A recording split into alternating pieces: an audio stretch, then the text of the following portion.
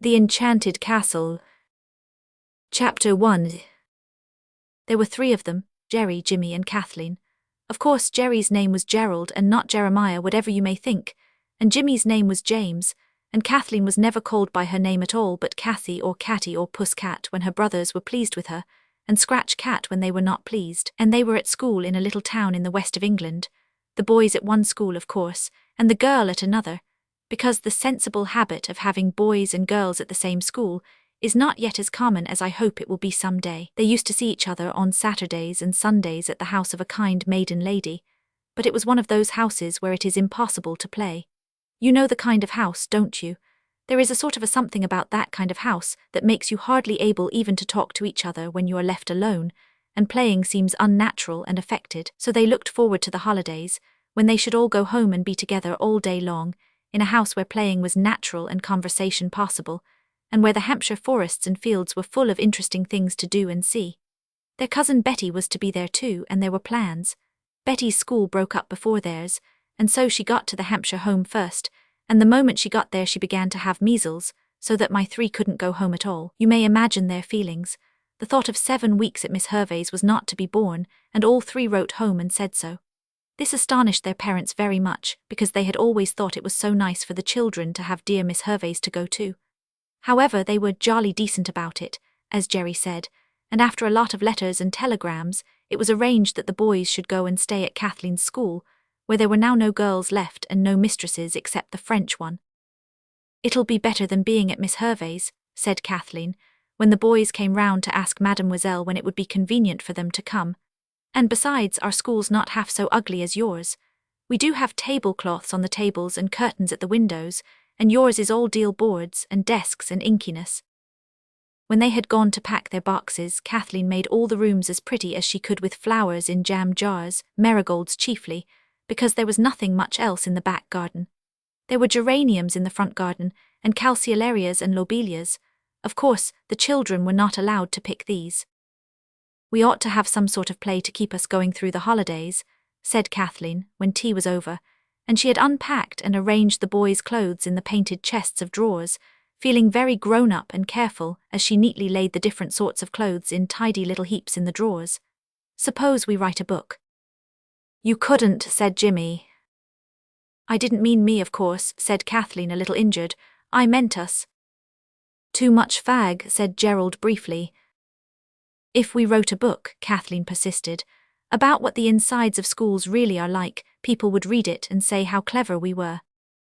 "More likely expel us," said Gerald. "No, we'll have an out-of-doors game, bandits or something like that. It wouldn't be bad if we could get a cave and keep stores in it and have our meals there." "There aren't any caves," said Jimmy, who was fond of contradicting everyone. "And besides, your precious mamselle won't let us go out alone, as likely as not." "Oh, we'll see about that," said Gerald. "I'll go and talk to her like a father."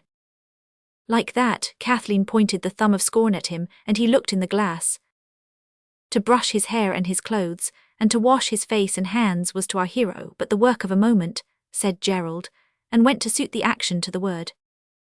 It was a very sleek boy, brown and thin and interesting-looking, that knocked at the door of the parlour where Mademoiselle sat reading a yellow-covered book and wishing vain wishes. Gerald could always make himself look interesting at a moment's notice, a very useful accomplishment in dealing with strange grown-ups. It was done by opening his grey eyes rather wide, allowing the corners of his mouth to droop, and assuming a gentle, pleading expression, resembling that of the late little Lord Fauntleroy, who must, by the way, be quite old now, and an awful prig. "Entrez," said Mademoiselle in shrill French accents, so he entered. "Eh bien," she said rather impatiently. "I hope I am not disturbing you," said Gerald, in whose mouth, it seemed, butter would not have melted. "But no," she said, somewhat softened. "What is it that you desire?" "I thought I ought to come and say how do you do," said Gerald, "because of you being the lady of the house." He held out the newly washed hand, still damp and red. She took it. "You are a very polite little boy," she said. "Not at all," said Gerald, more polite than ever. "I am so sorry for you. It must be dreadful to have us to look after in the holidays." "But not at all," said Mademoiselle in her turn. "I am sure you will be very good childrens." Gerald's look assured her that he and the others would be as near angels as children could be without ceasing to be human. "We'll try," he said earnestly. "Can one do anything for you?" asked the French governess kindly. "Oh no, thank you," said Gerald. "We don't want to give you any trouble at all. And I was thinking it would be less trouble for you if we were to go out into the woods all day tomorrow and take our dinner with us, something cold, so as not to be a trouble to the cook." "You are very considerate," said Mademoiselle coldly. Then Gerald's eyes smiled. They had a trick of doing this when his lips were quite serious. Mademoiselle caught the twinkle and she laughed, and Gerald laughed too. "Little deceiver," she said. "Why not say at once you want to be free of surveillance, how you say, overwatching, without pretending it is me you wish to please?" "You have to be careful with grown-ups," said Gerald, "but it isn't all pretense either. We don't want to trouble you and we don't want you to." "Little deceiver," she said. "Little deceiver," she said. "To trouble you, bien, your parents they permit these days at woods." "Oh yes," said Gerald truthfully. "Then I will not be more a dragon than the parents. I will forewarn the cook. Are you content?" "Rather," said Gerald. "Mademoiselle, you are a dear." "A dear," she repeated. "A stag." "No, a chérie," said Gerald. "A regular A1 chérie, and you shan't repent it. Is there anything we can do for you, wind your wool or find your spectacles or—" "He thinks me a grandmother," said Mademoiselle, laughing more than ever. "Go then and be not more naughty than you must." "Well, what luck?" the others asked. "It's all right," said Gerald indifferently. "I told you it would be." The ingenuous youth won the regard of the foreign governess, who in her youth had been the beauty of her humble village. "I don't believe she ever was. She's too stern," said Kathleen. "Ah," said Gerald, "that's only because you don't know how to manage her. She wasn't stern with me." "I say, what a humbug you are though, aren't you?" said Jimmy. "No, I'm a what's its name, something like an ambassador, diplomatist, that's what I am. Anyhow, we've got our day, and if we don't find a cave in it, my name's not Jack Robinson." Mademoiselle, less stern than Kathleen had ever seen her, presided at supper, which was bread and treacle spread several hours before, and now harder and drier than any other food you can think of. Gerald was very polite in handing her butter and cheese, and pressing her to taste the bread and treacle. "Bah, it is like sand in the mouth of a dryness. Is it possible this pleases you?" "No," said Gerald, "it is not possible, but it is not polite for boys to make remarks about their food." She laughed, but there was no more dried bread and treacle for supper after that. "How do you do it?" Kathleen whispered admiringly as they said good night. "Oh, it's quite easy when you've once got a grown-up to see what you're after. You'll see, I shall drive her with a rein of darning cotton after this." Next morning Gerald got up early and gathered a little bunch of pink carnations from a plant, which he found hidden among the marigolds. He tied it up with black cotton and laid it on Mademoiselle's plate. She smiled and looked quite handsome as she stuck the flowers in her belt. "Do you think it's quite decent?" Jimmy asked later. "Sort of bribing people to let you do as you like with flowers and things and passing them the salt." "It's not that," said Kathleen suddenly. "I know what Gerald means, only I never think of the things in time myself. You see, if you want grown-ups to be nice to you, the least you can do is to be nice to them and think of little things to please them. I never think of any myself. Jerry does, that's why all the old ladies like him. It's not bribery. It's a sort of honesty, like paying for things." "Well, anyway," said Jimmy, putting away the moral question, "we've got a ripping day for the woods." They had. The wide high street, even at the busy morning hour almost as quiet as a dream street, lay bathed in sunshine. The leaves shone fresh from last night's rain, but the road was dry, and in the sunshine the very dust of it sparkled like diamonds. The beautiful old houses, standing stout and strong, looked as though they were basking in the sunshine and enjoying it. "But are there any woods?" asked Kathleen as they passed the marketplace. "It doesn't much matter about woods," said Gerald dreamily. "We're sure to find something. One of the chaps told me his father said when he was a boy there used to be a little cave under the bank in a lane near the Salisbury Road. But he said there was an enchanted castle there too, so perhaps the cave isn't true either." "If we were to get horns," said Kathleen, "and to blow them very hard all the way, we might find a magic castle." "If you've got the money to throw away on horns," said Jimmy contemptuously. "Well, I have as it happens, so there," said Kathleen. And the horns were bought in a tiny shop with a bulging window full of a tangle of toys and sweets and cucumbers and sour apples. And the quiet square at the end of the town where the church is, and the houses of the most respectable people, echoed to the sound of horns blown long and loud. But none of the houses turned into enchanted castles. So they went along the Salisbury Road, which was very hot and dusty, so they agreed to drink one of the bottles of ginger beer. "We might as well carry the ginger beer inside us as inside the bottle," said Jimmy, "and we can hide the bottle and call for it as we come back." Presently they came to a place where the road, as Gerald said, went two ways at once. "That looks like adventures," said Kathleen, and they took the right-hand road, and the next time they took a turning it was a left-hand one, so as to be quite fair, Jimmy said, and then a right-hand one and then a left and so on, till they were completely lost. "Completely," said Kathleen, "how jolly." And now trees arched overhead, and the banks of the road were high and bushy. The adventurers had long since ceased to blow their horns. It was too tiring to go on doing that, when there was no one to be annoyed by it. "Oh, crikey," observed Jimmy suddenly, "let's sit down a bit and have some of our dinner. We might call it lunch, you know," he added persuasively. So they sat down in the hedge, and ate the ripe red gooseberries that were to have been their dessert. And as they sat and rested and wished that their boots did not feel so full of feet, Gerald leaned back against the bushes, and the bushes gave way so that he almost fell over backward. Something had yielded to the pressure of his back, and there was the sound of something heavy that fell. "Oh, Jiminy," he remarked, recovering himself suddenly, "there's something hollow in there, the stone I was leaning against simply went." "I wish it was a cave," said Jimmy, "but of course it isn't."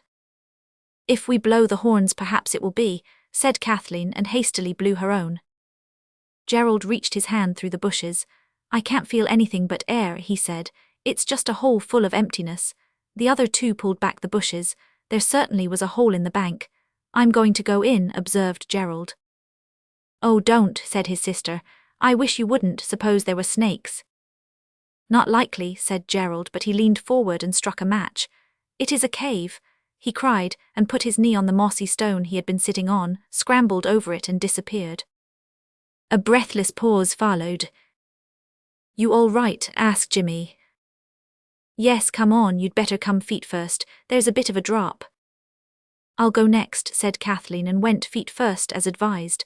The feet waved wildly in the air. "Look out," said Gerald in the dark. "You'll have my eye out. Put your feet down, girl, not up. It's no use trying to fly here, there's no room." He helped her by pulling her feet forcibly down and then lifting her under the arms. She felt rustling dry leaves under her boots, and stood ready to receive Jimmy, who came in head first, like one diving into an unknown sea. "It is a cave," said Kathleen.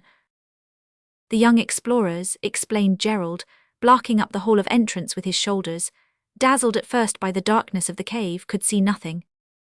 "Darkness doesn't dazzle," said Jimmy. "I wish we'd got a candle," said Kathleen. "Yes, it does," Gerald contradicted, could see nothing.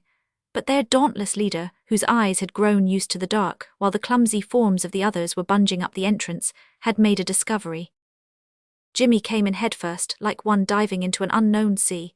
Jimmy came in headfirst, like one diving into an unknown sea.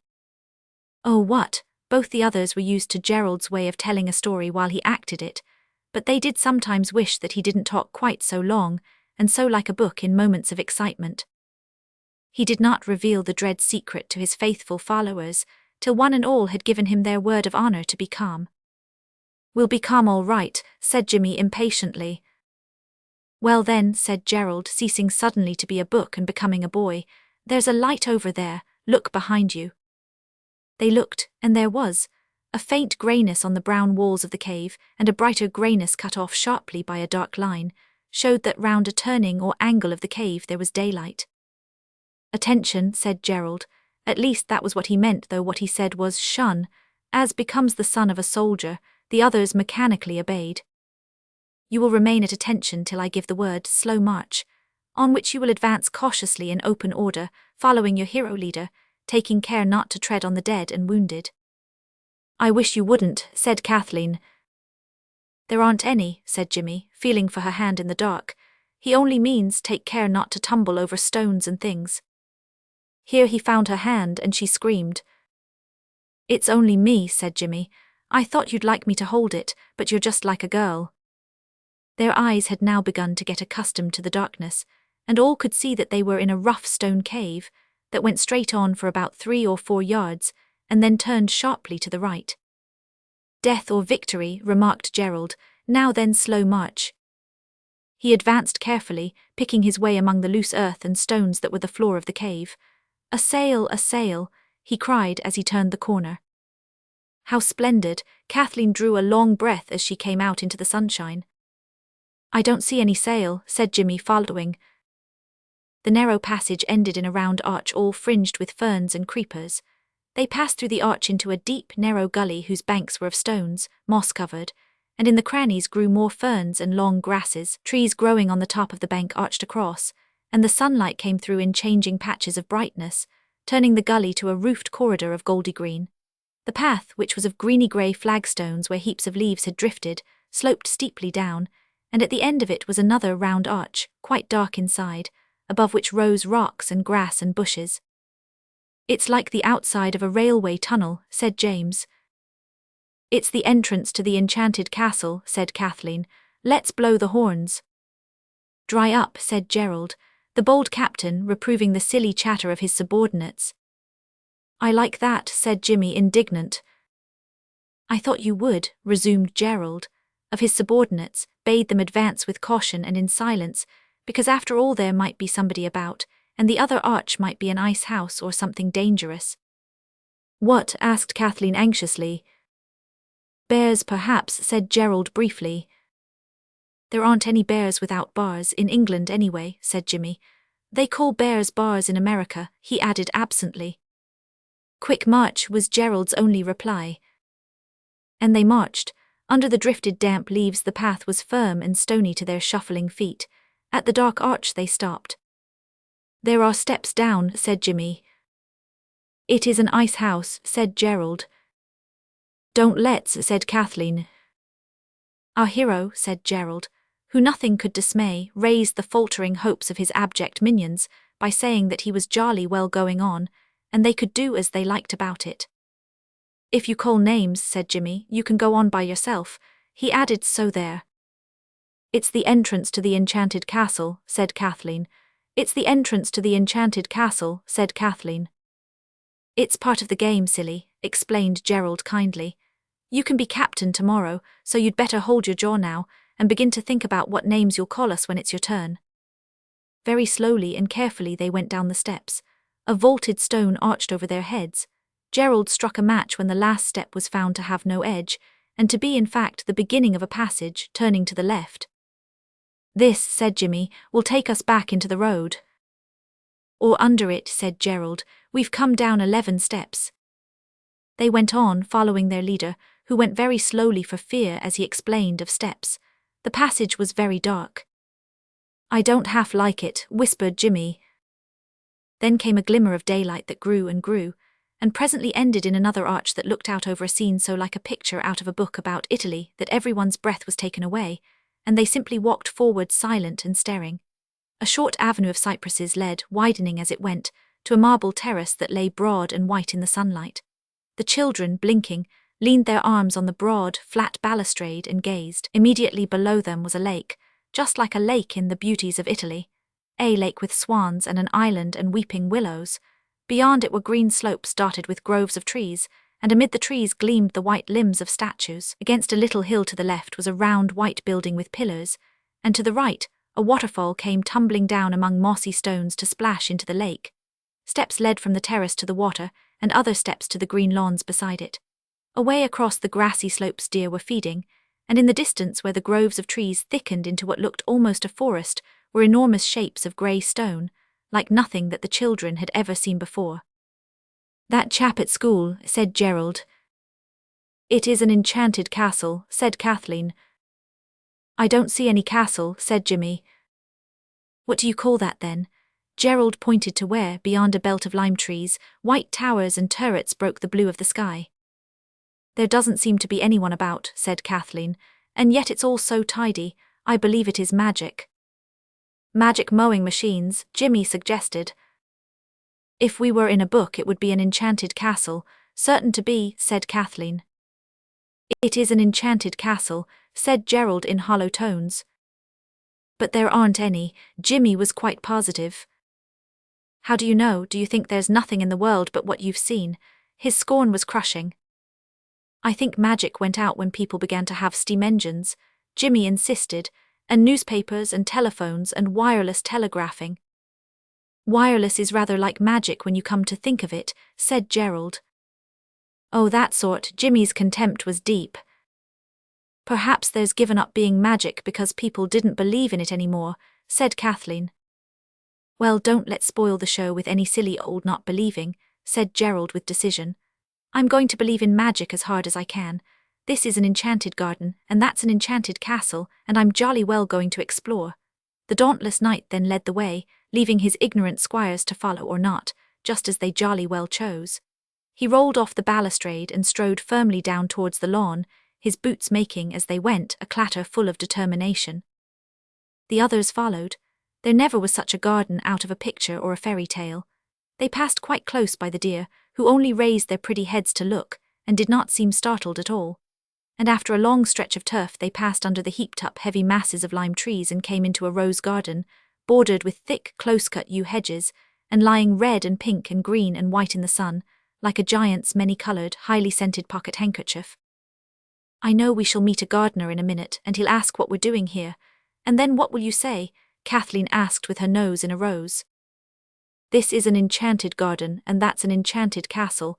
This is an enchanted garden, and that's an enchanted castle. I shall say we've lost our way, and it will be quite true, said Gerald.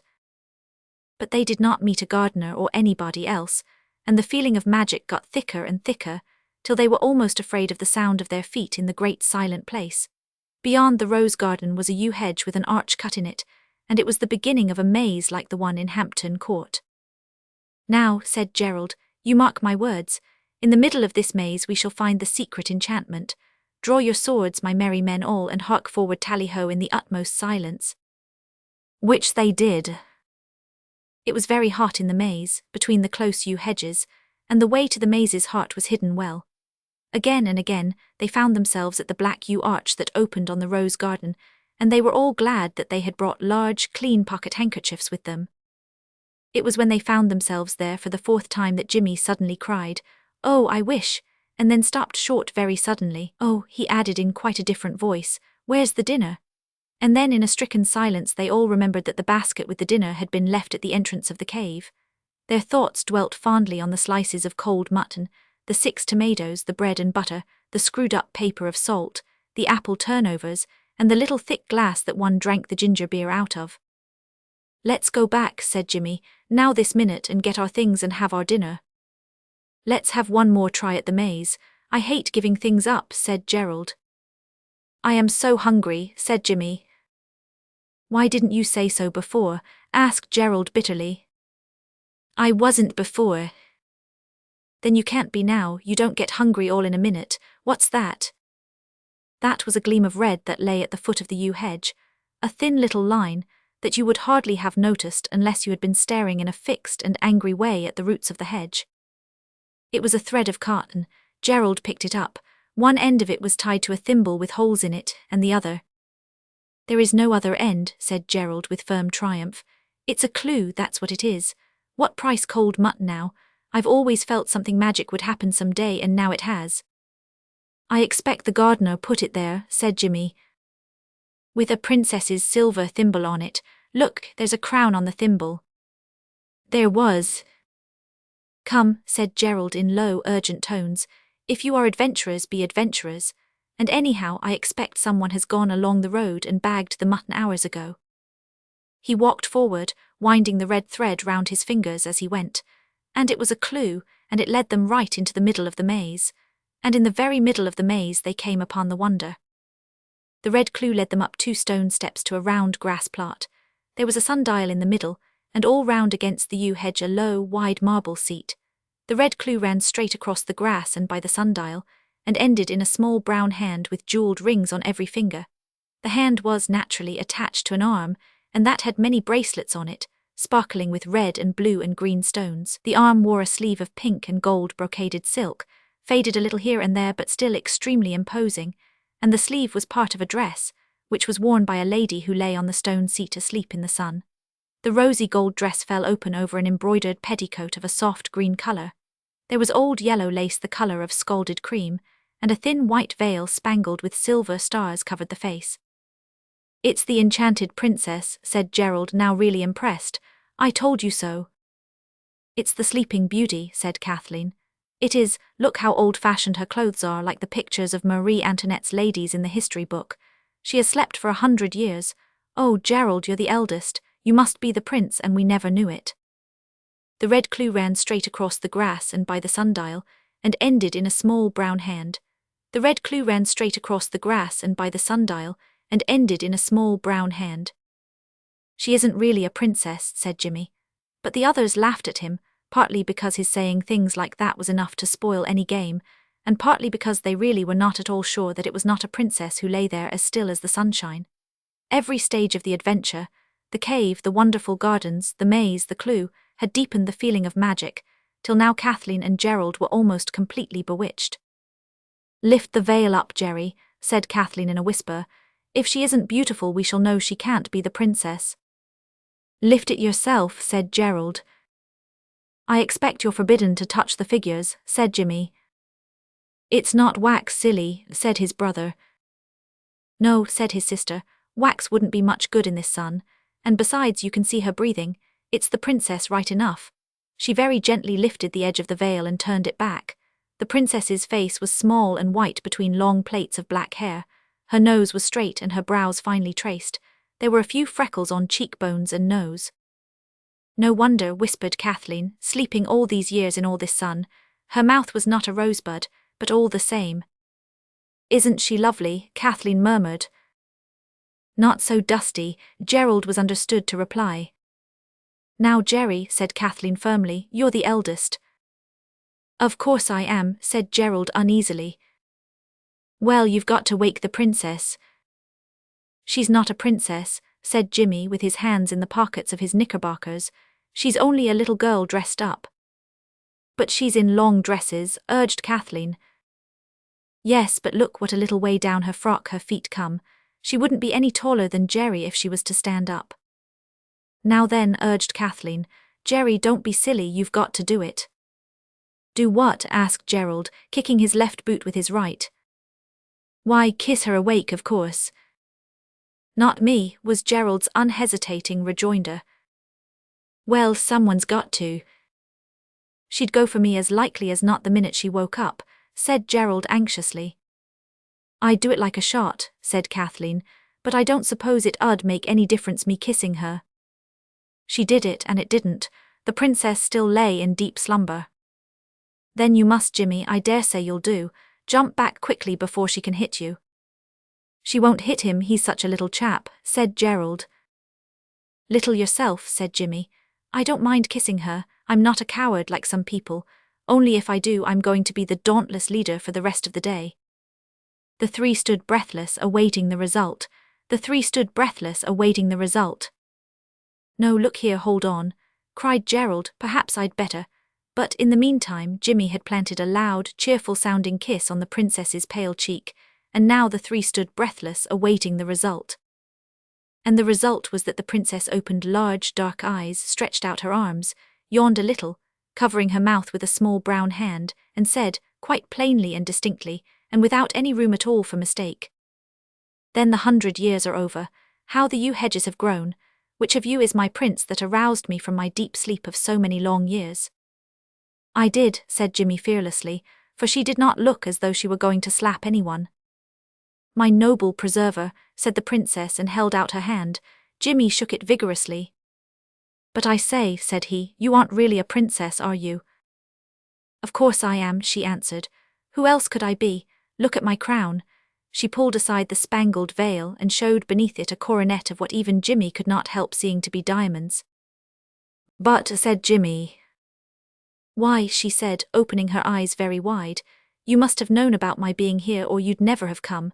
How did you get past the dragons?" Gerald ignored the question. "I say," he said, "do you really believe in magic and all that?"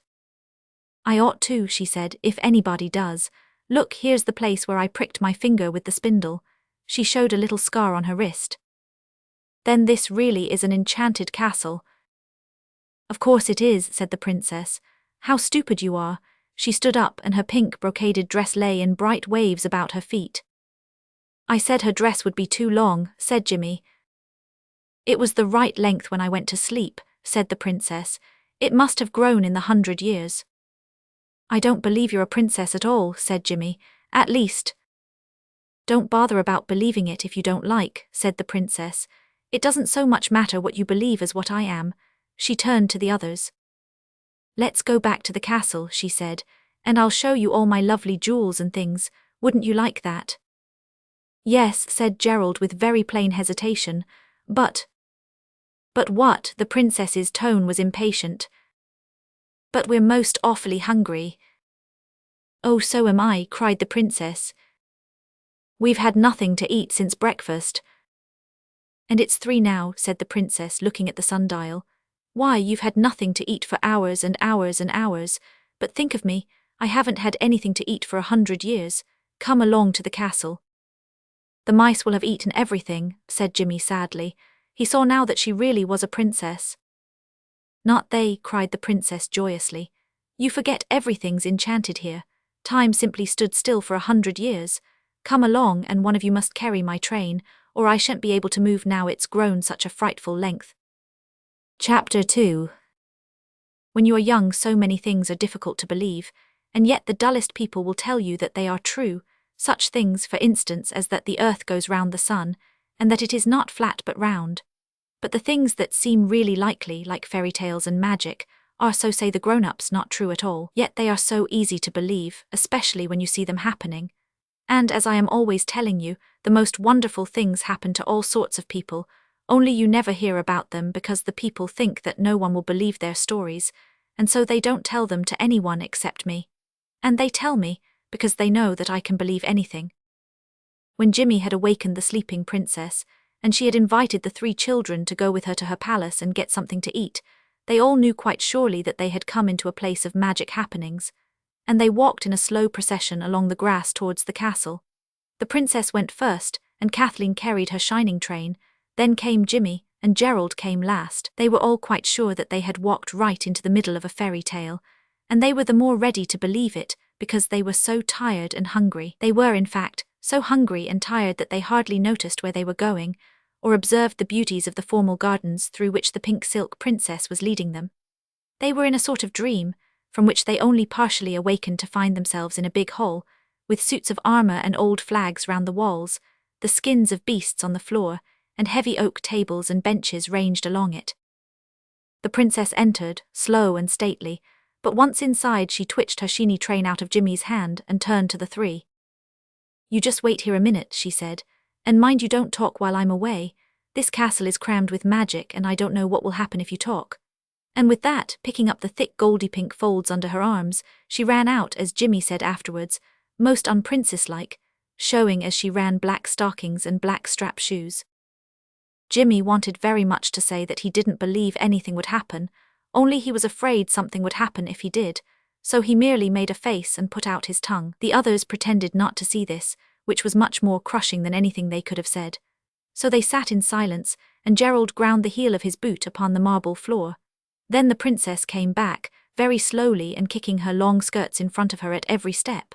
She could not hold them up now because of the tray she carried.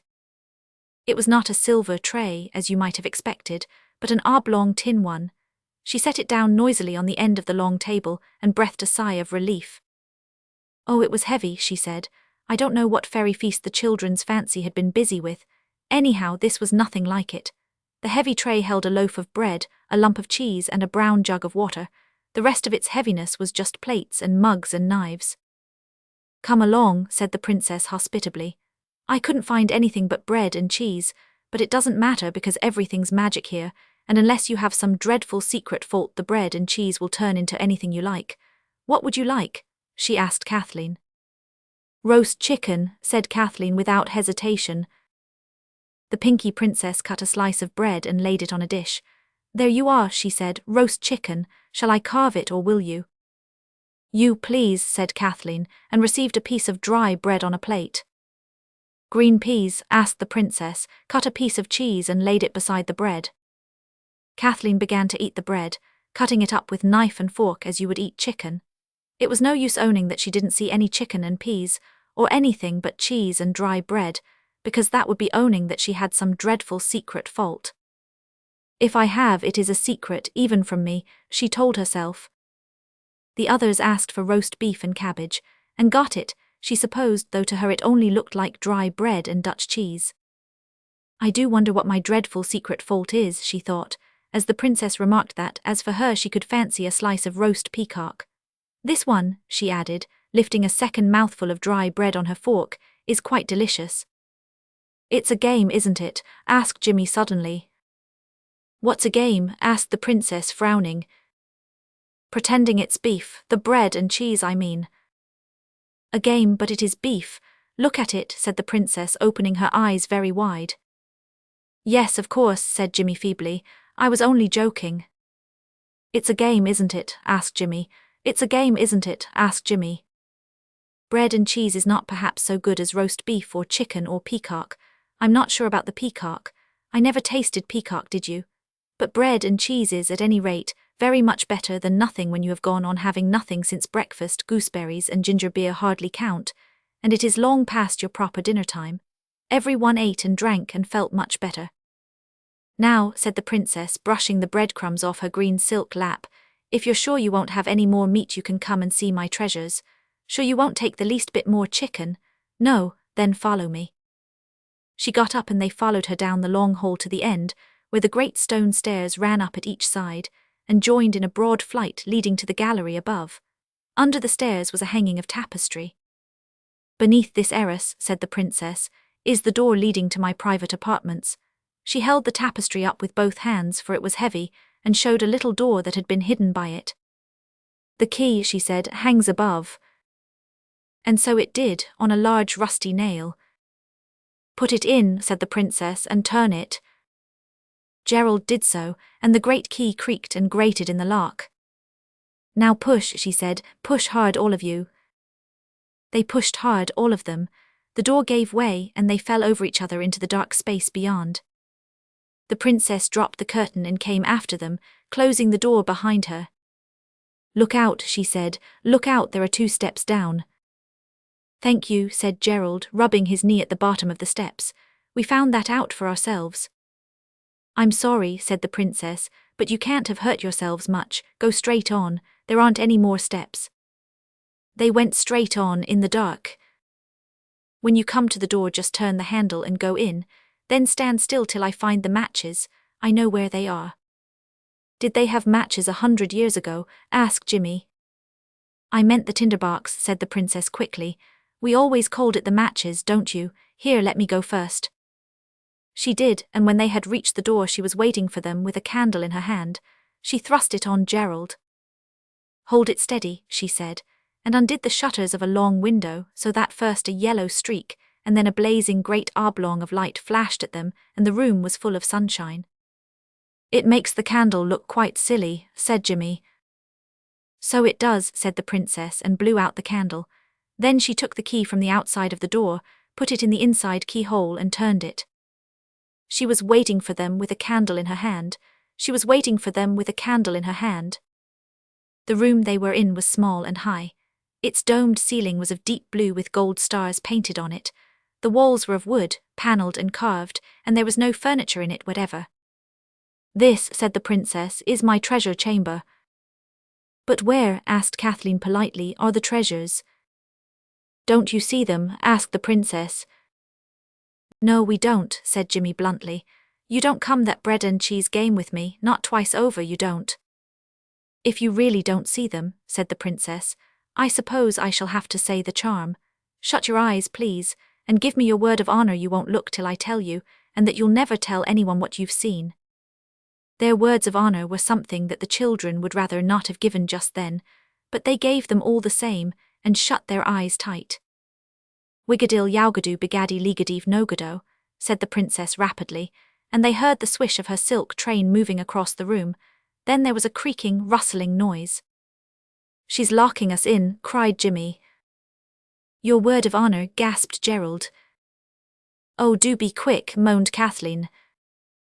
You may look, said the voice of the princess. And they looked. The room was not the same room yet.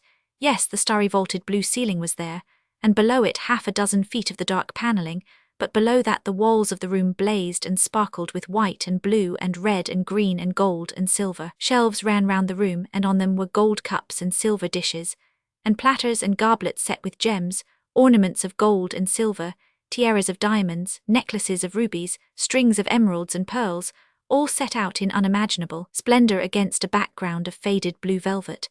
It was like the crown jewels that you see when your kind uncle takes you to the tower, only there seemed to be far more jewels than you or anyone else has ever seen together at the tower or anywhere else. The 3 children remained breathless, open-mouthed, staring at the sparkling splendors all about them, while the princess stood, her arms stretched out in a gesture of command, and a proud smile on her lips. My word, said Gerald in a low whisper, but no one spoke out loud. They waited as if spellbound for the princess to speak. She spoke. What price bread and cheese games now? She asked triumphantly. Can I do magic or can't I? You can, oh you can, said Kathleen. May we touch? Asked Gerald. All that is mine is yours, said the princess with a generous wave of her brown hand, and added quickly, only of course you mustn't take anything away with you. We're not thieves, said Jimmy.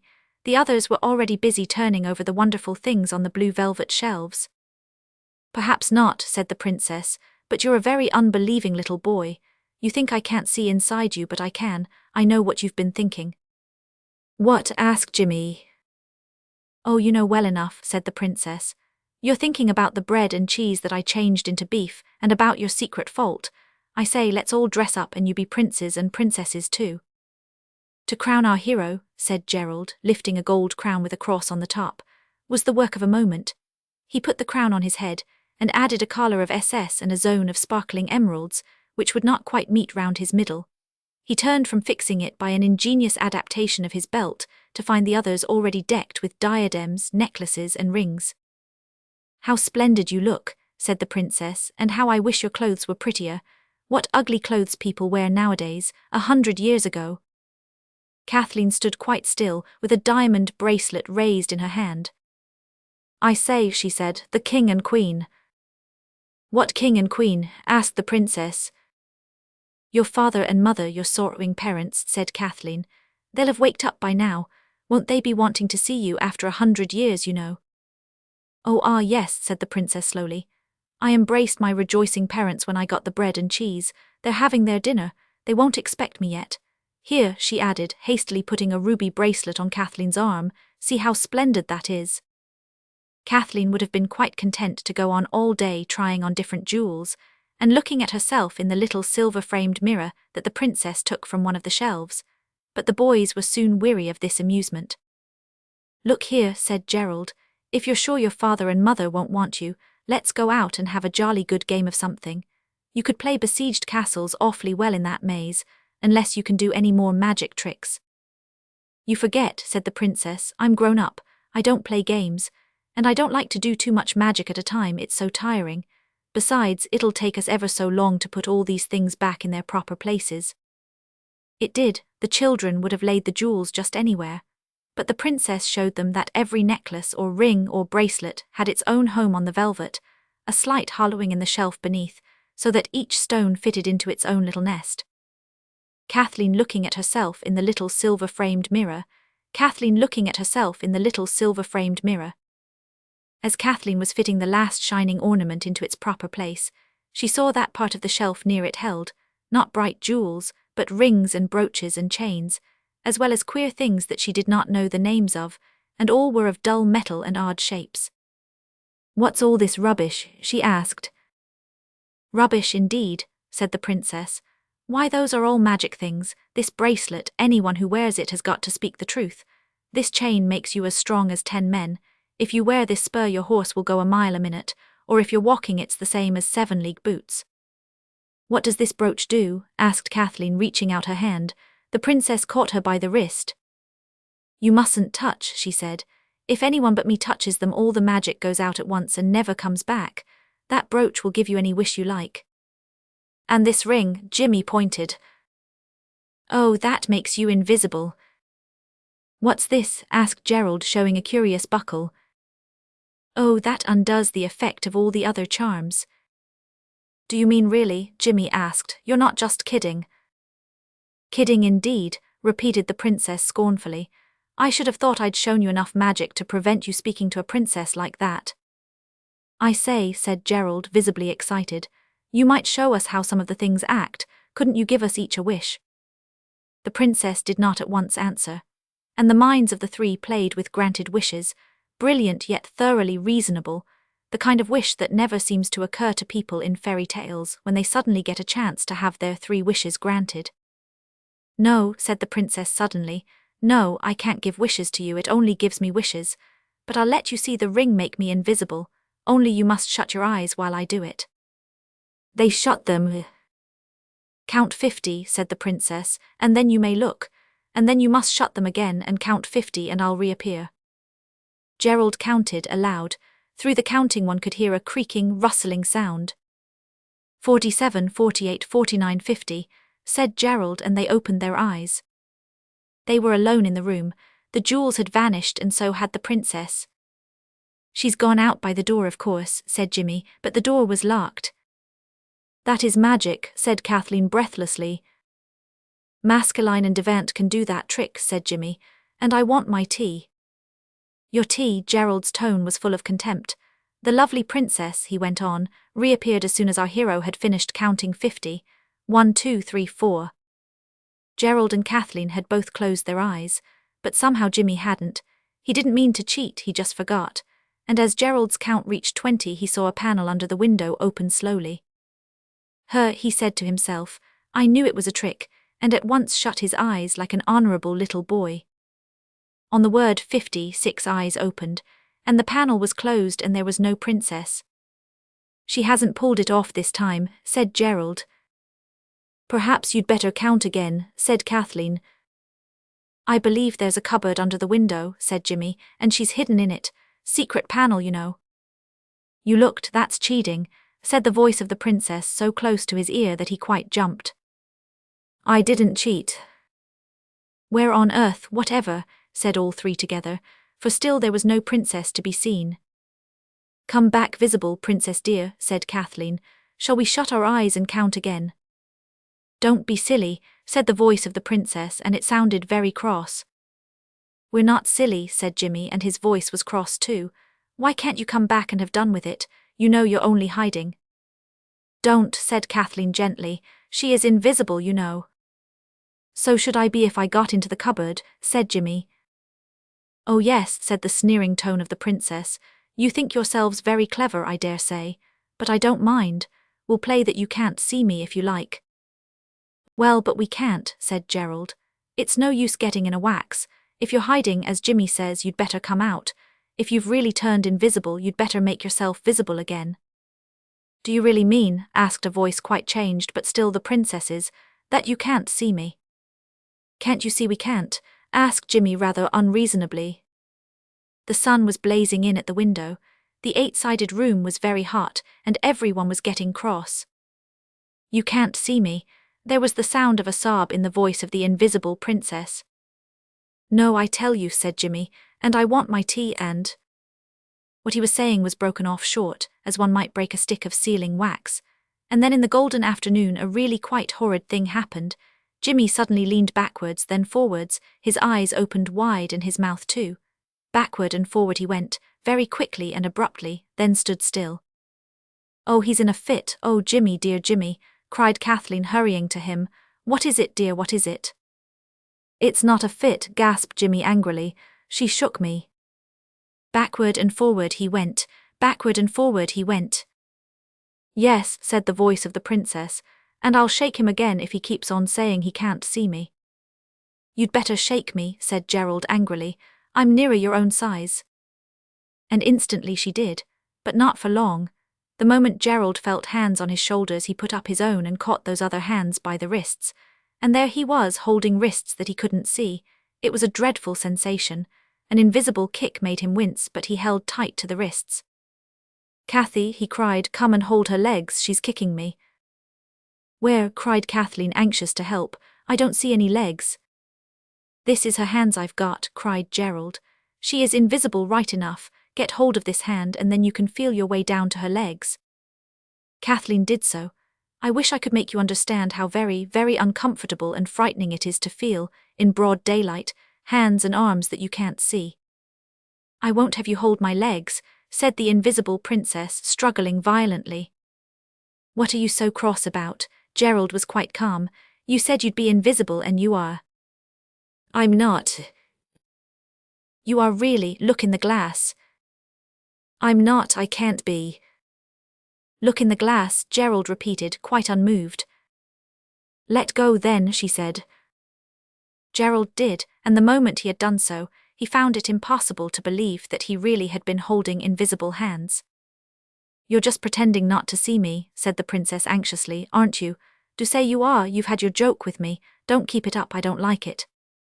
"On our sacred word of honor," said Gerald, "you're still invisible." There was a silence. Then, "Come," said the princess. "I'll let you out and you can go, I'm tired of playing with you." They followed her voice to the door and through it, and along the little passage into the hall. No one said anything. Everyone felt very uncomfortable. "Let's get out of this," whispered Jimmy as they got to the end of the hall. But the voice of the princess said, "Come out this way, it's quicker. I think you're perfectly hateful. I'm sorry I ever played with you. Mother always told me not to play with strange children." A door abruptly opened, though no hand was seen to touch it. "Come through, can't you?" said the voice of the princess. It was a little anteroom, with long, narrow mirrors between its long, narrow windows. "Goodbye," said Gerald. "Thanks for giving us such a jolly time. Let's part friends," he added, holding out his hand. An unseen hand was slowly put in his, which closed on it vice-like. "Now," he said, "you've jolly well got to look in the glass and own that we're not liars." He led the invisible princess to one of the mirrors, and held her in front of it by the shoulders. "Now," he said, "you just look for yourself." There was a silence, and then a cry of despair rang through the room. "Oh, oh, oh, I am invisible. Whatever shall I do?" "Take the ring off," said Kathleen, suddenly practical. Another silence. "I can't," cried the princess. "It won't come off, but it can't be the ring. Rings don't make you invisible." "You said this one did," said Kathleen, "and it has." "But it can't," said the princess. "I was only playing at magic. I just hid in the secret cupboard. It was only a game. Oh, whatever shall I do?" "A game," said Gerald slowly. "But you can do magic, the invisible jewels, and you made them come visible." "Oh, it's only a secret spring and the paneling slides up. Oh, what am I to do?" Kathleen moved towards the voice and gropingly got her arms round a pink silk waist that she couldn't see. Invisible arms clasped her, a hot invisible cheek was laid against hers, and warm invisible tears lay wet between the two faces. "Don't cry, dear," said Kathleen. "Let me go and tell the king and queen." "Your royal father and mother." "Oh, don't mock me," said the poor princess. "You know that was only a game too, like the bread and cheese," said Jimmy triumphantly. "I knew that was." "But your dress and being asleep in the maze and—" "Oh, I dressed up for fun because everyone's away at the fair, and I put the clue just to make it all more real. I was playing at Fair Rosamond first, and then I heard you talking in the maze and I thought what fun, and now I'm invisible and I shall never come right again, never. I know I shan't. It serves me right for lying, but I didn't really think you'd believe it.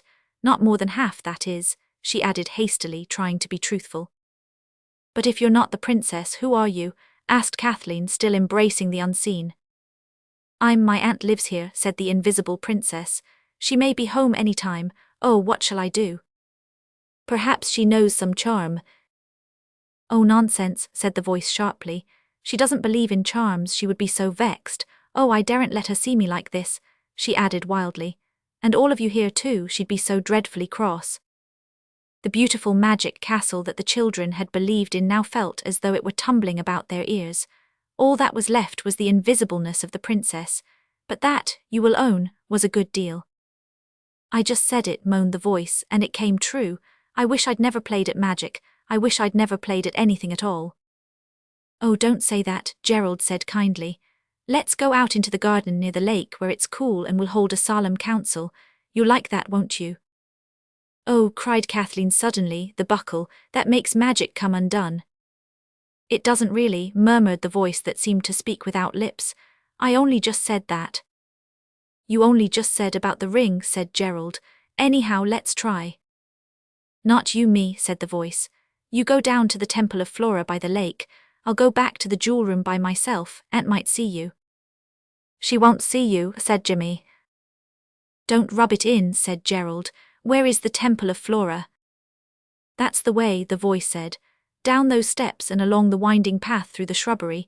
You can't miss it. It's white marble with a statue goddess inside. The three children went down to the white marble Temple of Flora that stood close against the side of the little hill, and sat down in its shadowy inside. It had arches all round except against the hill behind the statue, and it was cool and restful. They had not been there 5 minutes before the feet of a runner sounded loud on the gravel. A shadow, very black and distinct, fell on the white marble floor. Your shadow's not invisible anyhow, said Jimmy. Oh, bother my shadow, the voice of the princess replied. We left the key inside the door and it shut itself with the wind and it's a spring lock. There was a heartfelt pause. Then Gerald said, in his most businesslike manner, Sit down, princess, and we'll have a thorough good palaver about it. I shouldn't wonder, said Jimmy, if we was to wake up and find it was dreams. No such luck, said the voice. Well, said Gerald, first of all, what's your name, and if you're not a princess, who are you? I'm, said a voice broken with sobs. I'm the housekeeper's niece at the castle and my name's Mabel Prowse. That's exactly what I thought, said Jimmy without a shadow of truth, because how could he? The others were silent. It was a moment full of agitation and confused ideas. Well, anyhow, said Gerald, you belong here. Your shadow's not invisible anyhow, said Jimmy. Your shadow's not invisible anyhow, said Jimmy. Yes, said the voice, and it came from the floor, as though its owner had flung herself down in the madness of despair. Oh yes, I belong here right enough, but what's the use of belonging anywhere if you're invisible? Chapter 3. Those of my readers who have gone about much with an invisible companion will not need to be told how awkward the whole business is. For one thing, however much you may have been convinced that your companion is invisible, you will, I feel sure, have found yourself every now and then saying, this must be a dream, or I know I shall wake up in half a sec. And this was the case with Gerald, Kathleen and Jimmy as they sat in the white marble Temple of Flora, looking out through its arches at the sunshiny park, and listening to the voice of the enchanted princess, who really was not a princess at all, but just the housekeeper's niece, Mabel Prowse, though, as Jimmy said, she was enchanted right enough. It's no use talking, she said again and again, and the voice came from an empty-looking space between two pillars. I never believed anything would happen, and now it has. Well, said Gerald kindly, can we do anything for you? Because if not, I think we ought to be going. Yes, said Jimmy, I do want my tea. Tea, said the unseen Mabel scornfully. Do you mean to say you'd go off to your teas and leave me after getting me into this mess? Well, of all the unfair princesses I ever met, Gerald began, but Kathleen interrupted. Oh, don't rag her, she said. Think how horrid it must be to be invisible. I don't think, said the hidden Mabel, that my aunt likes me very much as it is. She wouldn't let me go to the fair because I'd forgotten to put back some old trumpery shoe that Queen Elizabeth wore. I got it out from the glass case to try it on. Did it fit? Asked Kathleen with interest. Not it much too small, said Mabel. I don't believe it ever fitted anyone. I do want my tea, said Jimmy. I do really think perhaps we ought to go, said Gerald. You see, it isn't as if we could do anything for you. You'll have to tell your aunt, said Kathleen kindly. No, moaned Mabel invisibly. Take me with you. I'll leave her a note to say I've run away to sea. Girls don't run away to sea. They might, said the stone floor between the pillars, as stowaways, if nobody wanted a cabin boy, cabin girl I mean. I'm sure you oughtn't, said Kathleen firmly. Well, what am I to do? Really, said Gerald, I don't know what the girl can do. Let her come home with us and have Tea, oh yes, said Jimmy, jumping up. And have a good counsel. After tea, said Jimmy. But her aunt'll find she's gone. So she would if I stayed. Oh, come on, said Jimmy. But the aunt'll think something's happened to her. So it has. And she'll tell the police and they'll look everywhere for me. They'll never find you, said Gerald. Talk of impenetrable disguises. I'm sure, said Mabel. Aunt would much rather never see me again than see me like this. She'd never get over it, it might kill her. She has spasms as it is. I'll write to her and we'll put it in the big letterbox at the gate as we go out. Has anyone got a bit of pencil and a scrap of paper? Gerald had a notebook, with leaves of the shiny kind which you have to write on, not with a black lead pencil, but with an ivory thing with a point of real lead. And it won't write on any other paper except the kind that is in the book, and this is often very annoying when you are in a hurry. Then was seen the strange spectacle of a little ivory stick, with a leaden point, standing up at an odd, impossible-looking slant, and moving along all by itself as ordinary pencils do when you are writing with them. May we look over? Asked Kathleen. There was no answer. The pencil went on writing. Mayn't we look over? Kathleen said again. Of course you may, said the voice near the paper. I nodded, didn't I? Oh, I forgot my nodding's invisible too. The pencil was forming round, clear letters on the page torn out of the notebook. This is what it wrote. Dear Aunt, I am afraid you will not see me again for some time. A lady in a motorcar has adopted me, and we are going straight to the coast and then in a ship. It is useless to try to follow me. Farewell, and may you be happy. I hope you enjoyed the fair. Mabel. But that's all lies, said Jimmy bluntly. No, it isn't, it's fancy, said Mabel. If I said I've become invisible, she'd think that was a lie anyhow. Oh, come along, said Jimmy. You can quarrel just as well walking. Gerald folded up the note as a lady in India had taught him to do years before, and Mabel led them by another and very much nearer way out of the park. And the walk home was a great deal shorter, too, than the walk out had been. The sky had clouded over while they were in the Temple of Flora, and the first spots of rain fell as they got back to the house, very late indeed for tea. Mademoiselle was looking out of the window, and came herself to open the door. But it is that you are in lateness, she cried. You have had a misfortune. No, all goes well. We are very sorry indeed, said Gerald. It took us longer to get home than we expected. I do hope you haven't been anxious. I have been thinking about you most of the way home. Go then, said the French lady, smiling. You shall have them in the same time, the tea and the supper. Which they did. How could you say you were thinking about her all the time? Said a voice just by Gerald's ear, when Mademoiselle had left them alone with the bread and butter and milk and baked apples. It was just as much a lie as me being adopted by a motor lady. No, it wasn't, said Gerald through bread and butter. I was thinking about whether she'd be in a wax or not, so there.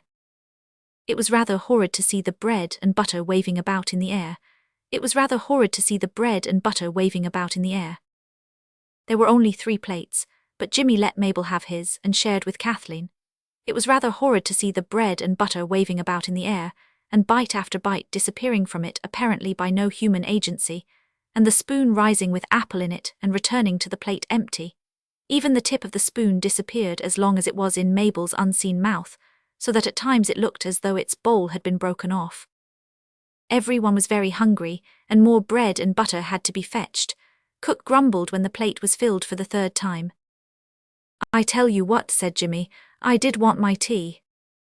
I tell you what, said Gerald, it'll be jolly difficult to give Mabel any breakfast. Mademoiselle will be here then. She'd have a fit if she saw bits of forks with bacon on them vanishing, and then the forks coming back out of vanishment and the bacon lost forever. We shall have to buy things to eat and feed our poor captive in secret, said Kathleen.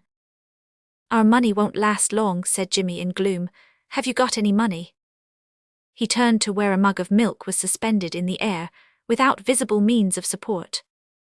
I've not got much money, was the reply from near the milk, but I've got heaps of ideas. We must talk about everything in the morning, said Kathleen. We must just say good night to Mademoiselle, and then you shall sleep in my bed, Mabel. I'll lend you one of my nightgowns. I'll get my own tomorrow, said Mabel cheerfully. You'll go back to get things. Why not? Nobody can see me. I think I begin to see all sorts of amusing things coming along. It's not half bad being invisible. It was extremely odd, Kathleen thought, to see the princess's clothes coming out of nothing. First the gauzy veil appeared hanging in the air. Then the sparkling coronet suddenly showed on the top of the chest of drawers. Then a sleeve of the pinky gown showed, then another, and then the whole gown lay on the floor in a glistening ring as the unseen legs of Mabel stepped out of it. For each article of clothing became visible as Mabel took it off. The nightgown, lifted from the bed, disappeared a bit at a time. Get into bed, said Kathleen rather nervously. The bed creaked and a hollow appeared in the pillow. Kathleen put out the gas and got into bed. All this magic had been rather upsetting, and she was just the least bit frightened, but in the dark she found it was not so bad. Mabel's arms went round her neck the moment she got into bed, and the two little girls kissed in the kind darkness, where the visible and the invisible could meet on equal terms. Good night, said Mabel. You're a darling, Cathy. You've been most awfully good to me and I shan't forget it. I didn't like to say so before the boys because I know boys think you're a muff if you're grateful, but I am. Good night. Kathleen lay awake for some time. She was just getting sleepy when she remembered that the maid who would call them in the morning would see those wonderful princess clothes. I'll have to get up and hide them, she said. What a bother. And as she lay thinking what a bother it was, she happened to fall asleep. And when she woke again it was bright morning, and Eliza was standing in front of the chair where Mabel's clothes lay, gazing at the pink princess frock that lay on the top of her heap and saying, "Law." "Oh, don't touch, please." Kathleen leaped out of bed as Eliza was reaching out her hand. "Where on earth did you get hold of that?" "We're going to use it for acting," said Kathleen on the desperate inspiration of the moment. "It's lent me for that." "You might show me, miss," suggested Eliza. "Oh, please not," said Kathleen, standing in front of the chair in her nightgown. "You shall see us act when we are dressed up. There, and you won't tell anyone, will you?" "Not if you're a good little girl," said Eliza, "but you be sure to let me see when you do dress up. But where?" Here a bell rang and Eliza had to go, for it was the postman, and she particularly wanted to see him. "And now," said Kathleen, pulling on her first stocking, "we shall have to do the acting. Everything seems very difficult." "Acting isn't," said Mabel, and an unsupported stocking waved in the air and quickly vanished. "I shall love it." "You forget," said Kathleen gently. "Invisible actresses can't take part in plays unless they're magic ones." "Oh," cried a voice from under a petticoat that hung in the air, "I've got such an idea." "Tell it us after breakfast," said Kathleen, as the water in the basin began to splash about and to drip from nowhere back into itself. "And oh, I do wish you hadn't written such whoppers to your aunt. I'm sure we oughtn't to tell lies for anything." "What's the use of telling the truth if nobody believes you?" came from among the splashes. "I don't know," said Kathleen, "but I'm sure we ought to tell the truth." "You can if you like," said a voice from the folds of a towel that waved lonely in front of the wash-hand stand. "All right, we will then, first thing after your break, I mean. You'll have to wait up here till we can collar something and bring it up to you. Mind you dodge Eliza when she comes to make the bed." The invisible Mabel found this a fairly amusing game. She further enlivened it by twitching out the corners of tucked-up sheets and blankets when Eliza wasn't looking. "Drat the clothes," said Eliza. "Anyone 'ud think the things was bewitched." She looked about for the wonderful princess clothes she had glimpsed earlier in the morning, but Kathleen had hidden them in a perfectly safe place under the mattress, which she knew Eliza never turned. Eliza hastily brushed up from the floor those bits of fluff which come from goodness knows where in the best regulated houses. Mabel, very hungry and exasperated at the long absence of the others at their breakfast, could not forbear to whisper suddenly in Eliza's ear, "Always sweep under the mats." The maid started and turned pale. "I must be going silly," she murmured, "though it's just what Mother always used to say. Hope I ain't going dotty like Aunt Emily. Wonderful what you can fancy, ain't it?" She took up the hearthrug all the same, swept under it and under the fender. So thorough was she, and so pale that Kathleen, entering with a chunk of bread raided by Gerald from the pantry window, exclaimed, "Not done yet, I say, Eliza, you do look ill. What's the matter?" "I thought I'd give the room a good turnout," said Eliza, still very pale. Nothing's happened to upset you, Kathleen asked. She had her own private fears. Nothing, only my fancy, miss, said Eliza. I always was fanciful from a child, dreaming of the pearly gates and them little angels with nothing on, only their heads and wings, so cheap to dress, I always think, compared with children. When she was got rid of, Mabel ate the bread and drank water from the tooth mug. I'm afraid it tastes of cherry toothpaste rather, said Kathleen apologetically. It doesn't matter, a voice replied from the tilted mug. It's more interesting than water. I should think red wine in ballads was rather like this. We've got leave for the day again, said Kathleen when the last bit of bread had vanished, and Gerald feels like I do about lies, so we're going to tell your aunt where you really are. She won't believe you. That doesn't matter if we speak the truth, said Kathleen primly. I expect you'll be sorry for it, said Mabel. But come on, and I say, do be careful not to shut me in the door as you go out. You nearly did just now. In the blazing sunlight that flooded the high street, 4 shadows to 3 children seemed dangerously noticeable. A butcher's boy looked far too earnestly at the extra shadow, and his big, liver-coloured lurcher snuffed at the legs of that shadow's mistress and whined uncomfortably. Get behind me, said Kathleen, then our 2 shadows will look like one.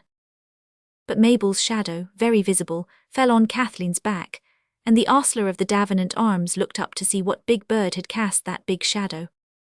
A woman driving a cart with chickens and ducks in it called out, Halloa, missy, ain't you blacked your back neither? What you been leaning up against? Everyone was glad when they got out of the town. Speaking the truth to Mabel's aunt did not turn out at all as anyone, even Mabel, expected. The aunt was discovered reading a pink novelette at the window of the housekeeper's room, which, framed in clematis and green creepers, looked out on a nice little courtyard to which Mabel led the party. Excuse me, said Gerald, but I believe you've lost your niece.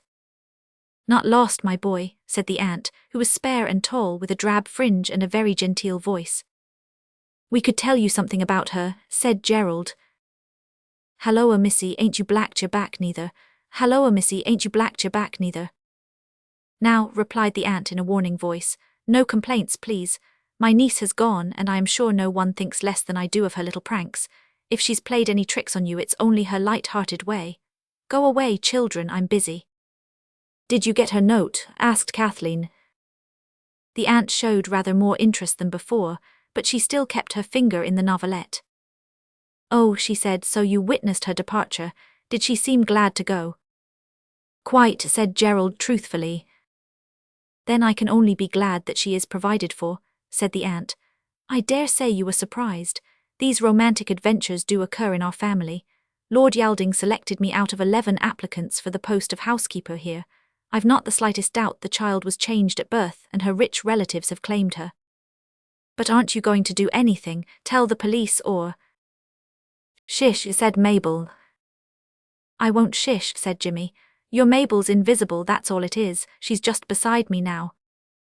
I detest untruthfulness, said the aunt severely in all its forms. Will you kindly take that little boy away? I am quite satisfied about Mabel. Well, said Gerald, you are an aunt and no mistake, but what will Mabel's father and mother say? Mabel's father and mother are dead, said the aunt calmly, and a little sob sounded close to Gerald's ear. All right, he said, we'll be off, but don't you go saying we didn't tell you the truth, that's all. You have told me nothing, said the aunt, none of you except that little boy who has told me a silly falsehood. We meant well, said Gerald gently. You don't mind our having come through the grounds, do you? We're very careful not to touch anything. No visitors are allowed, said the aunt, glancing down at her novel rather impatiently. Ah, but you wouldn't count us visitors, said Gerald in his best manner. We're friends of Mabel's, our father's colonel of the Th. Indeed, said the aunt. And our aunt's Lady Sandling, so you can be sure we wouldn't hurt anything on the estate. I'm sure you wouldn't hurt a fly, said the aunt absently. Goodbye, be good children. And on this they got away quickly. Why, said Gerald when they were outside the little court, your aunt's as mad as a hatter. Fancy not caring what becomes of you, and fancy believing that rot about the motor lady. I knew she'd believe it when I wrote it, said Mabel modestly. She's not mad, only she's always reading novelettes. I read the books in the big library.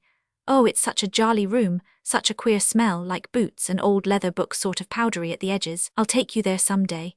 Now your consciences are all right about my aunt, I'll tell you my great idea. Let's get down to the Temple of Flora. I'm glad you got Aunt's permission for the grounds. It would be so awkward for you to have to be always dodging behind bushes when one of the gardeners came along. Yes, said Gerald modestly, I thought of that. The day was as bright as yesterday had been, and from the white marble temple, the Italian-looking landscape looked more than ever like a steel engraving coloured by hand, or an oleographic imitation of one of Turner's pictures. When the three children were comfortably settled on the steps that led up to the white statue, the voice of the fourth child said sadly, I'm not ungrateful, but I'm rather hungry, and you can't be always taking things for me through your larder window. If you like, I'll go back and live in the castle. It's supposed to be haunted. I suppose I could haunt it as well as anyone else. I am a sort of ghost now, you know. I will if you like. Oh no, said Kathleen kindly, you must stay with us. But about food, I'm not ungrateful, really I'm not, but breakfast is breakfast and bread's only bread. If you could get the ring off, you could go back. Yes, said Mabel's voice, but you see I can't. I tried again last night in bed and again this morning, and it's like stealing, taking things out of your larder, even if it's only bread. Yes, it is, said Gerald, who had carried out this bold enterprise. Well, now what we must do is to earn some money. Jimmy remarked that this was all very well, but Gerald and Kathleen listened attentively. What I mean to say, the voice went on, I'm really sure is all for the best, me being invisible.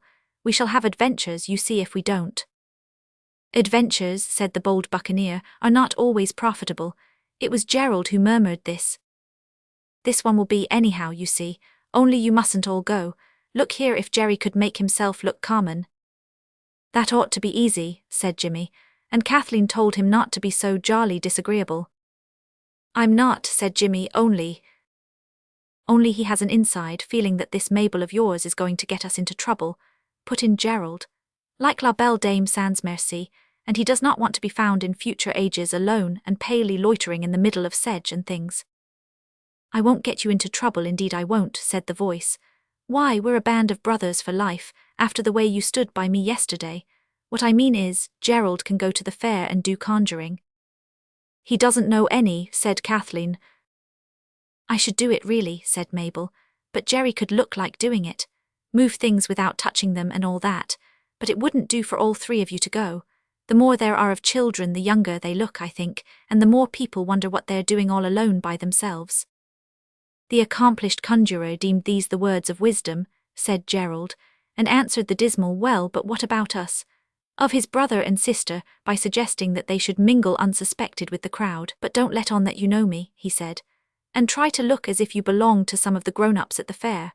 If you don't, as likely as not you'll have the kind policeman taking the little lost children by the hand and leading them home to their stricken relations, French governess, I mean. Let's go now, said the voice that they never could get quite used to hearing, coming out of different parts of the air as Mabel moved from one place to another. So they went.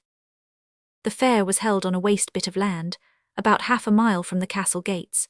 When they got near enough to hear the steam organ of the merry-go-round, Gerald suggested that as he had ninepence he should go ahead and get something to eat, the amount spent to be paid back out of any money they might make by conjuring. The others waited in the shadows of a deep-banked lane, and he came back quite soon, though long after they had begun to say what a long time he had been gone. He brought some Barcelona nuts, red-streaked apples, small sweet yellow pears, pale pasty gingerbread, a whole quarter of a pound of peppermint bullseyes, and 2 bottles of ginger beer. It's what they call an investment, he said, when Kathleen said something about extravagance. We shall all need special nourishing to keep our strength up, especially the bold conjurer. They ate and drank. It was a very beautiful meal, and the far-off music of the steam organ added the last touch of festivity to the scene. The boys were never tired of seeing Mabel eat, or rather of seeing the strange, magic-looking vanishment of food, which was all that showed of Mabel's eating.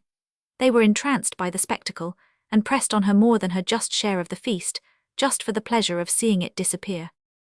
My aunt, said Gerald again and again, that ought to knock 'em. It did. Jimmy and Kathleen had the start of the others, and when they got to the fair they mingled with the crowd, and were as unsuspected as possible. They stood near a large lady who was watching the coconut shies, and presently saw a strange figure with its hands in its pockets, strolling across the trampled yellowy grass among the bits of drifting paper and the sticks and straws that always litter the ground of an English fair. It was Gerald, but at first they hardly knew him. He had taken off his tie, and round his head, arranged like a turban, was the crimson school scarf that had supported his white flannels. The tie, one supposed, had taken on the duties of the handkerchief, and his face and hands were a bright black, like very nicely polished stoves. Everyone turned to look at him. "He's just like a nigger," whispered Jimmy. "I don't suppose it'll ever come off, do you?" They followed him at a distance, and when he went close to the door of a small tent, against whose doorpost a long-faced, melancholy woman was lounging, they stopped and tried to look as though they belonged to a farmer who strove to send up a number by banging with a big mallet on a wooden block. Gerald went up to the woman. "Taken much?" he asked, and was told, but not harshly, to go away with his impudence. "I'm in business myself," said Gerald. "I'm a conjurer from India." "Not you," said the woman. "You ain't no nigger. Why, the backs of your ears is all white." "Are they?" said Gerald. "How clever of you to see that." He rubbed them with his hands. "That better." "That's all right. What's your little game?" "Conjuring, really and truly," said Gerald. "There's smaller boys than me put on to it in India. Look here, I owe you one for telling me about my ears. If you like to run the show for me, I'll go shares. Let me have your tent to perform in, and you do the patter at the door." "Lor love you, I can't do no patter, and you're getting at me. Let's see you do a bit of conjuring, since you're so clever and all." "Right you are," said Gerald firmly. "You see this apple? Well, I'll make it move slowly through the air, and then when I say go, it'll vanish." "Yes, into your mouth. Get away with your nonsense." "You're too clever to be so unbelieving," said Gerald. "Look here." He held out one of the little apples, and the woman saw it move slowly and unsupported along the air. "Now go," cried Gerald to the apple, and it went. "How's that?" he asked in tones of triumph. The woman was glowing with excitement, and her eyes shone. "The best I ever see," she whispered. "I'm on, mate, if you know any more tricks like that." "Heaps," said Gerald confidently. "Hold out your hand." The woman held it out, and from nowhere, as it seemed, the apple appeared and was laid on her hand. The apple was rather damp. "You're getting at me. Let's see you do a bit of conjuring, since you're so clever and all." "You're getting at me. Let's see you do a bit of conjuring, since you're so clever and all." She looked at it a moment and then whispered, "Come on, there's to be no one in it but just us two, but not in the tent. You take a pitch here, longside the tent. It's worth twice the money in the open air." "But people won't pay if they can see it all for nothing." "Not for the first turn, but they will after, you see, and you'll have to do the patter." "Will you lend me your shawl?" Gerald asked. She unpinned it. It was a red and black plaid, and he spread it on the ground as he had seen Indian conjurers do, and seated himself cross-legged behind it. "I mustn't have anyone behind me, that's all," he said, and the woman hastily screened off a little enclosure for him by hanging old sacks to two of the guy ropes of the tent. "Now I'm ready," he said. The woman got a drum from the inside of the tent and beat it. Quite soon a little crowd had collected. "Ladies and gentlemen," said Gerald, "I come from India, and I can do a conjuring entertainment the like of which you've never seen. When I see 2 shillings on the shawl, I'll begin." "I dare say you will," said a bystander, and there were several short, disagreeable laughs. "Of course," said Gerald, "if you can't afford 2 shillings between you." There were about 30 people in the crowd by now. I say no more. 2 or 3 pennies fell on the shawl, then a few more, then the fall of copper ceased. "9pence," said Gerald. "Well, I've got a generous nature. You'll get such a 9 penny worth as you've never had before. I don't wish to deceive you. I have an accomplice, but my accomplice is invisible." The crowd snorted. "By the aid of that accomplice," Gerald went on, "I will read any letter that any of you may have in your pocket. If one of you will just step over the rope and stand beside me, my invisible accomplice will read that letter over his shoulder." A man stepped forward, a ruddy-faced, horsey-looking person. He pulled a letter from his pocket and stood plain in the sight of all, in a place where everyone saw that no one could see over his shoulder. "Now," said Gerald. There was a moment's pause. Then from quite the other side of the enclosure came a faint, far-away, sing-song voice. It said, "Sir, yours of the 15th duly to hand. With regard to the mortgage on your land, we regret our inability. Stow it, cried the man, turning threateningly on Gerald. He stepped out of the enclosure explaining that there was nothing of that sort in his letter, but nobody believed him, and a buzz of interested chatter began in the crowd, ceasing abruptly when Gerald began to speak. Now, said he, laying the 9 pennies down on the shawl, you keep your eyes on those pennies, and one by one you'll see them disappear. Stow it, cried the man, turning threateningly on Gerald. Stow it, cried the man, turning threateningly on Gerald. And of course they did. Then one by one they were laid down again by the invisible hand of Mabel. The crowd clapped loudly. Bravo, that's something like. Show us another, cried the people in the front rank, and those behind pushed forward. Now, said Gerald, you've seen what I can do, but I don't do any more till I see 5 shillings on this carpet. And in 2 minutes 7 and 3pence lay there, and Gerald did a little more conjuring. When the people in front didn't want to give any more money, Gerald asked them to stand back and let the others have a look in. I wish I had time to tell you of all the tricks he did. The grass round his enclosure was absolutely trampled off by the feet of the people who thronged to look at him. There is really hardly any limit to the wonders you can do if you have an invisible accomplice. All sorts of things were made to move about, apparently by themselves, and even to vanish into the folds of Mabel's clothing. The woman stood by, looking more and more pleasant as she saw the money come tumbling in, and beating her shabby drum every time Gerald stopped conjuring. The news of the conjurer had spread all over the fair. The crowd was frantic with admiration. The man who ran the coconut shies begged Gerald to throw in his lot with him. The owner of the rifle gallery offered him free board and lodging and go shares, and a brisk, broad lady, in stiff black silk and a violet bonnet, tried to engage him for the forthcoming bazaar for reformed bandsmen. And all this time the others mingled with the crowd, quite unobserved, for who could have eyes for anyone but Gerald? It was getting quite late, long past tea time, and Gerald, who was getting very tired indeed, and was quite satisfied with his share of the money, was racking his brains for a way to get out of it. How are we to hook it? He murmured, as Mabel made his cap disappear from his head by the simple process of taking it off and putting it in her pocket. They'll never let us get away. I didn't think of that before. Let me think, whispered Mabel, and next moment she said, close to his ear, divide the money and give her something for the shawl, put the money on it and say. She told him what to say. Gerald's pitch was in the shade of the tent. Otherwise, of course, everyone would have seen the shadow of the invisible Mabel as she moved about making things vanish. Gerald told the woman to divide the money, which she did honestly enough. Now, he said while the impatient crowd pressed closer and closer, I'll give you 5 bob for your shawl. 7 and 6, said the woman mechanically. Right-o, said Gerald, putting his heavy share of the money in his trouser pocket. This shawl will now disappear, he said, picking it up. He handed it to Mabel, who put it on, and of course it disappeared. A roar of applause went up from the audience.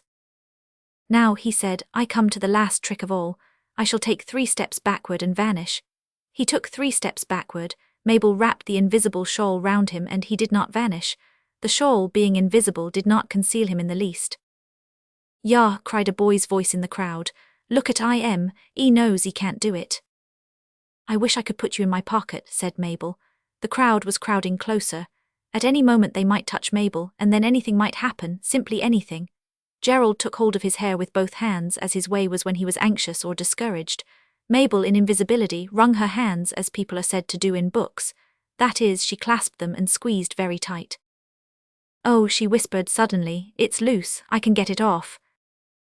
Not. Yes, the ring. Come on, young master, give us summat for our money, a farm labourer shouted. I will, said Gerald. This time I really will vanish. Slip round into the tent, he whispered to Mabel. Push the ring under the canvas, then slip out at the back and join the others. When I see you with them I'll disappear. Go slow and I'll catch you up. It's me, said a pale and obvious Mabel in the ear of Kathleen. He's got the ring, come on before the crowd begins to scatter. As they went out of the gate, they heard a roar of surprise and annoyance rise from the crowd, and knew that this time Gerald really had disappeared. They had gone a mile before they heard footsteps on the road and looked back.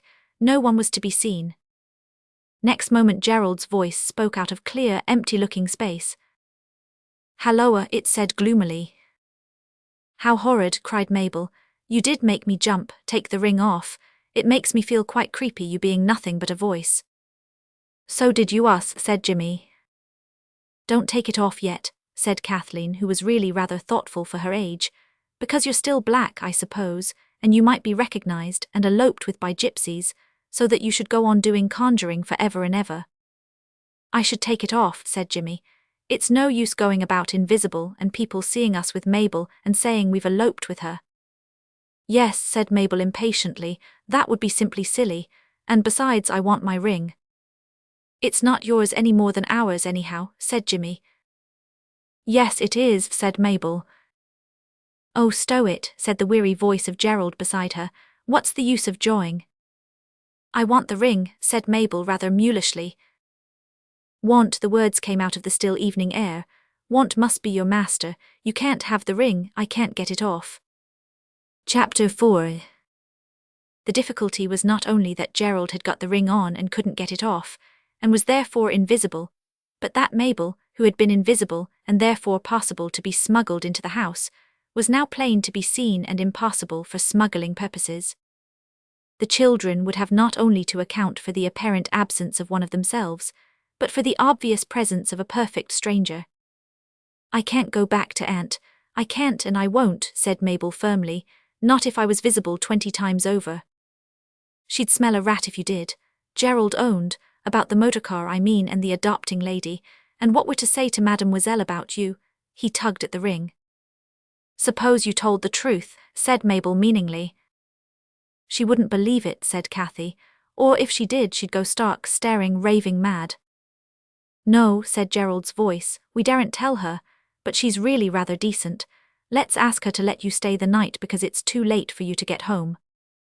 That's all right, said Jimmy, but what about you? I shall go to bed, said Gerald, with a bad headache. Oh, that's not a lie, I've got one right enough. It's the sun, I think. I know blacklead attracts the concentration of the sun. More likely the pears and the gingerbread, said Jimmy unkindly. Well, let's get along. I wish it was me was invisible. I'd do something different from going to bed with a silly headache, I know that. What would you do? Asked the voice of Gerald just behind him. Do keep in one place, you silly cuckoo, said Jimmy. You make me feel all jumpy. He had indeed jumped rather violently. Here, walk between Cathy and me. What would you do? Repeated Gerald from that apparently unoccupied position. I'd be a burglar, said Jimmy. Cathy and Mabel in one breath reminded him how wrong burgling was, and Jimmy replied. Well then, a detective. There's got to be something to detect before you can begin detectiving, said Mabel. Detectives don't always detect things, said Jimmy very truly. If I couldn't be any other kind, I'd be a baffled detective. You could be one all right and have no end of larks just the same. Why don't you do it? It's exactly what I am going to do, said Gerald. We'll go round by the police station and see what they've got in the way of crimes. They did, and read the notices on the board outside. 2 dogs had been lost, a purse, and a portfolio of papers of no value to any but the owner. Also Houghton Grange had been broken into, and a quantity of silver plate stolen. £20 reward offered for any information that may lead to the recovery of the missing property. That burglary's my lay, said Gerald. I'll detect that. Here comes Johnson, he added. He's going off duty, ask him about it. The fell detective, being invisible, was unable to pump the constable, but the young brother of our hero made the inquiries in quite a creditable manner. Be creditable, Jimmy. Jimmy hailed the constable. Halloa, Johnson, he said. And Johnson replied, Halloa, young shaver. Shaver yourself, said Jimmy, but without malice. What are you doing this time of night? The constable asked jocosely. All the dicky birds is gone to their little nestices. We've been to the fair, said Kathleen. There was a conjurer there, I wish you could have seen him. Heard about him, said Johnson. All fake, you know, the quickness of the end deceives the high. Such is fame. Gerald, standing in the shadow, jingled the loose money in his pocket to console himself. What's that? The policeman asked quickly. What's that? The policeman asked quickly. What's that? The policeman asked quickly. Our money jingling, said Jimmy with perfect truth. It's well to be some people, Johnson remarked. Wish I'd got my pockets full to jingle with. Well, why haven't you? Asked Mabel. Why don't you get that £20 reward? I'll tell you why I don't. Because in this air realm of liberty and Britannia ruling the waves, you ain't allowed to arrest a chap on suspicion, even if you know perfectly well who done the job. What a shame, said Jimmy warmly. And who do you think did it? I don't think I know. Johnson's voice was ponderous as his boots. It's a man what's known to the police on account of a heap o' crimes he's done, but we never can't bring it 'ome to IM, nor yet get sufficient evidence to convict. Well, said Jimmy, when I've left school I'll come to you and be apprenticed and be a detective. Just now I think we'd better get home and detect our supper. Good night. They watched the policeman's broad form disappear through the swing door of the police station, and as it settled itself into quiet again, the voice of Gerald was heard complaining bitterly. You've no more brains than a halfpenny bun, he said. No details about how and when the silver was taken. But he told us he knew, Jimmy urged. Yes, that's all you've got out of him. A silly policeman's silly idea. Go home and detect your precious supper, it's all you're fit for. What'll you do about supper? Mabel asked. Buns, said Gerald, halfpenny buns. They'll make me think of my dear little brother and sister. Perhaps you've got enough sense to buy buns. I can't go into a shop in this state. Don't you be so disagreeable, said Mabel with spirit. We did our best. If I were Cathy you should whistle for your nasty buns. If you were Cathy the gallant young detective would have left home long ago. Better the cabin of a tramp steamer than the best family mansion that's got a brawling sister in it, said Gerald. You're a bit of an outsider at present, my gentle maiden. Jimmy and Cathy know well enough when their bold leader is chaffing and when he isn't. Not when we can't see your face we don't, said Cathy in tones of relief. I really thought you were in a flaring wax and so did Jimmy, didn't you? Oh rot, said Gerald. Come on, this way to the bun shop. They went, and it was while Cathy and Jimmy were in the shop, and the others were gazing through the glass at the jam tarts and Swiss rolls and Victoria sandwiches, and Bath buns under the spread yellow muslin in the window, that Gerald discoursed in Mabel's ear of the plans and hopes of one entering on a detective career. I shall keep my eyes open tonight, I can tell you, he began. I shall keep my eyes skinned and no jolly error. The invisible detective may not only find out about the purse and the silver, but detect some crime that isn't even done yet. And I shall hang about until I see some suspicious-looking characters leave the town, and follow them furtively and catch them red-handed, with their hands full of priceless jewels, and hand them over. Oh, cried Mabel, so sharply and suddenly that Gerald was roused from his dream to express sympathy. Pain, he said quite kindly. It's the apples, they were rather hard. Oh, it's not that, said Mabel very earnestly. Oh, how awful, I never thought of that before. Never thought of what? Gerald asked impatiently. The window. What window? The panelled room window. At home, you know, at the castle. That settles it, I must go home. We left it open and the shutters as well and all the jewels and things there. Auntie'll never go in, she never does. That settles it, I must go home now this minute. Here the others issued from the sharp bun-bearing, and the situation was hastily explained to them.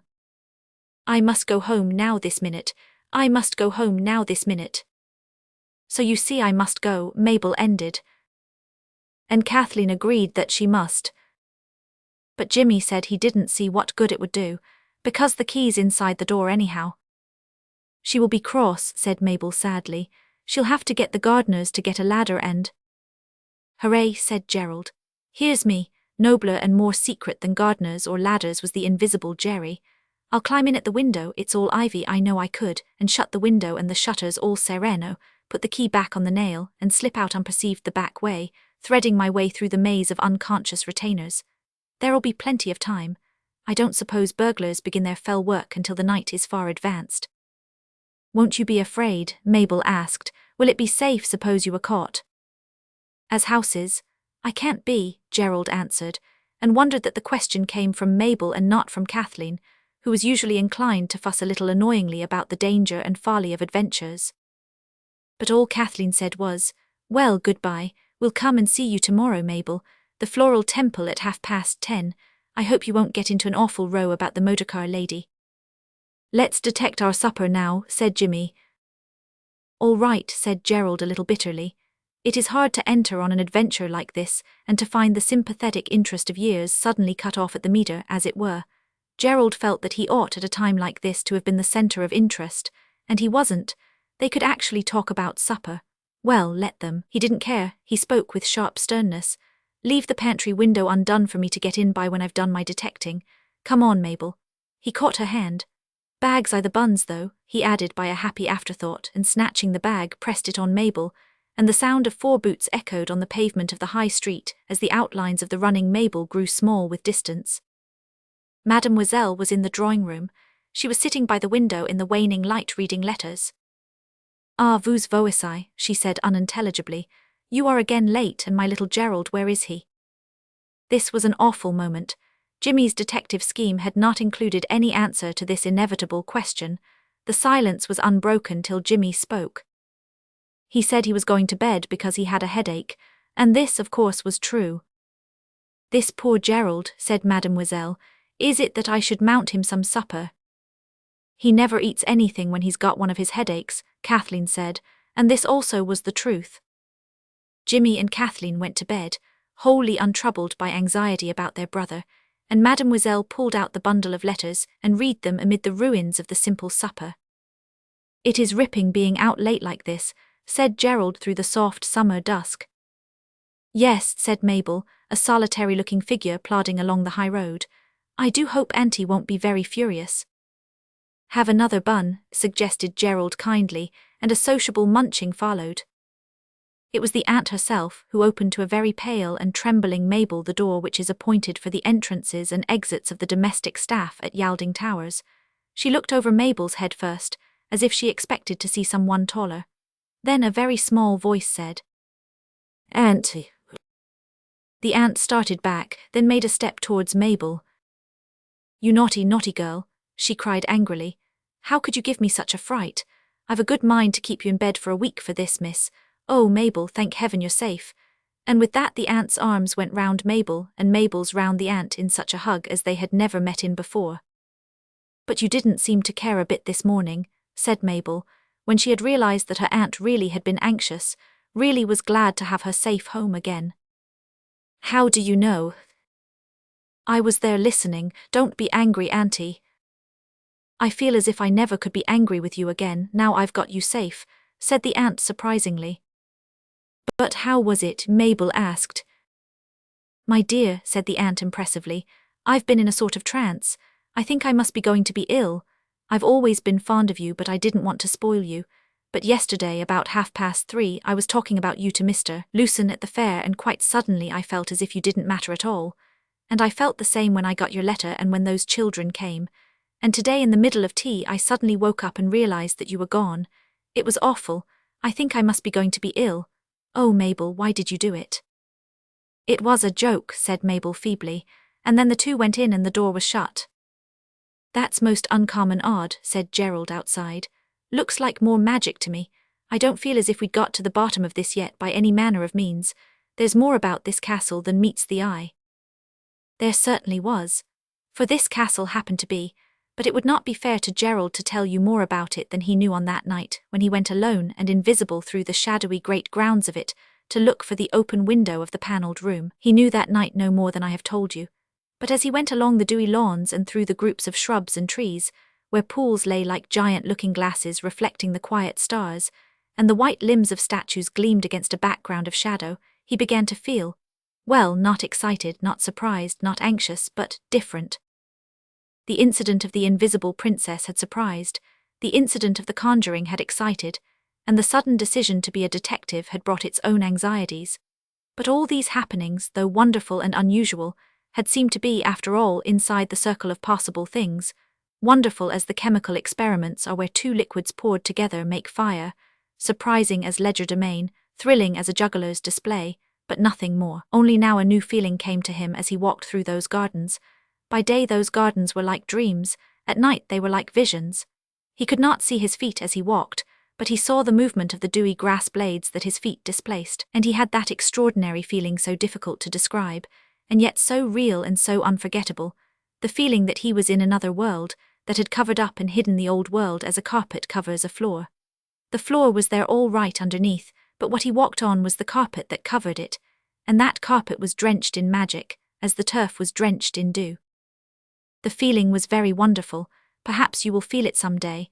There are still some places in the world where it can be felt, but they grow fewer every year. The enchantment of the garden held him. I'll not go in yet, he told himself. It's too early, and perhaps I shall never be here at night again. I suppose it is the night that makes everything look so different. Something white moved under a weeping willow. White hands parted the long, rustling leaves. A white figure came out, a creature with horns and goat's legs and the head and arms of a boy. And Gerald was not afraid. That was the most wonderful thing of all, though he would never have owned it. The white thing stretched its limbs, rolled on the grass, righted itself and frisked away across the lawn. Still something white gleamed under the willow. 3 steps nearer and Gerald saw that it was the pedestal of a statue, empty. They come alive, he said, and another white shape came out of the temple of Flora and disappeared in the laurels. The statues come alive. The moving stone beast, the moving stone beast. There was a crunching of the little stones in the gravel of the drive. Something enormously long and darkly grey came crawling towards him, slowly, heavily. The moon came out just in time to show its shape. It was one of those great lizards that you see at the Crystal Palace, made in stone, of the same awful size which they were millions of years ago when they were masters of the world, before man was. It can't see me, said Gerald. I am not afraid, it's come to life too. As it writhed past him he reached out a hand and touched the side of its gigantic tail. It was of stone. It had not come alive as he had fancied, but was alive in its stone. It turned, however, at the touch, but Gerald also had turned and was running with all his speed towards the house. Because at that stony touch fear had come into the garden and almost caught him. It was fear that he ran from, and not the moving stone beast. He stood panting under the 5th window. When he had climbed to the window ledge by the twisted ivy that clung to the wall, he looked back over the grey slope. There was a splashing at the fish pool that had mirrored the stars. The shape of the great stone beast was wallowing in the shallows among the lily pads. Once inside the room, Gerald turned for another look. The fish pond lay still and dark, reflecting the moon. Through a gap in the drooping willow the moonlight fell on a statue that stood calm and motionless on its pedestal. Everything was in its place now in the garden. Nothing moved or stirred. How extraordinarily rum, said Gerald. I shouldn't have thought you could go to sleep walking through a garden and dream like that. He shut the window, lit a match and closed the shutters. Another match showed him the door.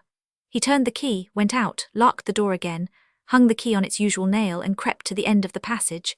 Here he waited, safe in his invisibility, till the dazzle of the matches should have gone from his eyes, and he be once more able to find his way by the moonlight that fell in bright patches on the floor through the barred, unshuttered windows of the hall.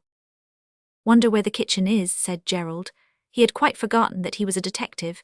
He was only anxious to get home and tell the others about that extraordinarily odd dream that he had had in the gardens. I suppose it doesn't matter what doors I open. I'm invisible all right still, I suppose. Yes, can't see my hand before my face. He held up a hand for the purpose. Here goes.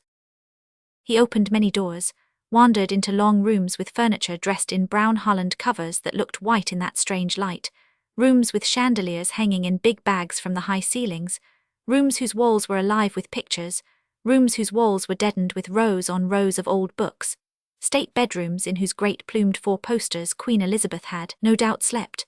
That queen, by the way, must have been very little at home, for she seems to have slept in every old house in England. But he could not find the kitchen. At last a door opened on stone steps that went up. There was a narrow stone passage, steps that went down, a door with a light under it. It was, somehow, difficult to put out one's hand to that door and open it. Nonsense, Gerald told himself. Don't be an ass, are you invisible or aren't you? Then he opened the door, and someone inside said something in a sudden rough growl. Gerald stood back, flattened against the wall, as a man sprang to the doorway and flashed a lantern into the passage. All right, said the man with almost a sob of relief. It was only the door swung open, it's that heavy, that's all. Blow the door, said another growling voice. Blessed if I didn't think it was a fair cop that time. They closed the door again. Gerald did not mind. In fact, he rather preferred that it should be so. He didn't like the look of those men. There was an air of threat about them. In their presence even invisibility seemed too thin a disguise, and Gerald had seen as much as he wanted to see. He had seen that he had been right about the gang. By wonderful luck, beginner's luck, a card player would have told him. He had discovered a burglary on the very first night of his detective career. The men were taking silver out of 2 great chests, wrapping it in rags and packing it in baize sacks. The door of the room was of iron 6 inches thick. It was, in fact, the strong room, and these men had picked the lock. The tools they had done it with lay on the floor on a neat cloth roll, such as woodcarvers keep their chisels in. "Hurry up," Gerald heard. "You needn't take all night over it." The silver rattled slightly. "You're a rattling of them trays like bloomin' castanets," said the gruffest voice. Gerald turned and went away very carefully and very quickly, and it is a most curious thing that, though he couldn't find the way to the servants' wing when he had nothing else to think of, yet now, with his mind full, so to speak, of silver forks and silver cups, and the question of who might be coming after him down those twisting passages, he went straight as an arrow to the door that led from the hall to the place he wanted to get to. As he went, the happenings took words in his mind. The fortunate detective, he told himself, having succeeded beyond his wildest dreams, himself left the spot in search of assistance. But what assistance?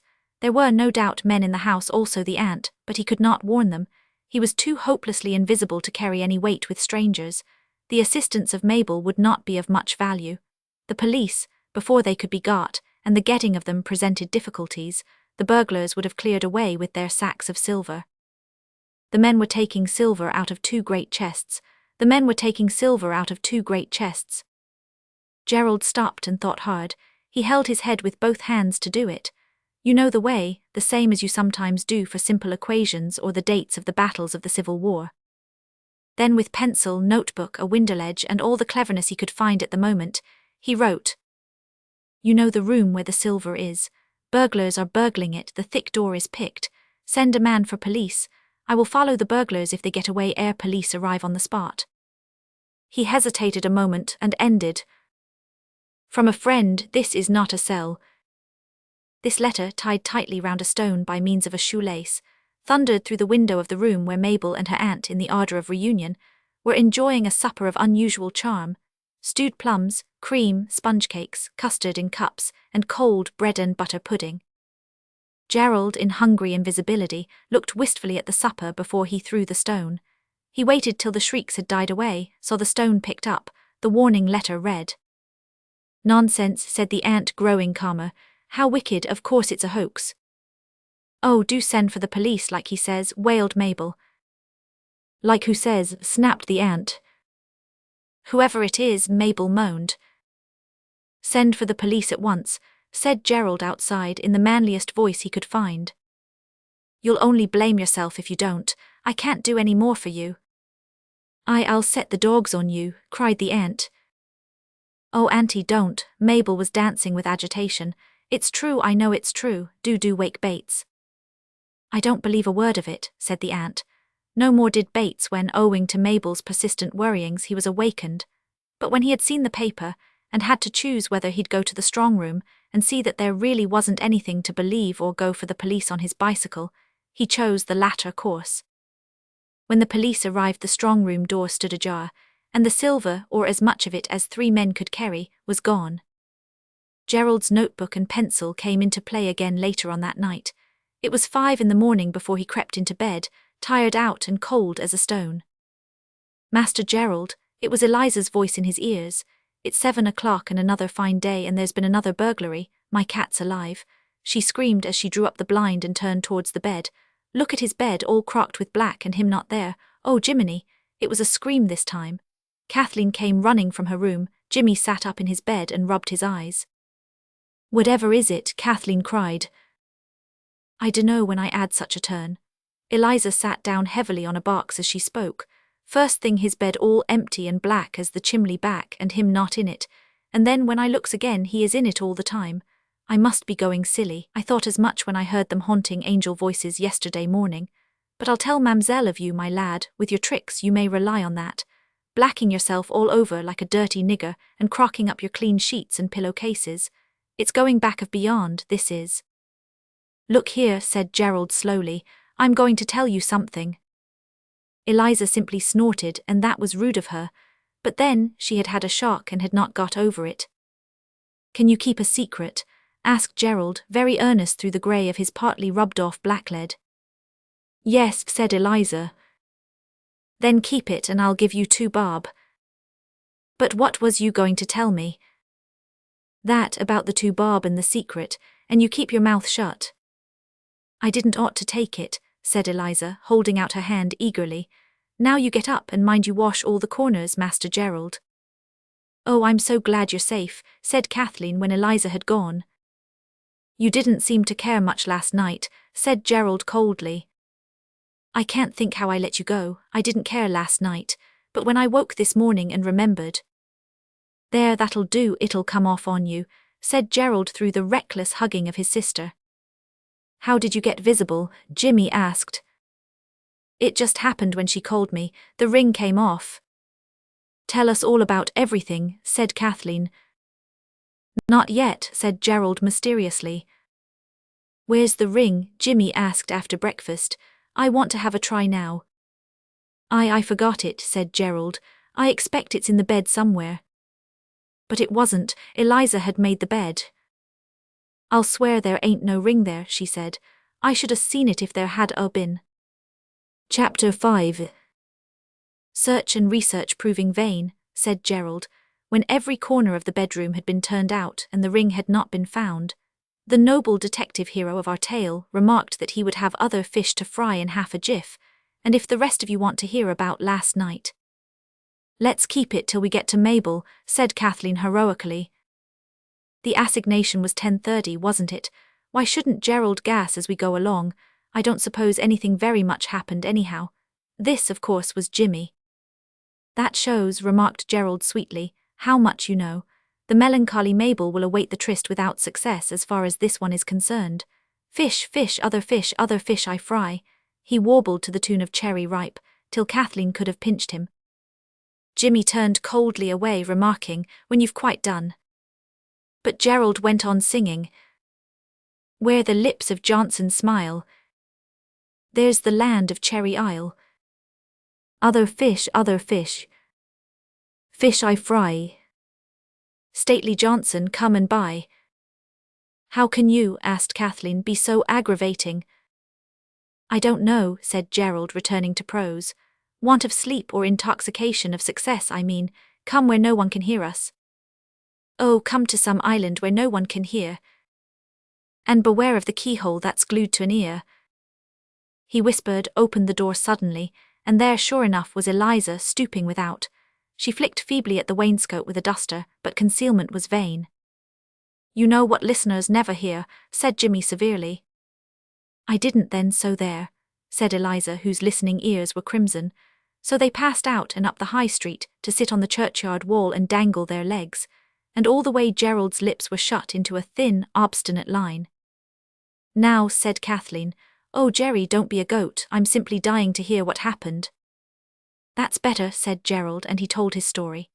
As he told it, some of the white mystery and magic of the moonlit gardens got into his voice and his words, so that when he told of the statues that came alive, and the great beast that was alive through all its stone, Kathleen thrilled responsive, clutching his arm, and even Jimmy ceased to kick the wall with his boot heels, and listened open-mouthed. Then came the thrilling tale of the burglars, and the warning letter flung into the peaceful company of Mabel, her aunt, and the bread and butter pudding. Gerald told the story with the greatest enjoyment and such fullness of detail that the church clock chimed 11:30 as he said, having done all that human agency could do, and further help being despaired of, our gallant young detective. Hullo, there's Mabel. There was, the tailboard of a cart shed her almost at their feet. I couldn't wait any longer, she explained, when you didn't come, and I got a lift. Has anything more happened? The burglars had gone when Bates got to the strong room. You don't mean to say all that wheeze is real? Jimmy asked. Of course it's real, said Kathleen. Go on, Jerry. He's just got to where he threw the stone into your bread and butter pudding, Mabel. Go on. Mabel climbed on to the wall. You've got visible again quicker than I did, she said. Gerald nodded and resumed. Our story must be told in as few words as possible, owing to the fish frying taking place at 12, and it's past the half-hour now. Having left his missive to do its warning work, Gerald de Sherlock Holmes sped back, wrapped in invisibility, to the spot where by the light of their dark lanterns the burglars were still burgling with the utmost punctuality and dispatch. I didn't see any sense in running into danger, so I just waited outside the passage where the steps are. you know. Mabel nodded. Presently they came out very cautiously, of course, and looked about them. They didn't see me, so deeming themselves unobserved they passed in silent Indian file along the passage. One of the sacks of silver grazed my front part, and out into the night. But which way? Through the little looking-glass room where you looked at yourself when you were invisible. The hero followed swiftly on his invisible tennis shoes. The three miscreants instantly sought the shelter of the groves and passed stealthily among the rhododendrons and across the park. And his voice dropped and he looked straight before him at the pinky convolvulus netting a heap of stones beyond the white dust of the road. The stone things that come alive, they kept looking out from between bushes and under trees, and I saw them all right, but they didn't see me. They saw the burglars though, right enough, but the burglars couldn't see them. Rum, wasn't it? The stone things, Mabel had to have them explained to her. I never saw them come alive, she said, and I've been in the gardens in the evening as often. I saw them, said Gerald stiffly. I know, Mabel hastened to put herself right with him. What I mean to say is I shouldn't wonder if they're only visible when you're invisible, the liveness of them, I mean, not the stoniness. Gerald understood, and I'm sure I hope you do. I shouldn't wonder if you're right, he said. The castle garden's enchanted right enough, but what I should like to know is how and why. I say, come on, I've got to catch Johnson before 12. We'll walk as far as the market and then we'll have to run for it. But go on with the adventure, said Mabel. You can talk as we go. Oh, do, it is so awfully thrilling. This pleased Gerald, of course. Well, I just followed, like in a dream, and they got out the cavey way, where we got in, and I jolly well thought I'd lost them. I had to wait till they'd moved off down the road so that they shouldn't hear me rattling the stones, and I had to tear to catch them up. I took my shoes off, I expect my stockings are done for, and I followed, and they went through the place where the poor people live and right down to the river. And, I say, we must run for it. So the story stopped and the running began. They caught Johnson in his own backyard, washing at a bench against his own back door. Look here, Johnson, Gerald said. What'll you give me if I put you up to winning that £50 reward? Halves, said Johnson promptly, and a clout longside your head if you was coming any of your nonsense over me. It's not nonsense, said Gerald very impressively.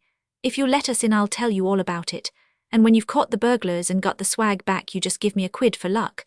I won't ask for more. Come along in then, said Johnson, if the young lades'll excuse the towel, but I bet you do want something more off of me. Else why not claim the reward yourself? Great is the wisdom of Johnson, he speaks winged words. The children were all in the cottage now, and the door was shut. I want you never to let on who told you. Let them think it was your own unaided pluck and farsightedness. Sit you down, said Johnson, and if you're kidding, you'd best send the little gels home afore I begin on you. Look here, Johnson, Gerald said. What'll you give me if I put you up to winning that £50 reward? Look here, Johnson, Gerald said. What'll you give me if I put you up to winning that £50 reward? I am not kidding, replied Gerald loftily, never less. And anyone but a policeman would see why I don't want anyone to know it was me. I found it out at dead of night, in a place where I wasn't supposed to be, and there'd be a beastly row if they found out at home about me being out nearly all night. Now do you see my bright-eyed daisy? Johnson was now too interested, as Jimmy said afterwards, to mind what silly names he was called. He said he did see, and asked to see more. Well, don't you ask any questions then. I'll tell you all it's good for you to know. Last night about 11 I was at Wielding Towers. No, it doesn't matter how I got there or what I got there for, and there was a window open and I got in and there was a light. And it was in the strong room and there were 3 men putting silver in a bag. Was it you give the warning and they sent for the police? Johnson was leaning eagerly forward, a hand on each knee. Yes, that was me. You can let them think it was you if you like. You were off duty, weren't you? I was, said Johnson, in the arms of Murphy. Well, the police didn't come quick enough, but I was there, a lonely detective, and I followed them. You did. And I saw them hide the booty, and I know the other stuff from Houghton Court's in the same place, and I heard them arrange about when to take it away. Come and show me where, said Johnson, jumping up so quickly that his Windsor armchair fell over backwards, with a crack on the red brick floor. Not so, said Gerald calmly. If you go near the spot before the appointed time you'll find the silver, but you'll never catch the thieves. You're right there. The policeman picked up his chair and sat down in it again. Well, there's to be a motor to meet them in the lane beyond the boathouse by Sadler's Rents at 1 o'clock tonight. They'll get the things out at 12:30 and take them along in a boat. So now's your chance to fill your pockets with chink and cover yourself with honor and glory. So help me, Johnson was pensive and doubtful still. So help me, you couldn't have made all this up out of your head. Oh yes, I could, but I didn't. Now look here. It's the chance of your lifetime, Johnson. A quid for me and a still tongue for you and the job's done. Do you agree? Oh, I agree right enough, said Johnson. I agree, but if you're coming any of your larks. Can't you see he isn't? Kathleen put in impatiently. He's not a liar, we none of us are. If you're not on, say so, said Gerald, and I'll find another policeman with more sense. I could split about you being out all night, said Johnson. But you wouldn't be so ungentlemanly, said Mabel brightly. Don't you be so unbelieving when we're trying to do you a good turn. If I were you, Gerald advised, I'd go to the place where the silver is with 2 other men. You could make a nice little ambush in the woodyard, it's close there. And I'd have 2 or 3 more men up trees in the lane to wait for the motor car. You ought to have been in the force, you ought, said Johnson admiringly, but suppose it was a hoax. Well, then you'd have made an ass of yourself. I don't suppose it'd be the first time, said Jimmy. Are you on, said Gerald in haste. Hold your jaw, Jimmy, you idiot. Yes, said Johnson. Then when you're on duty you go down to the woodyard, and the place where you see me blow my nose is the place. The sacks are tied with string to the posts under the water. You just stalk by in your dignified beauty and make a note of the spot. That's where glory waits you, and when fame elates you and you're a sergeant, please remember me. Johnson said he was blessed. He said it more than once and then remarked that he was on, and added that he must be off that instant minute. Johnson's cottage lies just out of the town beyond the blacksmith's forge, and the children had come to it through the wood. They went back the same way and then down through the town, and through its narrow, unsavory streets to the towing path by the timber yard. Here they ran along the trunks of the big trees, peeped into the saw pit, and the men were away at dinner, and this was a favourite play place of every boy within miles, made themselves a seesaw with a fresh-cut, sweet-smelling pine plank and an elm root. What a ripping place, said Mabel, breathless on the seesaw's end. I believe I like this better than pretending games or even magic. So do I, said Jimmy. Jerry, don't keep sniffing so you'll have no nose left. I can't help it, Gerald answered. I daren't use my hanky for fear Johnson's on the lookout somewhere unseen. I wish I'd thought of some other signal. Sniff? No, nor I shouldn't want to now if I hadn't got not to, that's what's so rum. The moment I got down here and remembered what I'd said about the signal I began to have a cold, and, thank goodness, here he is. The children, with a fine air of unconcern, abandoned the seesaw. Follow my leader, Gerald cried, and ran along a barked oak trunk, the others following. In and out and round about ran the file of children, over heaps of logs, under the jutting ends of piled planks, and just as the policeman's heavy boots trod the towing path, Gerald halted at the end of a little landing stage of rotten boards, with a rickety handrail, cried Pax, and blew his nose with loud fervour. Morning, he said immediately. Morning, said Johnson. Got a cold, ain't you? Ah, I shouldn't have a cold if I'd got boots like yours, returned Gerald admiringly. Look at them. Anyone 'ud know your fairy footstep a mile off. How do you ever get near enough to anyone to arrest them?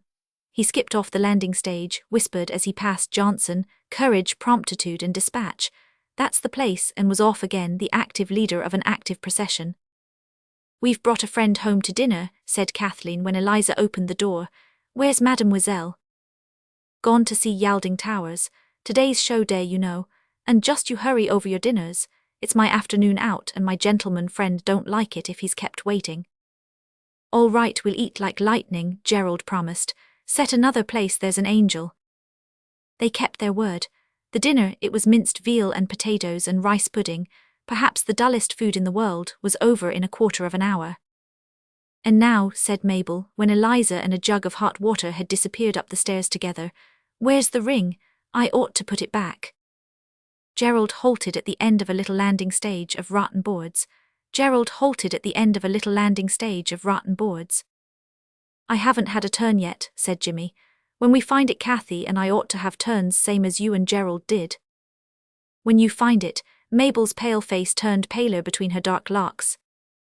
"I'm very sorry, we're all very sorry," began Kathleen, and then the story of the losing had to be told. "You couldn't have looked properly," Mabel protested. "It can't have vanished." "You don't know what it can do, no more do we. It's no use getting your quills up, fair lady.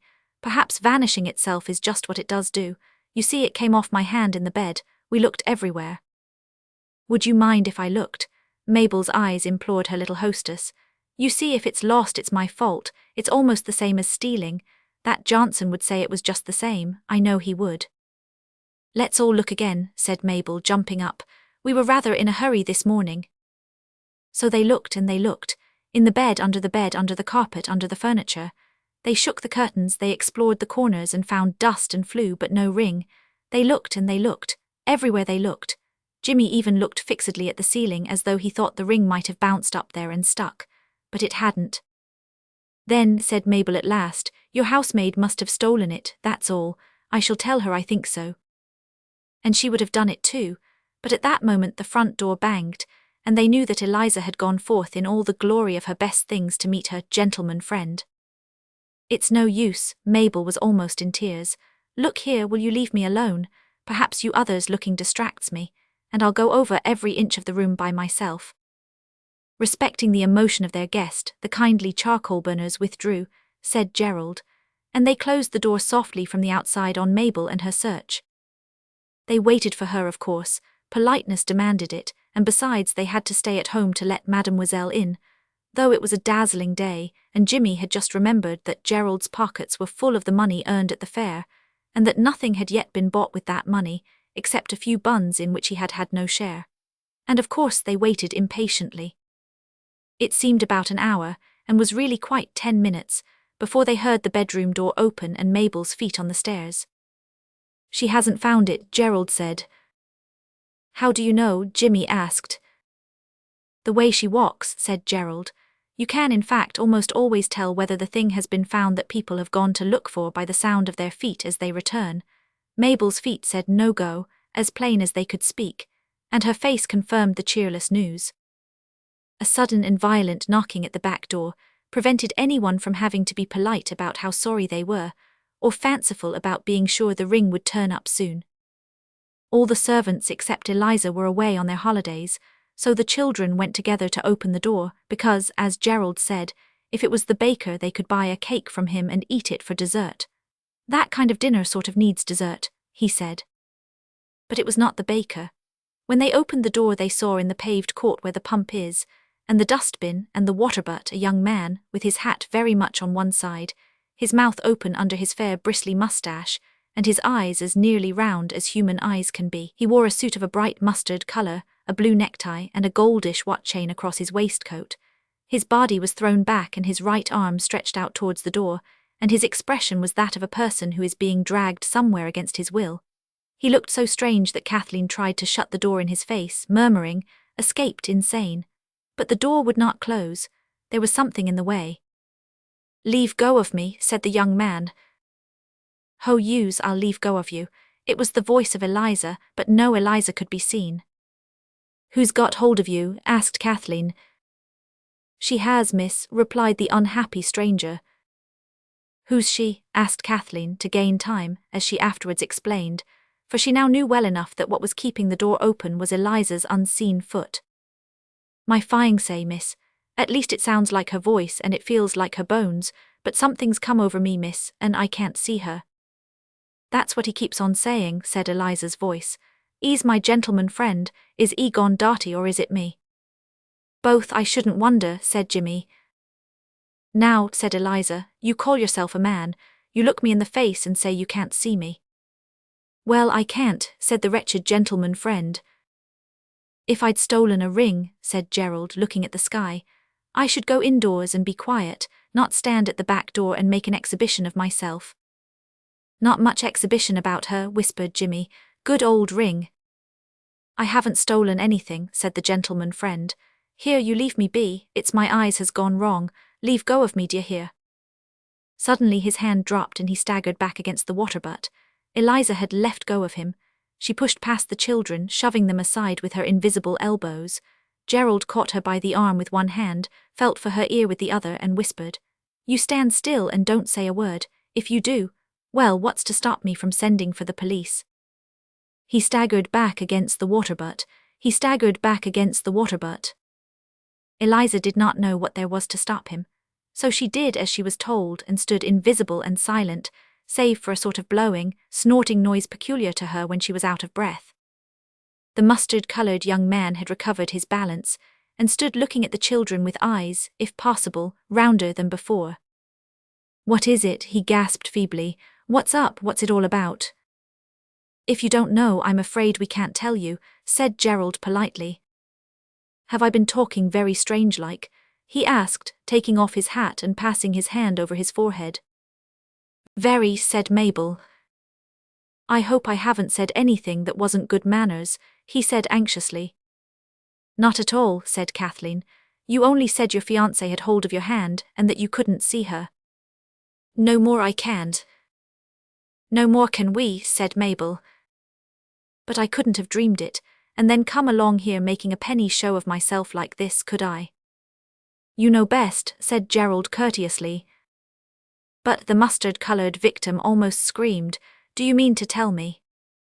"I don't mean to tell you anything," said Gerald quite truly, "but I'll give you a bit of advice. You go home and lie down a bit and put a wet rag on your head. You'll be all right tomorrow." "But I haven't." "I should," said Mabel. "The sun's very hot, you know." "I feel all right now," he said, "but well, I can only say I'm sorry, that's all I can say. I've never been taken like this before, miss. I'm not subject to it, don't you think that? But I could have sworn Eliza, ain't she gone out to meet me?" "Eliza's indoors," said Mabel. "She can't come out to meet anybody today." "You won't tell her about me carrying on this way, will you, miss? It might set her against me if she thought I was liable to fits, which I never was from a child." "We won't tell Eliza anything about you." "And you'll overlook the liberty." "Of course we know you couldn't help it," said Kathleen. "You go home and lie down, I'm sure you must need it. Good afternoon." "Good afternoon, I'm sure, miss," he said dreamily. "All the same, I can feel the print of her finger bones on my hand while I'm saying it. And you won't let it get round to my boss, my employer I mean. Fits of all sorts are against a man in any trade." "No, no, no, it's all right, goodbye," said everyone, and a silence fell as he went slowly round the water butt and the green yard gate shut behind him. The silence was broken by Eliza. "Give me up," she said. "Give me up to break my heart in a prison cell." There was a sudden splash, and a round wet drop lay on the doorstep. "Thunder shower," said Jimmy, but it was a tear from Eliza. "Give me up," she went on, "give me up, splash. But don't let me be took here in the town where I'm known and respected, splash. I'll walk 10 miles to be took by a strange police, not Johnson as keeps company with my own cousin, splash. But I do thank you for one thing, you didn't tell Elf as I'd stolen the ring, and I didn't, splash. I only sort of borrowed it, it being my day out and my gentleman friend such a toff like you can see for yourselves." The children had watched, spellbound, the interesting tears that became visible as they rolled off the invisible nose of the miserable Eliza. Now Gerald roused himself and spoke. "It's no use your talking," he said. "We can't see you." "That's what he said," said Eliza's voice, "but—" "You can't see yourself," Gerald went on. "Where's your hand?" Eliza, no doubt, tried to see it and of course failed. For instantly, with a shriek that might have brought the police if there had been any about, she went into a violent fit of hysterics. The children did what they could, everything that they had read of in books as suitable to such occasions. But it is extremely difficult to do the right thing with an invisible housemaid, in strong hysterics and her best clothes. That was why the best hat was found, later on, to be completely ruined, and why the best blue dress was never quite itself again. And as they were burning bits of the feather dusting brush as nearly under Eliza's nose as they could guess, a sudden spurt of flame and a horrible smell, as the flame died between the quick hands of Gerald, showed but too plainly that Eliza's feather boa had tried to help. It did help. Eliza came to with a deep sob and said, "Don't burn me real ostrich stole, I'm better now." They helped her up and she sat down on the bottom step, and the children explained to her very carefully and quite kindly that she really was invisible, and that if you steal, or even borrow, rings you can never be sure what will happen to you. "But Ave, I got to go on stopping like this," she moaned, when they had fetched the little mahogany looking-glass from its nail over the kitchen sink, and convinced her that she was really invisible, for ever and ever, and we was to have been married come Easter. No one won't marry a gel as he can't see, it ain't likely. No, not for ever and ever, said Mabel kindly, but you've got to go through with it like measles. I expect you'll be all right tomorrow. Tonight, I think, said Gerald. We'll help you all we can and not tell anyone, said Kathleen. Not even the police, said Jimmy. Now let's get Mademoiselle's tea ready, said Gerald. And ours, said Jimmy. No, said Gerald, we'll have our tea out, we'll have a picnic and we'll take Eliza. I'll go out and get the cakes. I shan't eat no cake, Master Jerry, said Eliza's voice, so don't you think it, you'd see it going down inside my chest. It wouldn't be what I should call nice of me to have cake showing through me in the open air. Oh, it's a dreadful judgment, just for a borrow. They reassured her, set the tea, deputed Kathleen to let in Mademoiselle, who came home tired and a little sad, it seemed waited for her and Gerald and the cakes, and started off for Wielding Towers. Picnic parties aren't allowed, said Mabel. Ours will be, said Gerald briefly. Now Eliza, you catch on to Kathleen's arm and I'll walk behind to conceal your shadow. My aunt, take your hat off. It makes your shadow look like I don't know what. People will think we're the county lunatic asylum turned loose. It was then that the hat, becoming visible in Kathleen's hand, showed how little of the sprinkled water had gone where it was meant to go, on Eliza's face. Me best at, said Eliza, and there was a silence with sniffs in it. Look here, said Mabel, you cheer up, just you think this is all a dream. It's just the kind of thing you might dream if your conscience had got pains in it about the ring. But will I wake up again? Oh yes, you'll wake up again. Now we're going to bandage your eyes and take you through a very small door, and don't you resist, or we'll bring a policeman into the dream like a shot. I have not time to describe Eliza's entrance into the cave. She went head first, the girls propelled and the boys received her. If Gerald had not thought of tying her hands, someone would certainly have been scratched, as it was Mabel's hand was scraped between the cold rock and a passionate boot heel. Nor will I tell you all that she said as they led her along the fern-bordered gully, and through the arch into the wonderland of Italian scenery. She had but little language left when they removed her bandage under a weeping willow where a statue of Diana, bow in hand, stood poised on one toe, a most unsuitable attitude for archery, I have always thought. Now, said Gerald, it's all over, nothing but niceness now and cake and things. It's time we did have our tea, said Jimmy, and it was. Eliza, once convinced that her chest, though invisible, was not transparent, and that her companions could not by looking through it count how many buns she had eaten, made an excellent meal. So did the others. If you want really to enjoy your tea, have minced veal and potatoes and rice pudding for dinner, with several hours of excitement to follow, and take your tea late. The soft, cool green and grey of the garden were changing. The green grew golden, the shadows black, and the lake where the swans were mirrored upside down, under the temple of Phobos, was bathed in rosy light from the little fluffy clouds that lay opposite the sunset. It is pretty, said Eliza, just like a picture postcard, ain't it? The twopenny kind. I ought to be getting home, said Mabel. I can't go home like this. I'd stay and be a savage and live in that white hut if it had any walls and doors, said Eliza. She means the temple of Dionysus, said Mabel, pointing to it. The sun set suddenly behind the line of black fir trees on the top of the slope, and the white temple that had been pink turned grey. It would be a very nice place to live in even as it is, said Kathleen. Drafty, said Eliza, and law, what a lot of steps to clean, what they make houses for without no walls to 'em, who'd live in, she broke off, stared and added, what's that? What? That white thing coming down the steps, why, it's a young man in statuary. The statues do come alive here after sunset, said Gerald in very matter-of-fact tones. I see they do. Eliza did not seem at all surprised or alarmed. There's another of 'em, look at them little wings to his feet like pigeons. I expect that's Mercury, said Gerald. It's Hermes under the statue that's got wings on its feet, said Mabel, but... I don't see any statues, said Jimmy. What are you punching me for? Don't you see, Gerald whispered. But he need not have been so troubled, for all Eliza's attention was with her wandering eyes that followed hither and thither the quick movements of unseen statues. Don't you see? The statues come alive when the sun goes down, and you can't see them unless you're invisible, and if you do see them you're not frightened, unless you touch them. Let's get her to touch one and see, said Jimmy. He's leapt into the water, said Eliza in a rapt voice. My, can't he swim neither, and the one with the pigeon's wings is flying all over the lake having larks with I do call that pretty.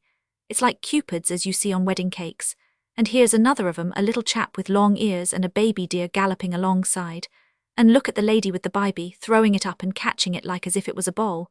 I wonder she ain't afraid, but it's pretty to see 'em. He's leapt into the water, said Eliza in a rapt voice. My, can't he swim neither. He's leapt into the water, said Eliza in a rapt voice. My, can't he swim neither. The broad park lay stretched before the children in growing greyness and a stillness that deepened. Amid the thickening shadows they could see the statues gleam white and motionless, but Eliza saw other things. She watched in silence presently, and they watched silently, and the evening fell like a veil that grew heavier and blacker, and it was night, and the moon came up above the trees. Oh, cried Eliza suddenly, here's the dear little boy with the deer, he's coming right for me, bless his heart. Next moment she was screaming, and her screams grew fainter and there was the sound of swift boots on gravel. Come on, cried Gerald. She touched it and then she was frightened, just like I was. Run, she'll send everyone in the town mad if she gets there like that. Just a voice and boots. Run, run. They ran, but Eliza had the start of them.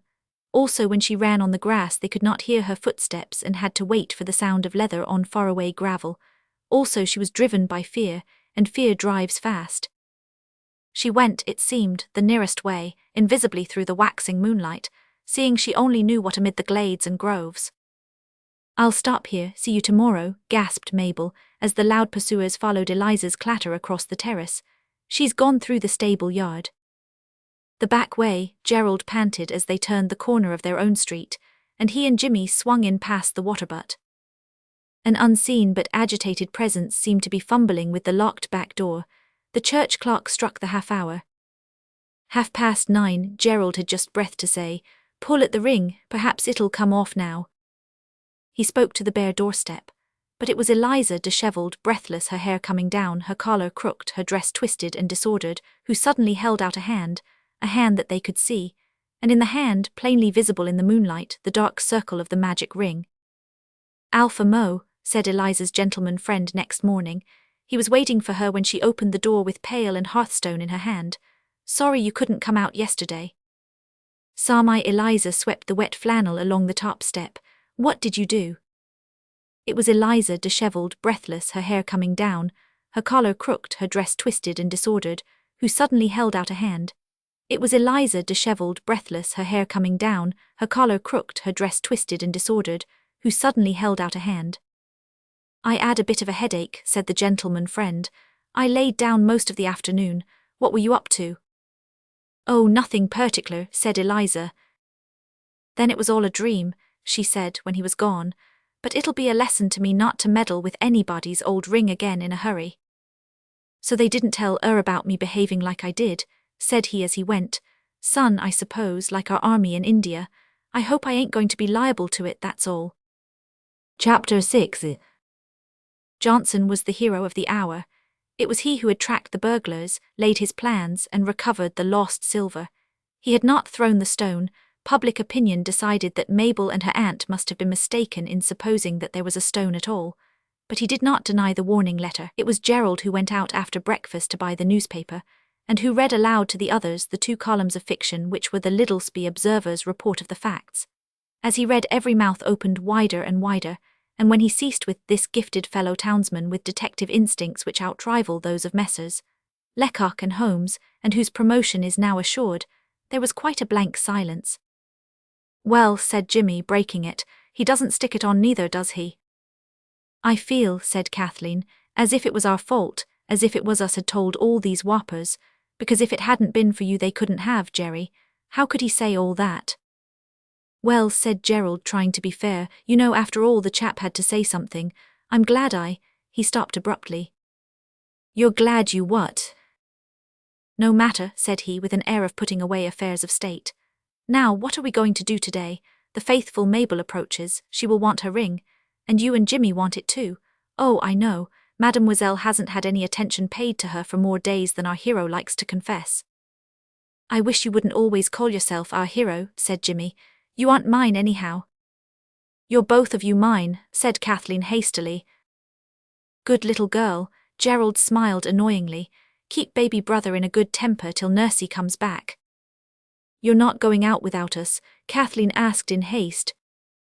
I haste away. 'Tis market day, sang Gerald. And in the market there, buy roses for my fair. If you want to come too, get your boots on and look slippy about it. I don't want to come, said Jimmy and sniffed. Kathleen turned a despairing look on Gerald. Oh, James, James, said Gerald sadly, how difficult you make it for me to forget that you're my little brother. If ever I treat you like one of the other chaps, and rot you like I should Turner or Moberly or any of my pals, well, this is what comes of it. You don't call them your baby brothers, said Jimmy, and truly. No, and I'll take precious good care I don't call you it again. Come on, my hero and heroine, the devoted Mesra is your salaaming slave. The three met Mabel opportunely at the corner of the square, where every Friday the stalls and the awnings and the green umbrellas were pitched, and poultry, pork, pottery, vegetables, drapery, sweets, toys, tools, mirrors, and all sorts of other interesting merchandise were spread out on trestle tables, piled on carts whose horses were stabled, and whose shafts were held in place by piled wooden cases, or laid out, as in the case of crockery and hardware, on the bare flagstones of the marketplace.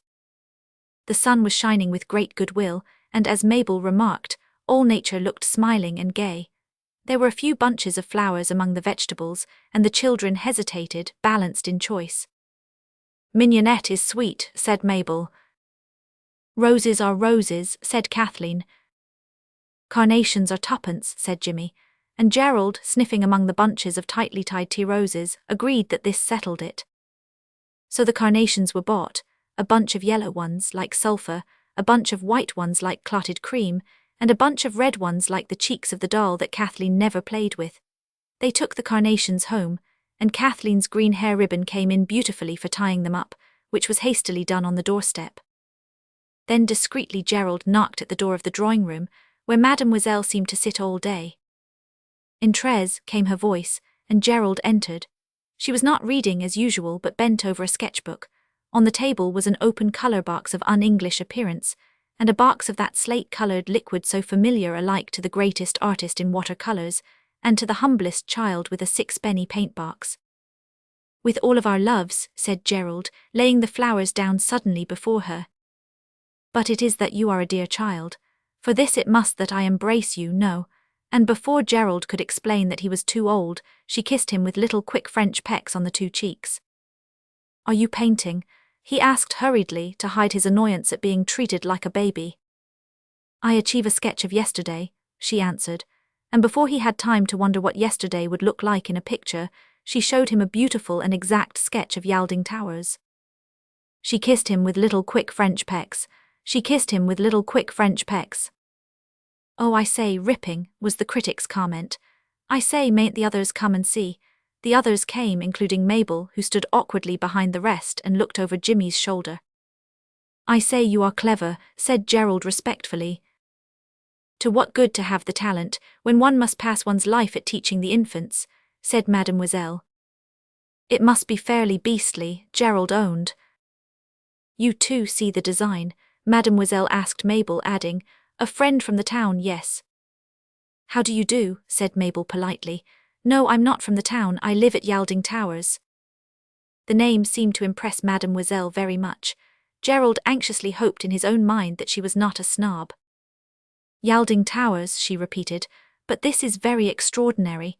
Is it possible that you are then of the family of Lord Yalding? He hasn't any family, said Mabel. He's not married. I would say, are you how you say, cousin, sister, niece? No, said Mabel, flushing hotly, I'm nothing grand at all. I'm Lord Yalding's housekeeper's niece. But you know Lord Yalding, is it not? No, said Mabel, I've never seen him. He comes then never to his chateau? Not since I've lived there, but he's coming next week. Why lives he not there? Mademoiselle asked. Auntie say he's too poor, said Mabel, and proceeded to tell the tale as she had heard it in the housekeeper's room.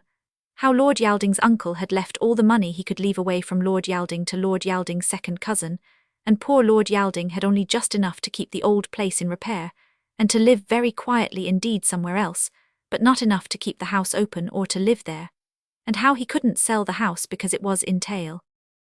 What is it then in tail? Asked Mademoiselle. In a tale that the lawyers write out, said Mabel, proud of her knowledge and flattered by the deep interest of the French governess. And when once they've put your house in one of their tales, you can't sell it or give it away, but you have to leave it to your son, even if you don't want to. But how his uncle could he be so cruel, to leave him the chateau and no money? Mademoiselle asked, and Kathleen and Jimmy stood amazed at the sudden keenness of her interest in what seemed to them the dullest story. Oh, I can tell you that too, said Mabel. Lord Yalding wanted to marry a lady his uncle didn't want him to, a barmaid or a ballet lady or something, and he wouldn't give her up, and his uncle said, well then, and left everything to the cousin. And you say he is not married? No, the lady went into a convent. I expect she's bricked up alive by now. Bricked? In a wall, you know, said Mabel, pointing explainingly at the pink and gilt roses of the wallpaper. Shut up to kill them. That's what they do to you in convents. Not at all, said Mademoiselle. In convents are very kind good women. There is but one thing in convents that is detestable, the locks on the doors. Sometimes people cannot get out, especially when they are very young and their relations have placed them there for their welfare and happiness. But brick, how you say it, enwalling ladies to kill them. No, it does itself never. And this lord, he did not then seek his lady. Oh yes, he sought her right enough, Mabel assured her. But there are millions of convents, you know, and he had no idea where to look, and they sent back his letters from the post office and— Seal, cried Mademoiselle, but it seems that one knows all in the housekeeper's saloon. Pretty well all, said Mabel simply. And you think he will find her? No.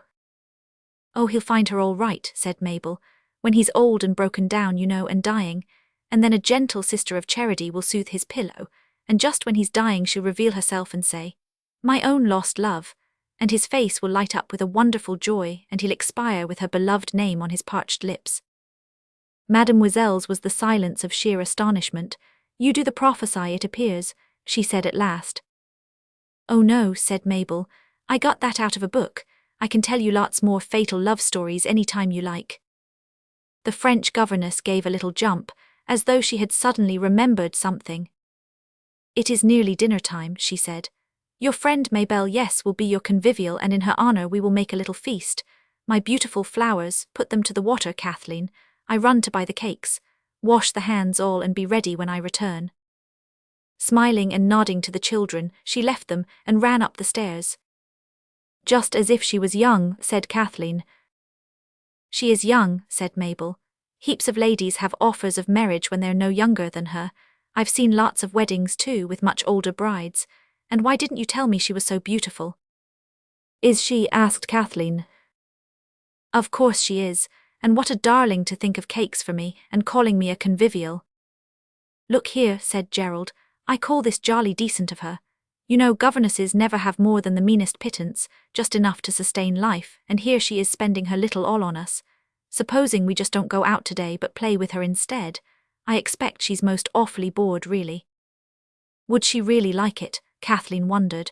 Aunt Emily says grown-ups never really like playing, they do it to please us. They little know, Gerald answered, how often we do it to please them. We've got to do that dressing up with the princess clothes anyhow. We said we would, said Kathleen. Let's treat her to that. Rather near tea time, urged Jimmy, so that there'll be a fortunate interruption and the play won't go on forever. I suppose all the things are safe? Mabel asked. Quite, I told you where I put them. Come on, Jimmy, let's help lay the table. We'll get Eliza to put out the best china. They went. It was lucky, said Gerald, struck by a sudden thought, that the burglars didn't go for the diamonds in the treasure chamber. They couldn't, said Mabel almost in a whisper. They didn't know about them. I don't believe anybody knows about them except me and you, and you're sworn to secrecy. This, you will remember, had been done almost at the beginning. I know Aunt doesn't know, I just found out the spring by accident. Lord Yalding's kept the secret well. I wish I'd got a secret like that to keep, said Gerald. If the burglars do know, said Mabel, it'll all come out at the trial. Lawyers make you tell everything you know at trials and a lot of lies besides. There won't be any trial, said Gerald, kicking the leg of the piano thoughtfully. No trial. It said in the paper. Gerald went on slowly. The miscreants must have received warning from a Confederate, for the admirable preparations to arrest them as they returned for their ill-gotten plunder were unavailing. But the police have a clue. What a pity, said Mabel. You needn't worry, they haven't got any old clue, said Gerald, still attentive to the piano leg. I didn't mean the clue, I meant the Confederate. It's a pity you think he's a pity because he was me, said Gerald, standing up and leaving the piano leg alone. He looked straight before him, as the boy on the burning deck may have looked. I couldn't help it, he said. I know you'll think I'm a criminal, but I couldn't do it. I don't know how detectives can. I went over a prison once with Father, and after I'd given the tip to Johnson I remembered that, and I just couldn't. I know I'm a beast and not worthy to be a British citizen. I think it was rather nice of you, said Mabel kindly. How did you warn them? I just shoved a paper under the man's door, the one that I knew where he lived, to tell him to lie low. Oh, do tell me, what did you put on it exactly? Mabel warmed to this new interest. It said, the police know all except your names, be virtuous and you are safe, but if there's any more burgling I shall split and you may rely on that from a friend. I know it was wrong but I couldn't help it, don't tell the others, they wouldn't understand why I did it, I don't understand it myself. I do, said Mabel, it's because you've got a kind and noble heart. Kind fiddlestick, my good child, said Gerald, suddenly losing the burning boy expression and becoming in a flash entirely himself. Cut along and wash your hands, you're as black as ink. So are you, said Mabel, and I'm not, it's dye with me. Auntie was dyeing a blouse this morning. It told you how in home drivel, and she's as black as ink too, and the blouse is all streaky. Pity the ring won't make just parts of you invisible, the dirt for instance. Perhaps, Gerald said unexpectedly, it won't make even all of you invisible again. Why not? You haven't been doing anything to it, have you? Mabel sharply asked. No, but didn't you notice you were invisible 21 hours? I was 14 hours invisible, and Eliza only 7, that's 7 less each time. And now we've come to. How frightfully good you are at sums, said Mabel awestruck. You see, it's got 7 hours less each time, and 7 from 7 is naught. It's got to be something different this time. And then afterwards, it can't be -7 because I don't see how, unless it made you more visible, thicker, you know. Don't, said Mabel, you make my head go round. And there's another odd thing, Gerald went on. When you're invisible your relations don't love you. Look at your aunt and Cathy never turning a hair at me going burgling. We haven't got to the bottom of that ring yet. Crikey, here's Mademoiselle with the cakes. Run, bold bandits, wash for your lives. They ran. It was not cakes only. It was plums and grapes and jam tarts and soda water and raspberry vinegar, and chocolates in pretty boxes and pure, thick, rich cream in brown jugs, also a big bunch of roses. Mademoiselle was strangely merry for a governess. She served out the cakes and tarts with a liberal hand, made wreaths of the flowers for all their heads, she was not eating much herself, drank the health of Mabel, as the guest of the day, in the beautiful pink drink that comes from mixing raspberry vinegar and soda water, and actually persuaded Jimmy to wear his wreath, on the ground that the Greek gods as well as the goddesses always wore wreaths at a feast. There never was such a feast provided by any French governess since French governesses began. There were jokes and stories and laughter. Jimmy showed all those tricks with forks and corks and matches and apples which are so deservedly popular. Mademoiselle told them stories of her own school days when she was a quite little girl with 2 tight tresses, and when they could not understand the tresses, called for paper and pencil, and drew the loveliest little picture of herself when she was a child with 2 short fat pigtails sticking out from her head like knitting needles from a ball of dark worsted. Then she drew pictures of everything they asked for, till Mabel pulled Gerald's jacket and whispered, "The acting." "Draw us the front of a theatre," said Gerald tactfully, "a French theatre." "They are the same thing as the English theatres," Mademoiselle told him. "Do you like acting, the theatre I mean?" But yes, I love it. All right, said Gerald briefly. We'll act a play for you now this afternoon if you like. Eliza will be washing up, Cathy whispered, and she was promised to see it. Or this evening, said Gerald, and please, mademoiselle, may Eliza come in and look on? But certainly, said mademoiselle, amuse yourselves well, my children. But it's you, said Mabel suddenly, that we want to amuse, because we love you very much, don't we, all of you?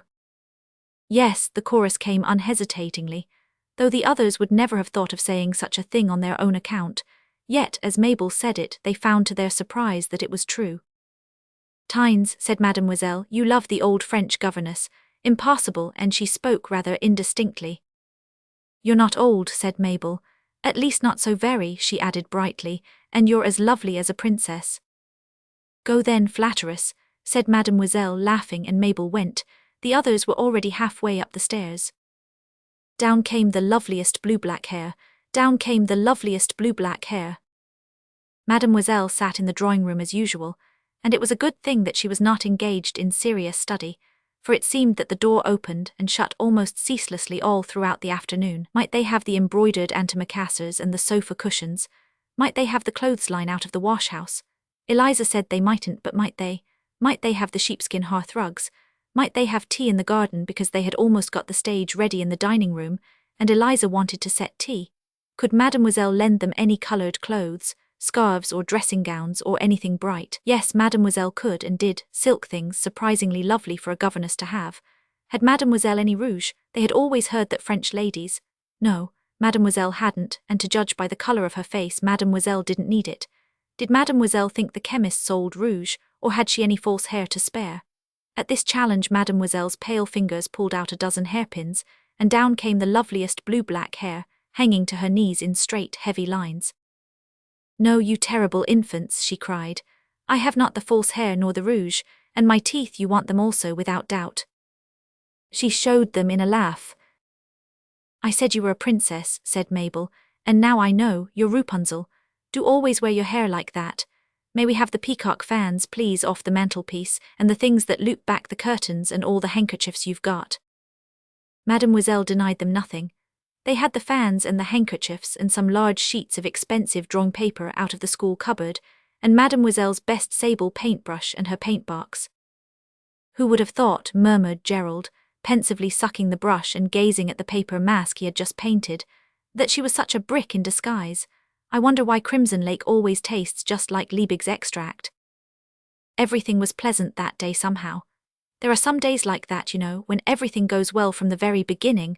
All the things you want are in their places, nobody misunderstands you, and all that you do turns out admirably. How different from those other days which we all know too well, when your shoelace breaks, your comb is mislaid, your brush spins on its back on the floor and lands under the bed where you can't get at it. You drop the soap, your buttons come off, an eyelash gets into your eye, you have used your last clean handkerchief, your collar is frayed at the edge and cuts your neck, and at the very last moment your suspender breaks and there is no string. On such a day as this you are naturally late for breakfast, and everyone thinks you did it on purpose. And the day goes on, getting worse and worse. You mislay your exercise book, you drop your arithmetic in the mud, your pencil breaks, and when you open your knife to sharpen the pencil you split your nail. On such a day you jam your thumb indoors, and muddle the messages you are sent on by grown-ups.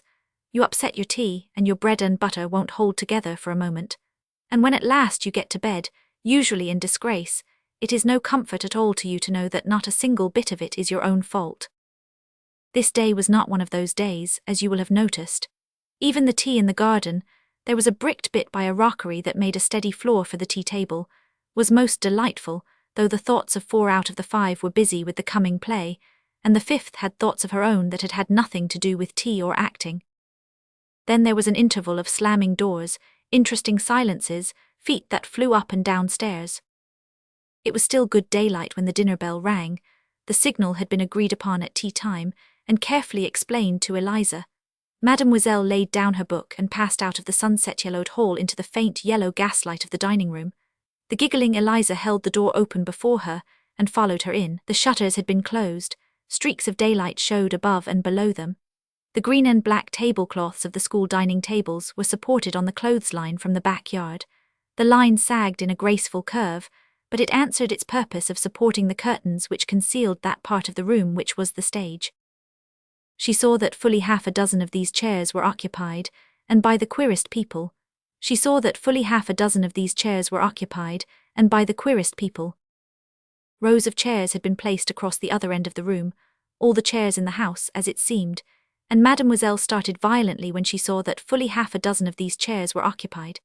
And by the queerest people, too, an old woman with a poke bonnet tied under her chin with a red handkerchief, a lady in a large straw hat wreathed in flowers and the oddest hands that stuck out over the chair in front of her, several men with strange, clumsy figures, and all with hats on. But, whispered Mademoiselle through the chinks of the tablecloths, you have then invited other friends. You should have asked me, my children. Laughter and something like a hurrah answered her from behind the folds of the curtaining tablecloths. All right, Mademoiselle Rapunzel, cried Mabel, turn the gas up. It's only part of the entertainment. Eliza, still giggling, pushed through the lines of chairs, knocking off the hat of one of the visitors as she did so, and turned up the 3 incandescent burners. Mademoiselle looked at the figure seated nearest to her, stooped to look more closely, half laughed, quite screamed, and sat down suddenly. Oh, she cried, they are not alive. Eliza, with a much louder scream, had found out the same thing and announced it differently. They ain't got no insides, said she. The 7 members of the audience seated among the wilderness of chairs had indeed no insides to speak of. Their bodies were bolsters and rolled-up blankets, their spines were broom handles, and their arm and leg bones were hockey sticks and umbrellas. Their shoulders were the wooden crosspieces that Mademoiselle used for keeping her jackets in shape. Their hands were gloves stuffed out with handkerchiefs, and their faces were the paper masks painted in the afternoon by the untutored brush of Gerald, tied on to the round heads made of the ends of stuffed bolster cases. The faces were really rather dreadful. Gerald had done his best, but even after his best had been done you would hardly have known they were faces, some of them, if they hadn't been in the positions which faces visually occupy, between the collar and the hat. Their eyebrows were furious with lamp-black frowns, their eyes the size and almost the shape of 5-shilling pieces, and on their lips and cheeks had been spent much crimson lake and nearly the whole of a half-pan of vermilion. You have made yourself an auditor's, yes, bravo, cried Mademoiselle, recovering herself and beginning to clap. And to the sound of that clapping the curtain went up, or rather apart. A voice said in a breathless, choked way, Beauty and the Beast, and the stage was revealed. It was a real stage too, the dining tables pushed close together and covered with pink and white counterpanes. It was a little unsteady and creaky to walk on, but very imposing to look at. The scene was simple but convincing. A big sheet of cardboard bent square, with slits cut in it and a candle behind, represented, quite transparently, the domestic hearth. A round hat tin of Eliza's, supported on a stool with a night light under it, could not have been mistaken, save by wilful malice, for anything but a copper. A waste paper basket with 2 or 3 school dusters and an overcoat in it, and a pair of blue pajamas over the back of a chair, put the finishing touch to the scene. It did not need the announcement from the wings, the laundry at Beauty's home. It was so plainly a laundry and nothing else. In the wings, they look just like a real audience, don't they? Whispered Mabel. Go on, Jimmy, don't forget the merchant has to be pompous and use long words. Jimmy, enlarged by pillows under Gerald's best overcoat, which had been intentionally bought with a view to his probable growth during the 2 years which it was intended to last him, a Turkish towel turban on his head and an open umbrella over it, opened the first act in a simple and swift soliloquy. I am the most unlucky merchant that ever was. I was once the richest merchant in Baghdad, but I lost all my ships, and now I live in a poor house that is all to bits. You can see how the rain comes through the roof, and my daughters take in washing. And the pause might have seemed long, but Gerald rustled in, elegant in Mademoiselle's pink dressing gown and the character of the eldest daughter. A nice drying day, he minced. Pa dear, put the umbrella the other way up. It'll save us going out in the rain to fetch water. Come on, sisters, dear father's got us a new washtub. Here's luxury. Round the umbrella, now held the wrong way up, the 3 sisters knelt and washed imaginary linen. Kathleen wore a violet skirt of Eliza's, a blue blouse of her own, and a cap of knotted handkerchiefs, a white nightdress girt with a white apron, and 2 red carnations in Mabel's black hair left no doubt as to which of the 3 was Beauty. The scene went very well.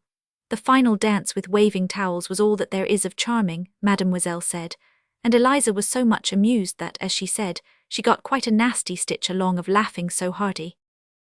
You know pretty well what Beauty and the Beast would be like acted by 4 children who had spent the afternoon in arranging their costumes, and so had left no time for rehearsing what they had to say. Yet it delighted them, and it charmed their audience. And what more can any play do, even Shakespeare's? Mabel, in her princess clothes, was a resplendent beauty, and Gerald a beast who wore the drawing-room hearthrugs with an air of indescribable distinction. If Jimmy was not a talkative merchant, he made it up with a stoutness practically unlimited, and Kathleen surprised and delighted even herself by the quickness with which she changed from one to the other of the minor characters, fairies, servants, and messengers. It was at the end of the second act that Mabel, whose costume, having reached the height of elegance, could not be bettered and therefore did not need to be changed, said to Gerald, sweltering under the weighty magnificence of his beast-skin, "I say, you might let us have the ring back." "I'm going to," said Gerald, who had quite forgotten it. "I'll give it you in the next scene. Only don't lose it or go putting it on. You might go out altogether and never be seen again, or you might get 7 times as visible as anyone else, so that all the rest of us would look like shadows beside you. You'd be so thick, or—" "Ready," said Kathleen, bustling in once more, a wicked sister. Gerald managed to get his hand into his pocket under his hearthrug, and when he rolled his eyes in agonies of sentiment and said, "Farewell, dear Beauty, return quickly, for if you remain long absent from your faithful beast he will assuredly perish," he pressed a ring into her hand and added, "This is a magic ring that will give you anything you wish. When you desire to return to your own disinterested beast, put on the ring and utter your wish. Instantly you will be by my side." Beauty Mabel took the ring, and it was the ring. The curtains closed to warm applause from 2 pairs of hands. The next scene went splendidly. The sisters were almost too natural in their disagreeableness, and Beauty's annoyance when they splashed her princess's dress with real soap and water was considered a miracle of good acting. Even the merchant rose to something more than mere pillows, and the curtain fell on his pathetic assurance that in the absence of his dear Beauty he was wasting away to a shadow. And again 2 pairs of hands applauded. "Here, Mabel, catch hold," Gerald appealed from under the weight of a towel horse, the tea-urn, the tea-tray, and the green baize apron of the boot boy, which together with 4 red geraniums from the landing, the pampas grass from the drawing-room fireplace, and the india-rubber plants from the drawing-room window, were to represent the fountains and garden of the last act. The applause had died away. "I wish," said Mabel, taking on herself the weight of the tea-urn, "I wish those creatures we made were alive. We should get something like applause then." "I'm jolly glad they aren't," said Gerald, arranging the baize and the towel horse. "Brutes, it makes me feel quite silly when I catch their paper eyes." The curtains were drawn back.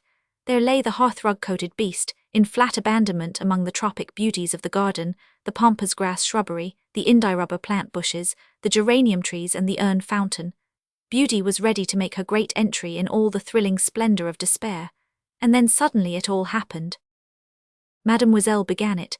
She applauded the garden scene with hurried little clappings of her quick French hands. Eliza's fat red palms followed heavily, and then someone else was clapping, 6 or 7 people, and their clapping made a dull padded sound. 9 faces instead of 2 were turned towards the stage, and 7 out of the 9 were painted, pointed paper faces, and every hand and every face was alive. The applause grew louder as Mabel glided forward, and as she paused and looked at the audience her unstudied pose of horror and amazement drew forth applause louder still. But it was not loud enough to drown the shrieks of Mademoiselle and Eliza as they rushed from the room, knocking chairs over and crushing each other in the doorway. 2 distant doors banged, Mademoiselle's door and Eliza's door. "Curtain, curtain, quick," cried Beauty Mabel in a voice that wasn't Mabel's or the Beauty's. "Jerry, those things have come alive. Oh, whatever shall we do?" Gerald in his hearthrugs leaped to his feet. Again that flat padded applause marked the swish of cloths on clothesline as Jimmy and Kathleen drew the curtains. "What's up?" they asked as they drew. "You've done it this time," said Gerald to the pink perspiring Mabel. "Oh, bother these strings." "Can't you burst them? I've done it," retorted Mabel. "I like that." "More than I do," said Gerald. "Oh, it's all right," said Mabel. "Come on. We must go and pull the things to pieces, then they can't go on being alive." "It's your fault anyhow," said Gerald with every possible absence of gallantry. "Don't you see, it's turned into a wishing ring. I knew something different was going to happen. Get my knife out of my pocket, this string's in a knot. Jimmy, Cathy, those ugly wugglies have come alive because Mabel wished it. Cut out and pull them to pieces. Jimmy and Cathy peeped through the curtain and recoiled with white faces and staring eyes. Not me, was the brief rejoinder of Jimmy. Cathy said not much, and she meant it, anyone could see that. And now as Gerald, almost free of the hearth rugs, broke his thumbnail on the stiffest blade of his knife, a thick rustling and a sharp, heavy stumping sounded beyond the curtain. They're going out, screamed Kathleen, walking out on their umbrella and broomstick legs. You can't stop them, Jerry, they're too awful. Everybody in the town'll be insane by tomorrow night if we don't stop them, cried Gerald. Here, give me the ring, I'll unwish them. A limp hand was laid on his arm. A limp hand was laid on his arm. He caught the ring from the unresisting Mabel, cried, I wish the uglies weren't alive, and tore through the door. He saw in fancy Mabel's wish undone, and the empty hall strewed with limp bolsters, hats, umbrellas, coats and gloves, prone abject properties from which the brief life had gone out forever, but the hall was crowded with live things, strange things, all horribly short as broomsticks and umbrellas are short. A limp hand gesticulated. A pointed white face with red cheeks looked up at him, and wide red lips said something, he could not tell what. The voice reminded him of the old beggar down by the bridge who had no roof to his mouth. These creatures had no roofs to their mouths, of course. They had no. Ah ure o mimi ua uhoel, said the voice again, and it had said it 4 times before Gerald could collect himself sufficiently to understand that this horror, alive and most likely quite uncontrollable, was saying with a dreadful calm, polite persistence, Can you recommend me to a good hotel? Chapter 7. Can you recommend me to a good hotel? The speaker had no inside to his head. Gerald had the best of reasons for knowing it. The speaker's coat had no shoulders inside it, only the crossbar that a jacket is slung on by careful ladies. The hand raised in interrogation was not a hand at all. It was a glove lumpily stuffed with pocket handkerchiefs, and the arm attached to it was only Kathleen's school umbrella. Yet the whole thing was alive, and was asking a definite, and for anybody else, anybody who really was a body, a reasonable question. With a sensation of inward sinking, Gerald realized that now or never was the time for him to rise to the occasion, and at the thought, he inwardly sank more deeply than before. It seemed impossible to rise in the very smallest degree.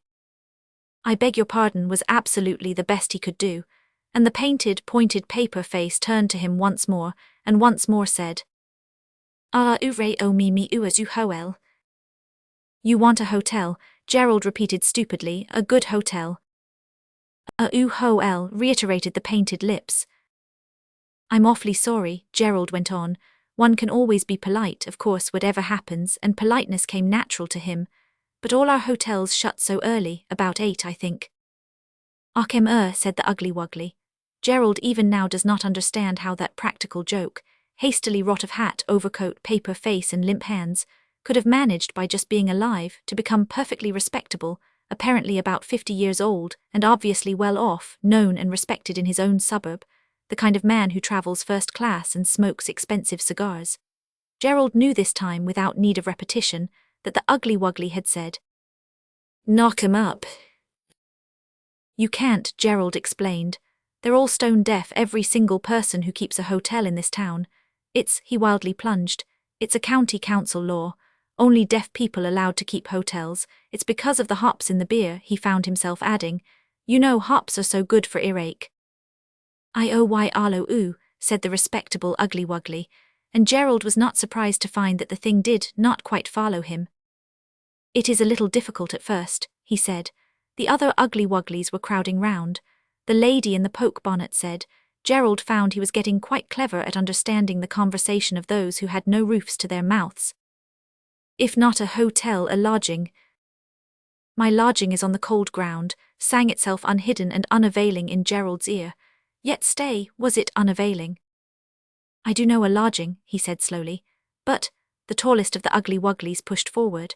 He was dressed in the old brown overcoat and top hat which always hung on the school hat stand to discourage possible burglars by deluding them into the idea that there was a gentleman of the house, and that he was at home. He had an air at once more sporting and less reserved than that of the first speaker, and anyone could see that he was not quite a gentleman. Warai wo he began, but the lady ugly wuggly in the flower-wreathed hat interrupted him. She spoke more distinctly than the others. owing, as Gerald found afterwards, to the fact that her mouth had been drawn open, and the flap cut from the aperture had been folded back, so that she really had something like a roof to her mouth, though it was only a paper one. "What I want to know," Gerald understood her to say, "is where are the carriages we ordered?" "I don't know," said Gerald, "but I'll find out. But we ought to be moving," he added. "You see, the performance is over and they want to shut up the house and put the lights out. Let's be moving." "A-H-E-U-I-G," repeated the respectable Ugly Wuggly and stepped towards the front door. "Ooh," said the flower-wreathed one, and Gerald assures me that her vermilion lips stretched in a smile. "I shall be delighted," said Gerald with earnest courtesy, "to do anything, of course. Things do happen so awkwardly when you least expect it. I could go with you and get you a lodging if you'd only wait a few moments in the yard. It's quite a superior sort of yard," he went on as a wave of surprised disdain passed over their white paper faces. "Not a common yard, you know. The pump," he added madly, "has just been painted green all over and the dustbin is enamelled iron." The Ugly Wugglies turned to each other in consultation, and Gerald gathered that the greenness of the pump and the enamelled character of the dustbin made, in their opinion, all the difference. "I'm awfully sorry," he urged eagerly, "to have to ask you to wait, but you see I've got an uncle who's quite mad, and I have to give him his gruel at 9:30. He won't feed out of any hand but mine." Gerald did not mind what he said. The only people one is allowed to tell lies to are the Ugly Wugglies. They are all clothes and have no insides because they are not human beings, but only a sort of very real visions, and therefore cannot be really deceived, though they may seem to be. Through the back door that has the blue, yellow, red and green glass in it, down the iron steps into the yard, Gerald led the way, and the Ugly Wugglies trooped after him. Some of them had boots, but the ones whose feet were only broomsticks or umbrellas found the openwork iron stairs very awkward. "If you wouldn't mind," said Gerald, "just waiting under the balcony. My uncle is so very mad. If he were to see any strangers, I mean even aristocratic ones, I couldn't answer for the consequences." "Perhaps," said the flower-hatted lady nervously, "it would be better for us to try and find a lodging ourselves." "I wouldn't advise you to," said Gerald as grimly as he knew how. "The police here arrest all strangers. It's the new law the Liberals have just made," he added convincingly. "And you'd get the sort of lodging you wouldn't care for. I couldn't bear to think of you in a prison dungeon," he added tenderly. "Papers," said the respectable Ugly Wuggly, and added something that sounded like disgraceful state of things. However, they ranged themselves under the iron balcony. Gerald gave one last look at them and wondered in his secret heart why he was not frightened, though in his outside mind he was congratulating himself on his bravery. For the things did look rather horrid. In that light it was hard to believe that they were really only clothes and pillows and sticks, with no insides. As he went up the steps he heard them talking among themselves, in that strange language of theirs, all oohs and ahs, and he thought he distinguished the voice of the respectable Ugly Wuggly saying, "Most gentlemanly lad," and the wreathed-hatted lady answering warmly, "Yes, indeed." The coloured glass door closed behind him. Behind him was the yard, peopled by 7 impassable creatures. Before him lay the silent house, peopled, as he knew very well, by 5 human beings as frightened as human beings could be. You think, perhaps, that Ugly Wugglies are nothing to be frightened of. That's only because you have never seen one come alive. You just make one any old suit of your father's, and a hat that he isn't wearing, a bolster or 2, a painted paper face, a few sticks and a pair of boots will do the trick. Get your father to lend you a wishing ring, give it back to him when it has done its work, and see how you feel then. Of course the reason why Gerald was not afraid was that he had the ring, and as you have seen, the wearer of that is not frightened by anything unless he touches that thing. But Gerald knew well enough how the others must be feeling. That was why he stopped for a moment in the hall to try and imagine what would have been most soothing to him if he had been as terrified as he knew they were. "Cathy, I say, what ho, Jimmy, Mabel ahoy," he cried in a loud, cheerful voice that sounded very unreal to himself. The dining-room door opened a cautious inch. "I say, such larks," Gerald went on, shoving gently at the door with his shoulder. "Look out, what are you keeping the door shut for?" "Are you alone?" asked Kathleen in hushed, breathless tones. "Yes, of course, don't be a duffer." The door opened, revealing 3 scared faces and the disarranged chairs where that odd audience had sat. "Where are they? Have you unwished them? We heard them talking. Horrible." "They're in the yard," said Gerald with the best imitation of joyous excitement that he could manage. It is such fun. They're just like real people, quite kind and jolly. It's the most ripping lark. Don't let on to Mademoiselle and Eliza. I'll square them. Then Kathleen and Jimmy must go to bed and I'll see Mabel home, and as soon as we get outside I must find some sort of lodging for the ugly wugglies. They are such fun though. I do wish you could all go with me. Fun, echoed Kathleen dismally and doubting. Perfectly killing, Gerald asserted resolutely. Now you just listen to what I say to Mademoiselle and Eliza and back me up for all you're worth. But, said Mabel, you can't mean that you're going to leave me alone directly we get out and go off with those horrible creatures. They look like fiends. You wait till you've seen them close, Gerald advised. Why, they're just ordinary. The first thing one of them did was to ask me to recommend it to a good hotel. I couldn't understand it at first because it has no roof to its mouth, of course. It was a mistake to say that. Gerald knew it at once. Mabel and Kathleen were holding hands in a way that plainly showed how a few moments ago they had been clinging to each other in an agony of terror. Now they clung again. And Jimmy, who was sitting on the edge of what had been the stage, kicking his boots against the pink counterpane, shuddered visibly. It doesn't matter, Gerald explained. About the roofs, I mean, you soon get to understand. I heard them say I was a gentlemanly lad as I was coming away. They wouldn't have cared to notice a little thing like that if they'd been fiends, you know. It doesn't matter how gentlemanly they think you, if you don't see me home you aren't, that's all. Are you going too? Mabel demanded. Of course I am, we shall have no end of a lark. Now for Mademoiselle. He had put on his coat as he spoke and now ran up the stairs. The others, herding in the hall, could hear his light-hearted "There's nothing unusual the matter, whatever did you bolt like that for a knock at Mademoiselle's door?" The reassuring, "It's only me, Gerald, you know," the pause, the opening of the door and the low-voiced parley that followed. Then Mademoiselle and Gerald at Eliza's door, voices of reassurance. Eliza's terror, bluntly voluble, tactfully soothed. "Wonder what lies he's telling them," Jimmy grumbled. "Oh, not lies," said Mabel. "He's only telling them as much of the truth as it's good for them to know." "If you'd been a man," said Jimmy witheringly, "you'd have been a beastly Jesuit and hid up chimneys." "If I were only just a boy," Mabel retorted, "I shouldn't be scared out of my life by a pack of old coats." "I'm so sorry you were frightened," Gerald's honeyed tones floated down the staircase. "We didn't think about you being frightened, and it was a good trick, wasn't it?" "There," whispered Jimmy, "he's been telling her it was a trick of ours." "Well, so it was," said Mabel stoutly. "It was indeed a wonderful trick," said Mademoiselle. "And how did you move the mannequins?" "Oh, we've often done it. With strings, you know," Gerald explained. "That's true, too," Kathleen whispered. "Wonder what lies he's telling them," Jimmy grumbled. "Wonder what lies he's telling them," Jimmy grumbled. "Let us see you do once again this trick so remarkable," said Mademoiselle, arriving at the bottom stair mat. "Oh, I've cleared them all out," said Gerald. "So he has," from Kathleen aside to Jimmy. "We were so sorry you were startled, we thought you wouldn't like to see them again." "Then," said Mademoiselle brightly, as she peeped into the untidy dining room and saw that the figures had indeed vanished, "if we supped and discoursed of your beautiful piece of theatre." Gerald explained fully how much his brother and sister would enjoy this. As for him, Mademoiselle would see that it was his duty to escort Mabel home, and kind as it was of Mademoiselle to ask her to stay the night, it could not be, on account of the frenzied and anxious affection of Mabel's aunt. And it was useless to suggest that Eliza should see Mabel home, because Eliza was nervous at night unless accompanied by her gentleman friend.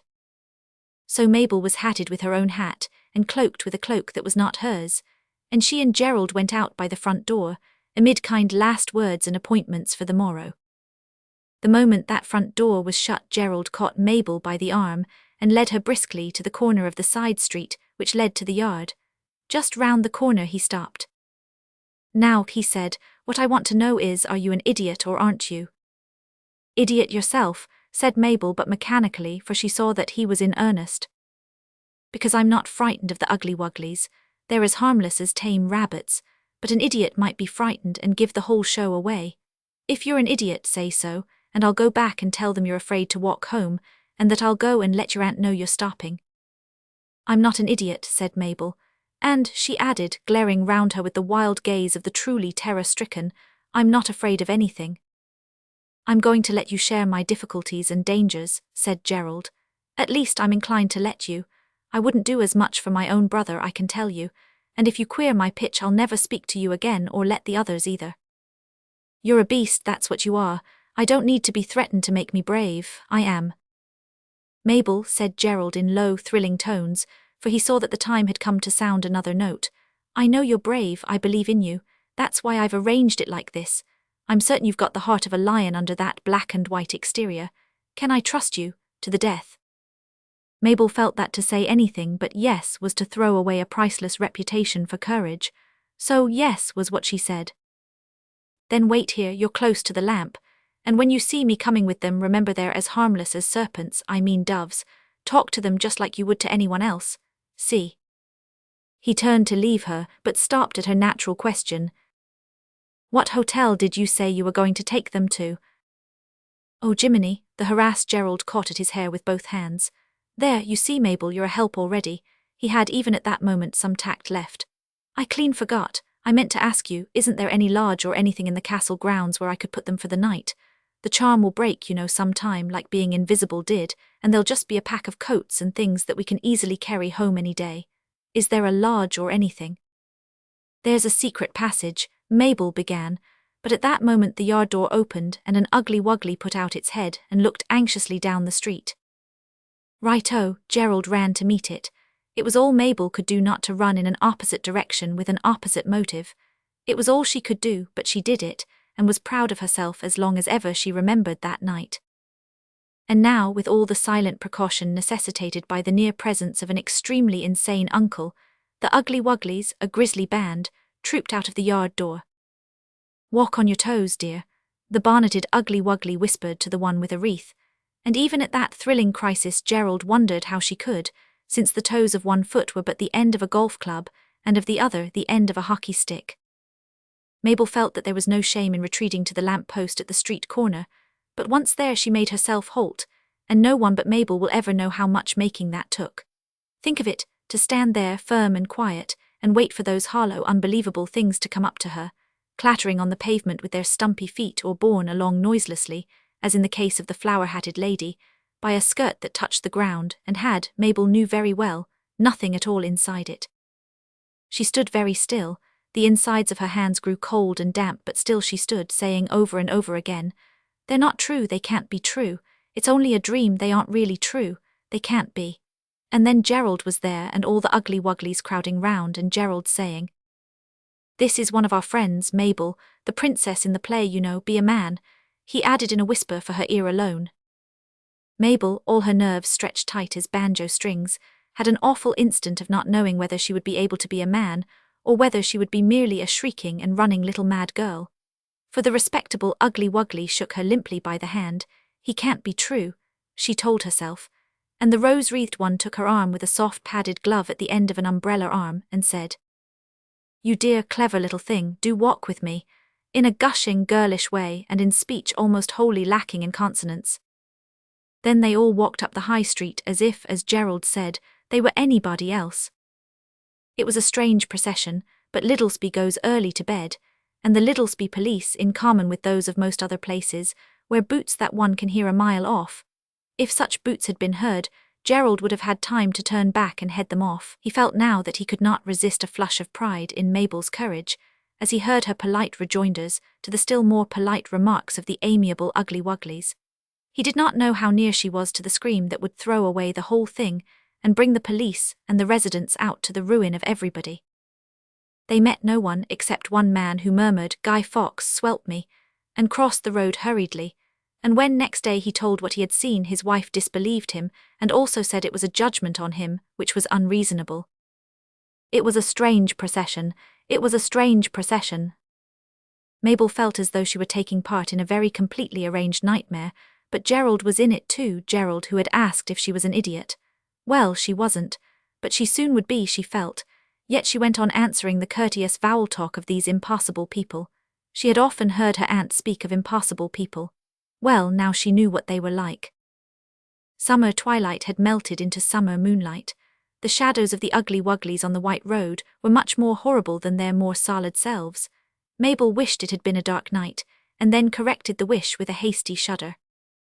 Gerald, submitting to a searching interrogatory from the tall-hatted Ugly Wuggly as to his schools, his sports, pastimes, and ambitions, wondered how long the spell would last.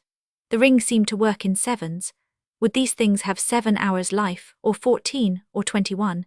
His mind lost itself in the intricacies of the 7 times table, a teaser at the best of times, and only found itself with a shock when the procession found itself at the gates of the castle grounds. Locked, of course. You see, he explained, as the Ugly Wugglies vainly shook the iron gates with incredible hands, it's so very late.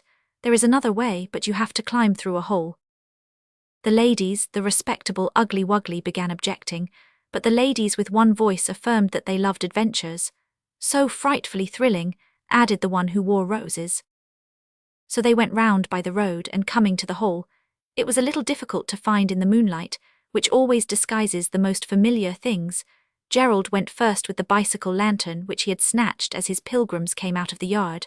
The shrinking Mabel followed, and then the Ugly Wugglies, with hollow rattlings of their wooden limbs against the stone, crept through, and with strange vowel sounds of general amazement, manly courage, and feminine nervousness, followed the light along the passage through the fern-hung cutting and under the arch.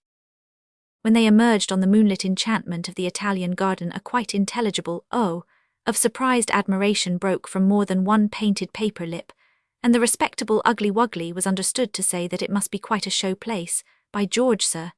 Yes. Those marble terraces and artfully serpentining gravel walks surely never had echoed to steps so strange. No shadows so wildly unbelievable had, for all its enchantments, ever fallen on those smooth, grey, dewy lawns. Gerald was thinking this, or something like it. What he really thought was, I bet there never was such a go as this, even here. When he saw the statue of Hermes leap from its pedestal and run towards him and his company with all the lively curiosity of a street boy eager to be in at a street fight, he saw, too, that he was the only one who perceived that white advancing presence, and he knew that it was the ring that let him see what by others could not be seen. He slipped it from his finger. Yes, Hermes was on his pedestal, still as the snowman you make in the Christmas holidays. He put the ring on again, and there was Hermes, circling round the group and gazing deep in each unconscious Ugly Wuggly face. This seems a very superior hotel, the tall-hatted Ugly Wuggly was saying. The grounds are laid out with what you might call taste. We should have to go in by the back door, said Mabel suddenly. The front door's locked at 9:30. A short, stout Ugly Wuggly in a yellow and blue cricket cap, who had hardly spoken, muttered something about an escapade, and about feeling quite young again. And now they had skirted the marble-edged pool where the gold fish swam and glimmered, and where the great prehistoric beast had come down to bathe and drink. The water flashed white diamonds in the moonlight, and Gerald alone of them all saw that the scaly-plated vast lizard was even now rolling and wallowing there among the lily pads. They hastened up the steps of the Temple of Flora. The back of it, where no elegant arch opened to the air, was against one of those sheer hills, almost cliffs, that diversified the landscape of that garden. Mabel passed behind the statue of the goddess, fumbled a little, and then Gerald's lantern, flashing like a searchlight, showed a very high and very narrow doorway. The stone that was the door and that had closed it revolved slowly under the touch of Mabel's fingers. This way, she said, and panted a little. The back of her neck felt cold and goose-fleshy. You lead the way, my lad, with the lantern, said the suburban Ugly Wuggly in his bluff, agreeable way. I must stay behind to close the door, said Gerald. The princess can do that. We'll help her, said the wreathed one with effusion, and Gerald thought her horribly officious. He insisted gently that he would be the one responsible for the safe shutting of that door. You wouldn't like me to get into trouble, I'm sure, he urged, and the Ugly Wugglies, for the last time kind and reasonable, agreed that this of all things they would most deplore. You take it, Gerald urged, pressing the bicycle lamp on the elderly Ugly Wuggly. You're the natural leader, go straight ahead. Are there any steps? He asked Mabel in a whisper. Not for ever so long, she whispered back. It goes on for ages and then twists round. Whispering, said the smallest Ugly Wuggly suddenly, ain't manners. He hasn't any anyhow, whispered the Lady Ugly Wuggly. Don't mind him, quite a self-made man, and squeezed Mabel's arm with horrible confidential flabbiness. The respectable Ugly Wuggly leading with the lamp, the others following trustfully, one and all disappeared into that narrow doorway, and Gerald and Mabel standing without, hardly daring to breathe lest a breath should retard the procession, almost sobbed with relief. Prematurely, as it turned out, for suddenly there was a rush and a scuffle inside the passage, and as they strove to close the door, the Ugly Wugglies fiercely pressed to open it again.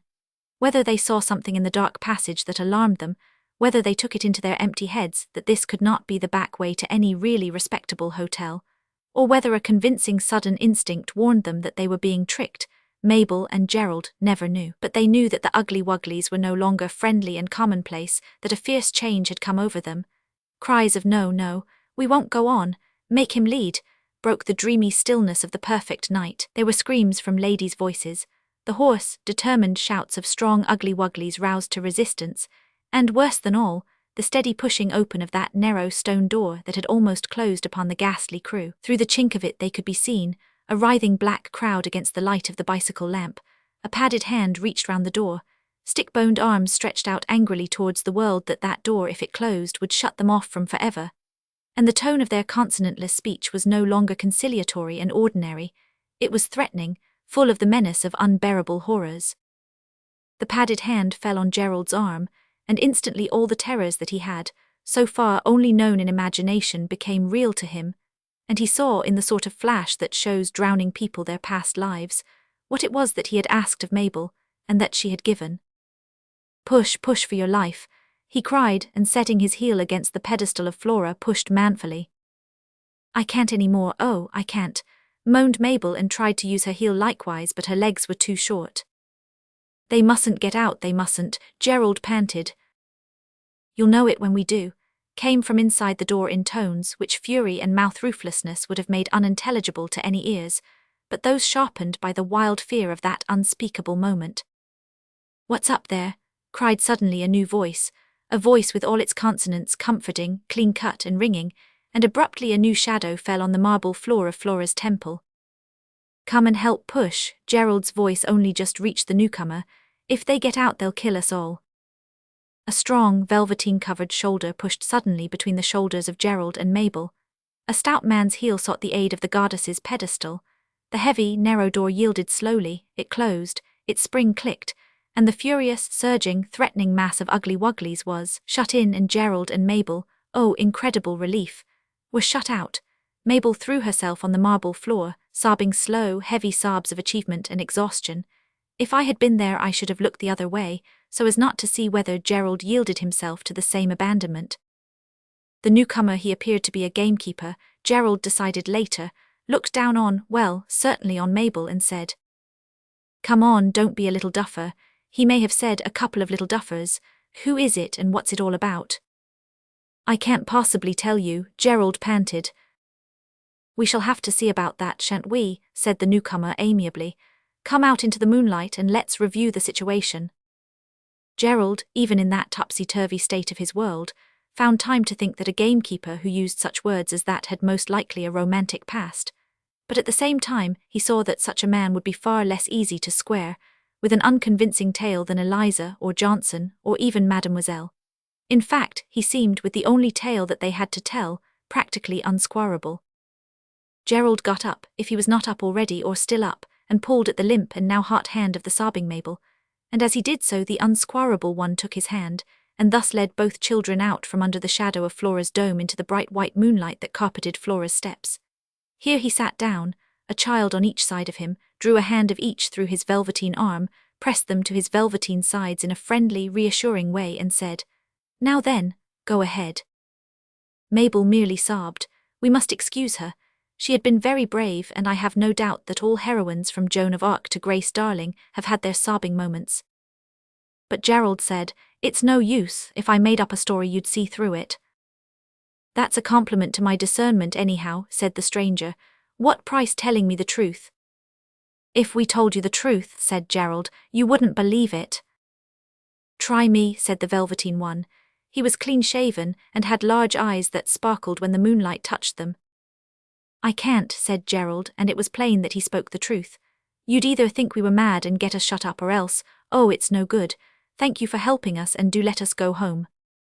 "I wonder," said the stranger musingly, "whether you have any imagination." "Considering that we invented them," Gerald hotly began and stopped with late prudence. If by them you mean the people whom I helped you to imprison in yonder tomb, said the stranger, loosing Mabel's hand to put his arm round her, remember that I saw and heard them, and with all respect to your imagination, I doubt whether any invention of yours would be quite so convincing. Gerald put his elbows on his knees and his chin in his hands. Collect yourself, said the one in velveteen, and while you are collecting, let me just put the thing from my point of view. I think you hardly realize my position. I come down from London to take care of a big estate. I thought you were a gamekeeper, put in Gerald. Mabel put her head on the stranger's shoulder. Hero in disguise then, I know, she sniffed. Not at all, said he. Bailiff would be nearer the mark.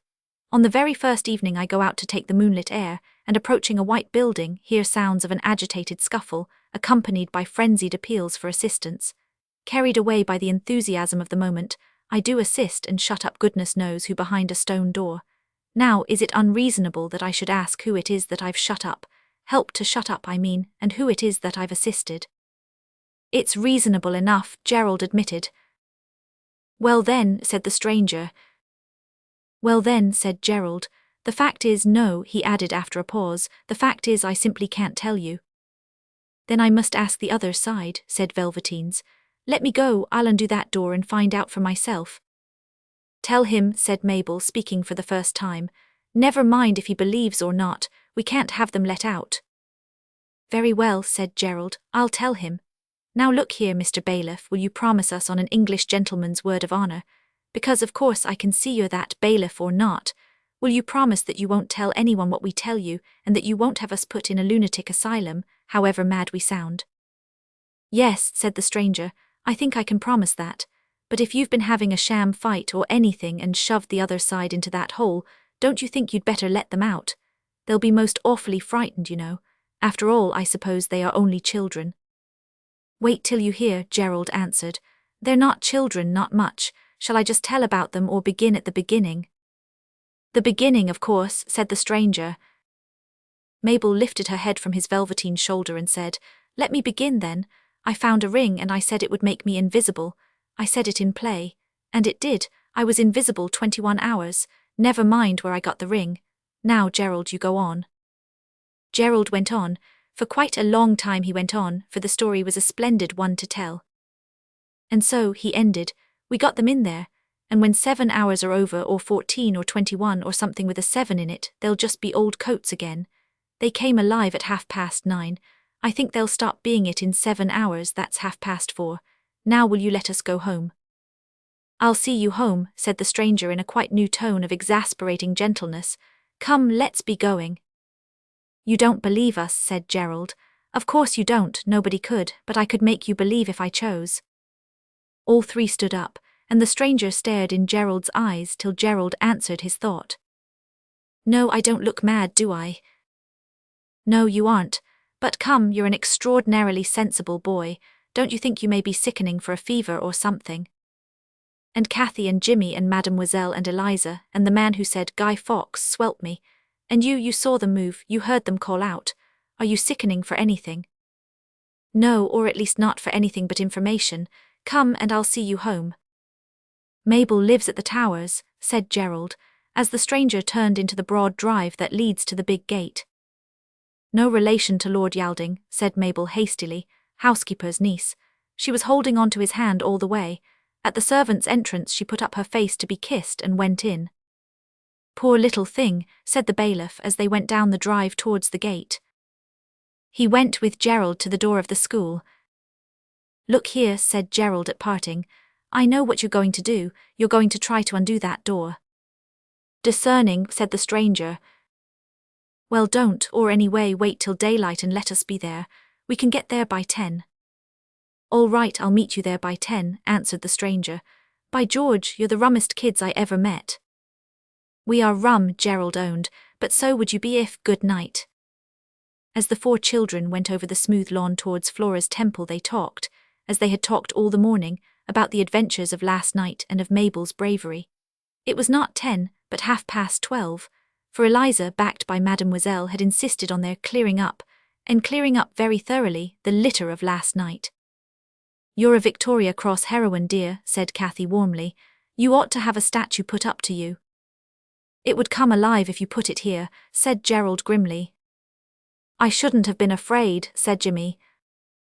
By daylight, Gerald assured him, everything looks so jolly different. I do hope he'll be there, Mabel said. He was such a dear, Cathy, a perfect bailiff with the soul of a gentleman. A painted pointed paper face peered out.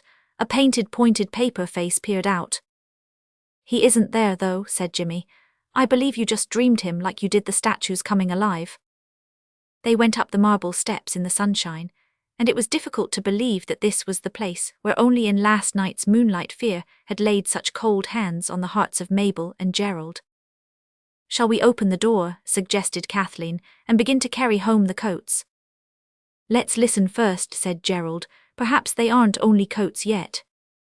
They laid ears to the hinges of the stone door, behind which last night the ugly wugglies had shrieked and threatened. All was still as the sweet morning itself. It was as they turned away that they saw the man they had come to meet. He was on the other side of Flora's pedestal, but he was not standing up. He lay there, quite still on his back, his arms flung wide.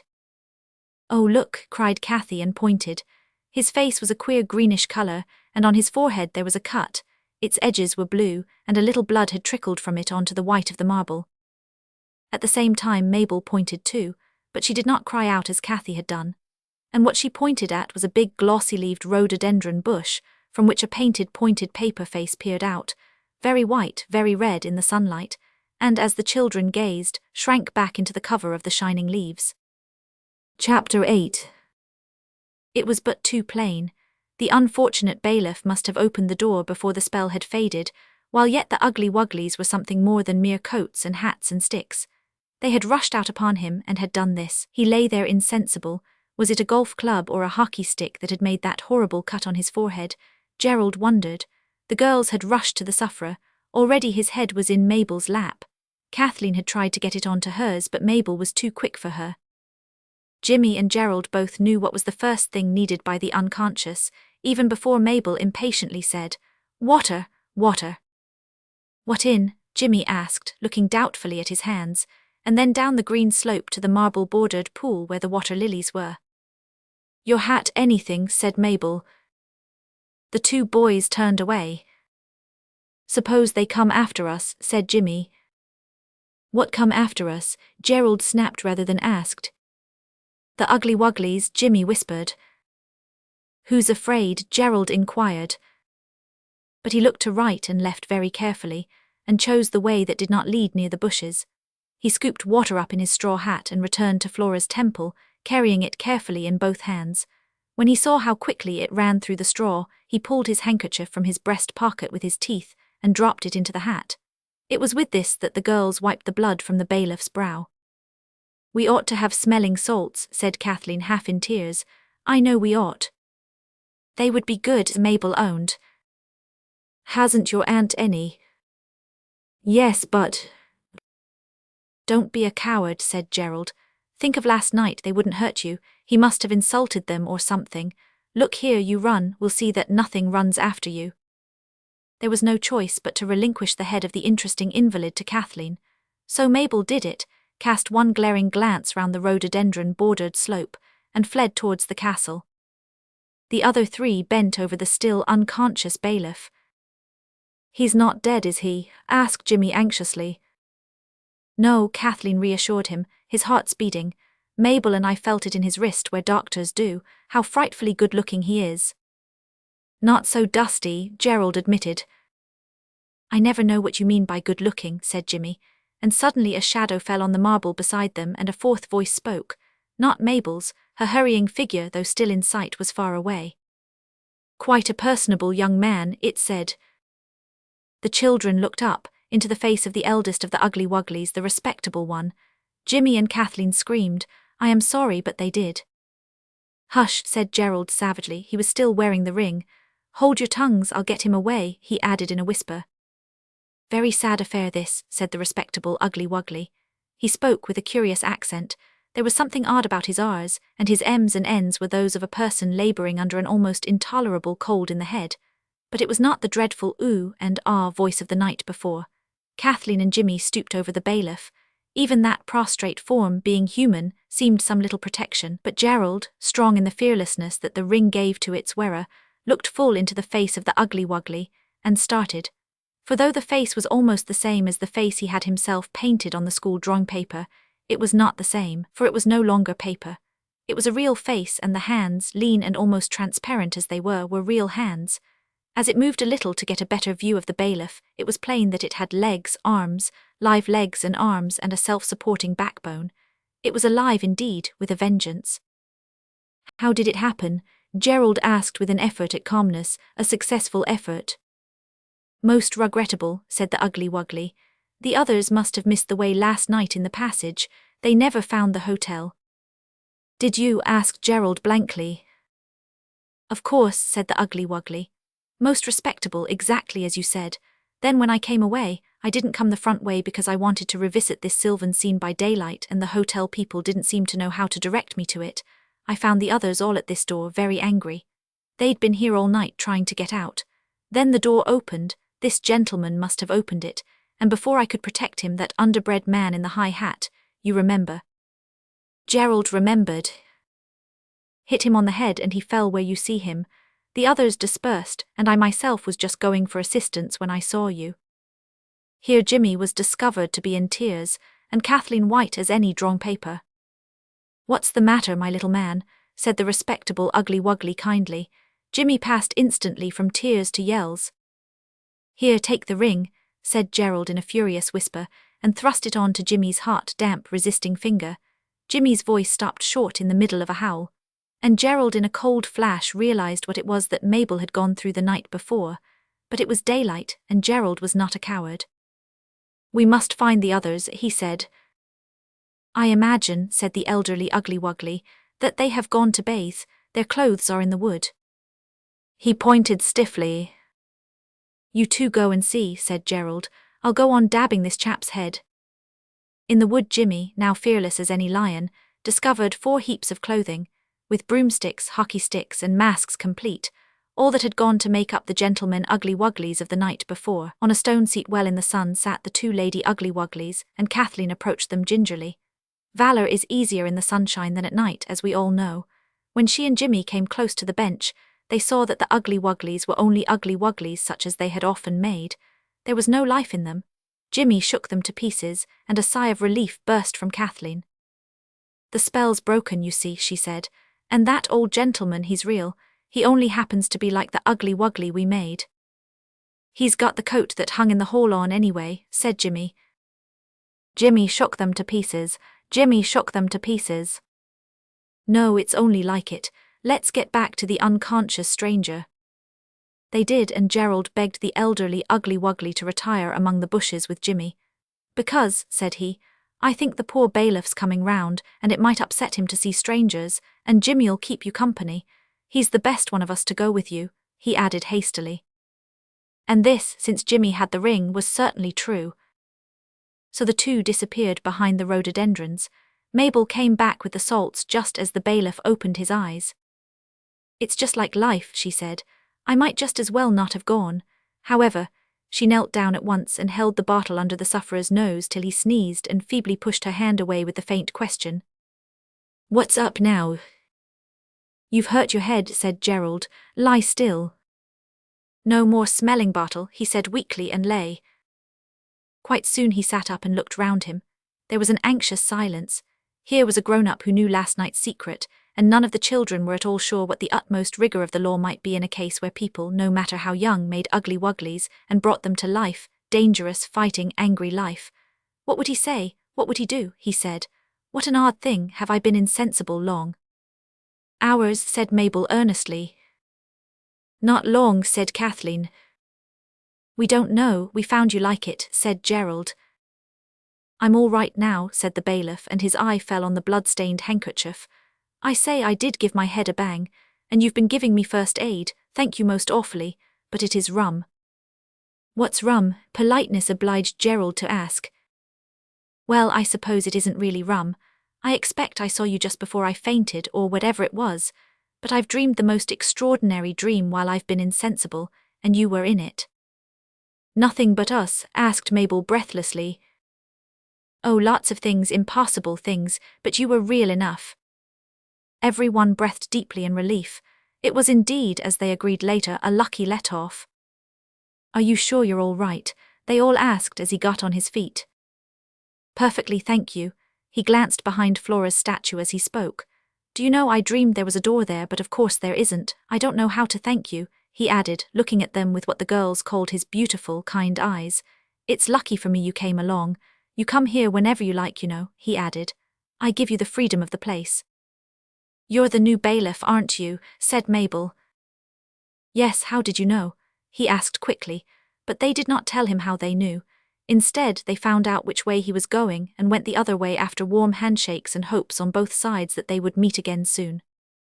I'll tell you what, said Gerald, as they watched the tall, broad figure of the bailiff grow smaller across the hot green of the grass slope. Have you got any idea of how we're going to spend the day? Because I have. The others hadn't. We'll get rid of that ugly-wuggly. Oh, we'll find a way right enough. And directly we've done it, we'll go home and seal up the ring in an envelope so that its teeth'll be drawn and it'll be powerless to have unforeseen larks with us. Then we'll get out on the roof and have a quiet day, books and apples. I'm about fed up with adventures, so I tell you. The others told him the same thing. Now think, said he, think as you never thought before, how to get rid of that ugly-wuggly. Everyone thought, but their brains were tired with anxiety and distress, and the thoughts they thought were, as Mabel said, not worth thinking, let alone saying. I suppose Jimmy's all right, said Kathleen anxiously. Oh, he's all right, he's got the ring, said Gerald. I hope he won't go wishing anything rotten, said Mabel, but Gerald urged her to shut up and let him think. I think best sitting down, he said, and sat. And sometimes you can think best aloud. The ugly-wuggly's real, don't make any mistake about that. And he got made real inside that passage. If we could get him back there, he might get changed again, and then we could take the coats and things back.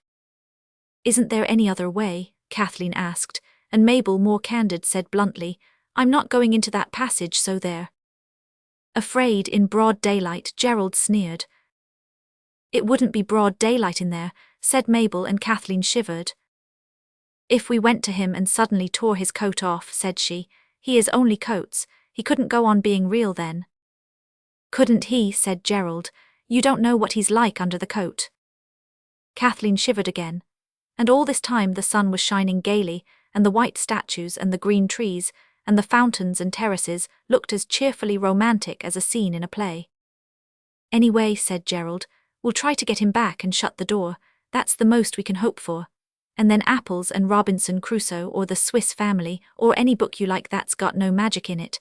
Now we've just got to do it. And he's not horrid now, really he isn't. He's real, you see. I suppose that makes all the difference, said Mabel, and tried to feel that perhaps it did. And it's broad daylight, just look at the sun, Gerald insisted. Come on. He took a hand of each, and they walked resolutely towards the bank of rhododendrons behind which Jimmy and the ugly-wuggly had been told to wait, and as they went Gerald said, He's real, the sun's shining, it'll all be over in a minute. And he said these things again and again, so that there should be no mistake about them. As they neared the bushes, the shining leaves rustled, shivered, and parted, and before the girls had time to begin to hang back, Jimmy came blinking out into the sunlight. The boughs closed behind him, and they did not stir or rustle for the appearance of anyone else. Jimmy was alone. Where is it? Asked the girls in one breath. Walking up and down in a fur walk, said Jimmy, doing sums in a book. He says he's most frightfully rich, and he's got to get up to town to the Starks or something, where they change papers into gold if you're clever, he says. I should like to go to the Stark-Exchange, wouldn't you? I don't seem to care very much about changes, said Gerald. I've had enough, show us where he is, we must get rid of him. He's got a motorcar, Jimmy went on, parting the warm, varnished-looking rhododendron leaves, and a garden with a tennis court and a lake and a carriage and pair, and he goes to Athens for his holiday sometimes, just like other people go to Margate. The best thing, said Gerald, following through the bushes, will be to tell him the shortest way out is through that hotel that he thinks he found last night. Then we get him into the passage, give him a push, fly back and shut the door. He'll starve to death in there, said Kathleen, if he's really real. I expect it doesn't last long, the ring magics don't, anyway, it's the only thing I can think of. He's frightfully rich, Jimmy went on unheeding amid the cracking of the bushes. He's building a public library for the people where he lives, and having his portrait painted to put in it. He thinks they'll like that. The belt of rhododendrons was past, and the children had reached a smooth grass walk bordered by tall pines and firs of strange different kinds. He's just round that corner, said Jimmy. He's simply rolling in money. He doesn't know what to do with it. He's been building a horse trough and drinking fountain with a bust of himself on top. Why doesn't he build a private swimming bath close to his bed so that he can just roll off into it of a morning? I wish I was rich. I'd soon show him. That's a sensible wish, said Gerald. I wonder we didn't think of doing that. Oh, crikey, he added, and with reason. For there in the green shadows of the pine walk in the woodland silence, broken only by rustling leaves and the agitated breathing of the three unhappy others, Jimmy got his wish. By quick but perfectly plain to be seen degrees Jimmy became rich. And the horrible thing was that though they could see it happening, they did not know what was happening, and could not have stopped it if they had. All they could see was Jimmy, their own Jimmy, whom they had larked with and quarrelled with and made it up with ever since they could remember, Jimmy continuously and horribly growing old. The whole thing was over in a few seconds, yet in those few seconds they saw him grow to youth, a young man, a middle-aged man. And then with a sort of shivering shock, unspeakably horrible and definite, he seemed to settle down into an elderly gentleman, handsomely but rather dowdily dressed, who was looking down at them through spectacles, and asking them the nearest way to the railway station. If they had not seen the change take place in all its awful details, they would never have guessed that this stout, prosperous, elderly gentleman with the high hat, the frock coat, and the large red seal dangling from the curve of a portly waistcoat was their own Jimmy. But as they had seen it, they knew the dreadful truth. "Oh, Jimmy, don't," cried Mabel desperately. Gerald said, "This is perfectly beastly," and Kathleen broke into wild weeping. "Don't cry, little girl," said that which had been Jimmy, "and you boy, can't you give a civil answer to a civil question?" "He doesn't know us," wailed Kathleen. "Who doesn't know you?" said that which had been impatiently. Why, you don't," Kathleen sobbed. "I certainly don't," returned that which, "but surely that need not distress you so deeply." "Oh, Jimmy, Jimmy, Jimmy," Kathleen sobbed louder than before. "He doesn't know us," Gerald owned. "Or look here, Jimmy, why you aren't kidding, are you? Because if you are, it's simply abject rot." "My name is Mr.," said that which had been Jimmy and gave the name correctly. "By the way, it will perhaps be shorter to call this elderly stout person who was Jimmy grown rich by some simpler name than I have just used. Let us call him that, short for that which had been Jimmy." "What are we to do?" whispered Mabel awestruck, and aloud she said, "Oh, Mr. James, or whatever you call yourself, do give me the ring," for on that's finger the fatal ring showed plain. "Certainly not," said that firmly. "You appear to be a very grasping child." "But what are you going to do?" Gerald asked in the flat tones of complete hopelessness. "Your interest is very flattering," said that. "Will you tell me, or won't you, the way to the nearest railway station?" "No," said Gerald, "we won't." "Then," said that still politely, though quite plainly furious, "perhaps you'll tell me the way to the nearest lunatic asylum." "Oh, no, no, no," cried Kathleen, "you're not so bad as that." "Perhaps not, but you are," that retorted. "If you're not lunatics, you're idiots. However, I see a gentleman ahead who is perhaps sane. In fact, I seem to recognize him." A gentleman indeed was now to be seen approaching. It was the elderly Ugly Wuggly. "Oh, don't you remember Jerry?" Kathleen cried, "and Cathy, your own Cathy Pusscat. Dear, dear Jimmy, don't be so silly." "Little girl," said that, looking at her crossly through his spectacles, "I am sorry you have not been better brought up." And he walked stiffly towards the Ugly Wuggly. 2 hats were raised, a few words were exchanged, and 2 elderly figures walked side by side down the green pine walk, followed by 3 miserable children, horrified, bewildered, alarmed, and what is really worse than anything, quite at their wits' end. "He wished to be rich, so of course he is," said Gerald. "He'll have money for tickets and everything." 2 hats were raised, 2 hats were raised. "And when the spell breaks, it's sure to break, isn't it? He'll find himself somewhere awful, perhaps in a really good hotel, and not know how he got there." "I wonder how long the Ugly Wugglies lasted," said Mabel. "Yes," Gerald answered, "that reminds me. You 2 must collect the coats and things. Hide them anywhere you like and we'll carry them home tomorrow, if there is any tomorrow," he added darkly. "Oh, don't," said Kathleen, once more breathing heavily on the verge of tears. You wouldn't think everything could be so awful, and the sun shining like it does." "Look here," said Gerald, "of course I must stick to Jimmy. You two must go home to Mademoiselle and tell her Jimmy and I have gone off in the train with a gentleman, say he looked like an uncle. He does, some kinds of uncle. There'll be a beastly row afterwards, but it's got to be done." "It all seems thick with lies," said Kathleen. "You don't seem to be able to get a word of truth in edgewise hardly." "Don't you worry," said her brother. "They aren't lies, they're as true as anything else in this magic rot we've got mixed up in. It's like telling lies in a dream, you can't help it." "Well, all I know is I wish it would stop." "Lot of use you're wishing, that is," said Gerald, exasperated. "So long, I've got to go and you've got to stay. If it's any comfort to you, I don't believe any of it's real, it can't be, it's too thick. Tell Mademoiselle Jimmy and I will be back to tea. If we don't happen to be, I can't help it. I can't help anything except perhaps Jimmy." He started to run, for the girls had lagged, and the ugly wuggly and that late Jimmy had quickened their pace. The girls were left looking after them. "We've got to find these clothes," said Mabel. "Simply got to. I used to want to be a heroine. It's different when it really comes to being, isn't it?" "Yes, very," said Kathleen. "Where shall we hide the clothes when we've got them? Not that passage." "Never," said Mabel firmly. "We'll hide them inside the great stone dinosaurus. He's hollow." "He comes alive in his stone," said Kathleen. "Not in the sunshine he doesn't," Mabel told her confidently, "and not without the ring." "There won't be any apples and books today," said Kathleen. "No, but we'll do the babiest thing we can do the minute we get home. We'll have a doll's tea party. That'll make us feel as if there wasn't really any magic." "It'll have to be a very strong tea party then," said Kathleen doubtfully. And now we see Gerald, a small but quite determined figure, paddling along in the soft white dust of the sunny road, in the wake of two elderly gentlemen.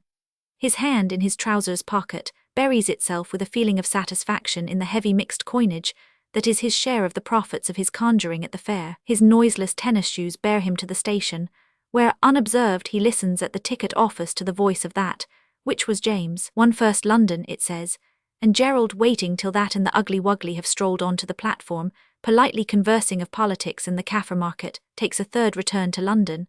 The train strides in, squeaking and puffing. The watch take their seats in a carriage blue-lined. The watcher springs into a yellow wooden compartment. A whistle sounds, a flag is waved. The train pulls itself together, strains, jerks and starts. Mabel hands up the clothes and the sticks. Mabel hands up the clothes and the sticks. "I don't understand," says Gerald, alone in his third-class carriage, "how railway trains and magic can go on at the same time." And yet they do.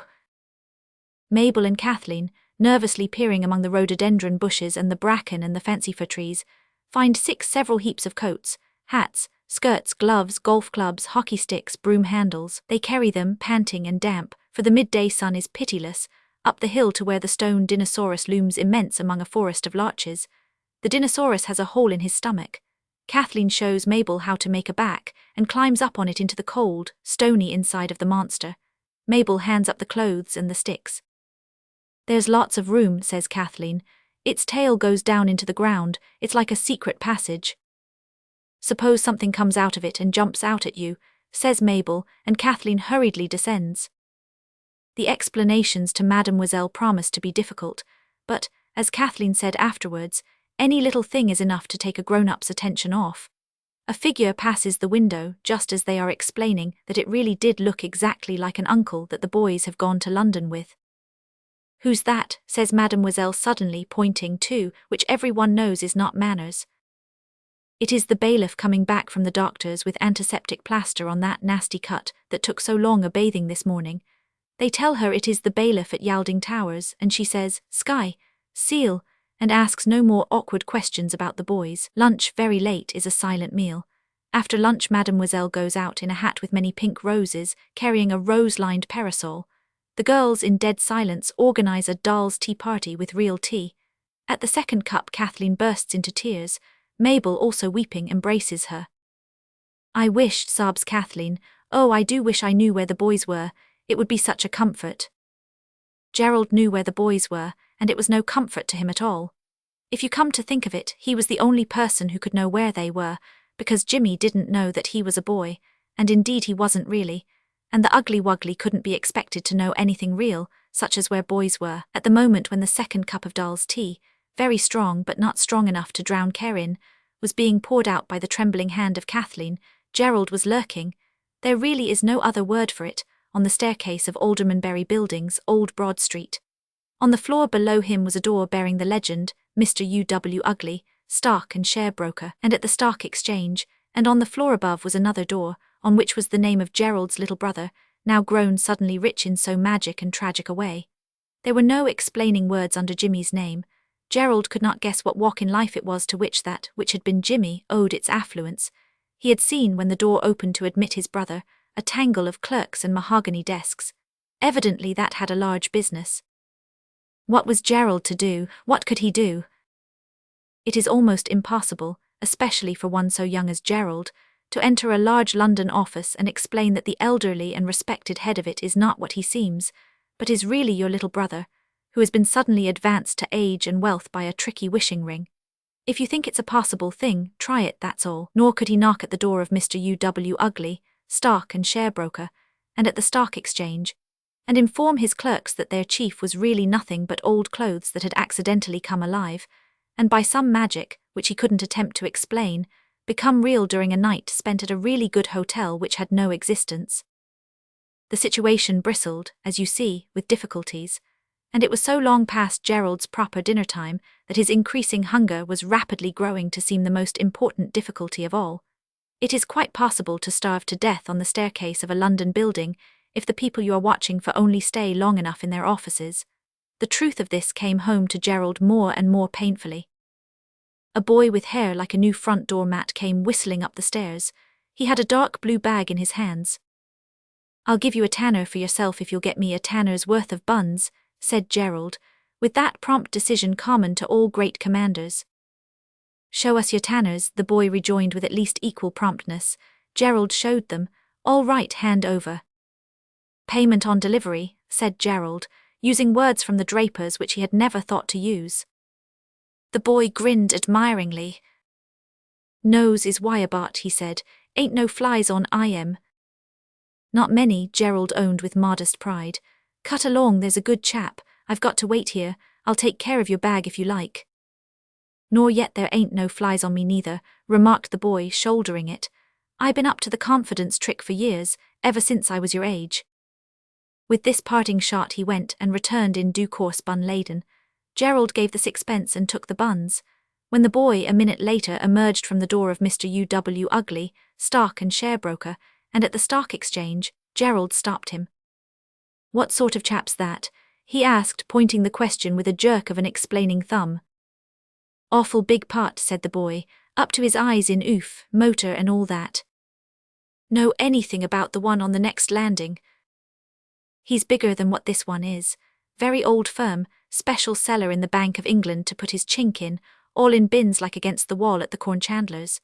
Jiminy, I wouldn't mind half an hour in there and the doors open and the police away at a beano. Not much, neither, you'll bust if you eat all them buns." "Have one," Gerald responded and held out the bag. "They say in our office," said the boy, paying for the bun honourably with unasked information, "as these two is all for cutting each other's throats. Oh, only in the way of business, been at it for years." Gerald wildly wondered what magic and how much had been needed to give history and a past to these two things of yesterday, the rich Jimmy and the ugly wuggly. If he could get them away, would all memory of them fade? In this boy's mind, for instance, in the minds of all the people who did business with them in the city. Would the mahogany and clerk-furnished offices fade away? Were the clerks real? Was the mahogany? Was he himself real? Was the boy? "Can you keep a secret?" he asked the other boy. "Are you on for a lark?"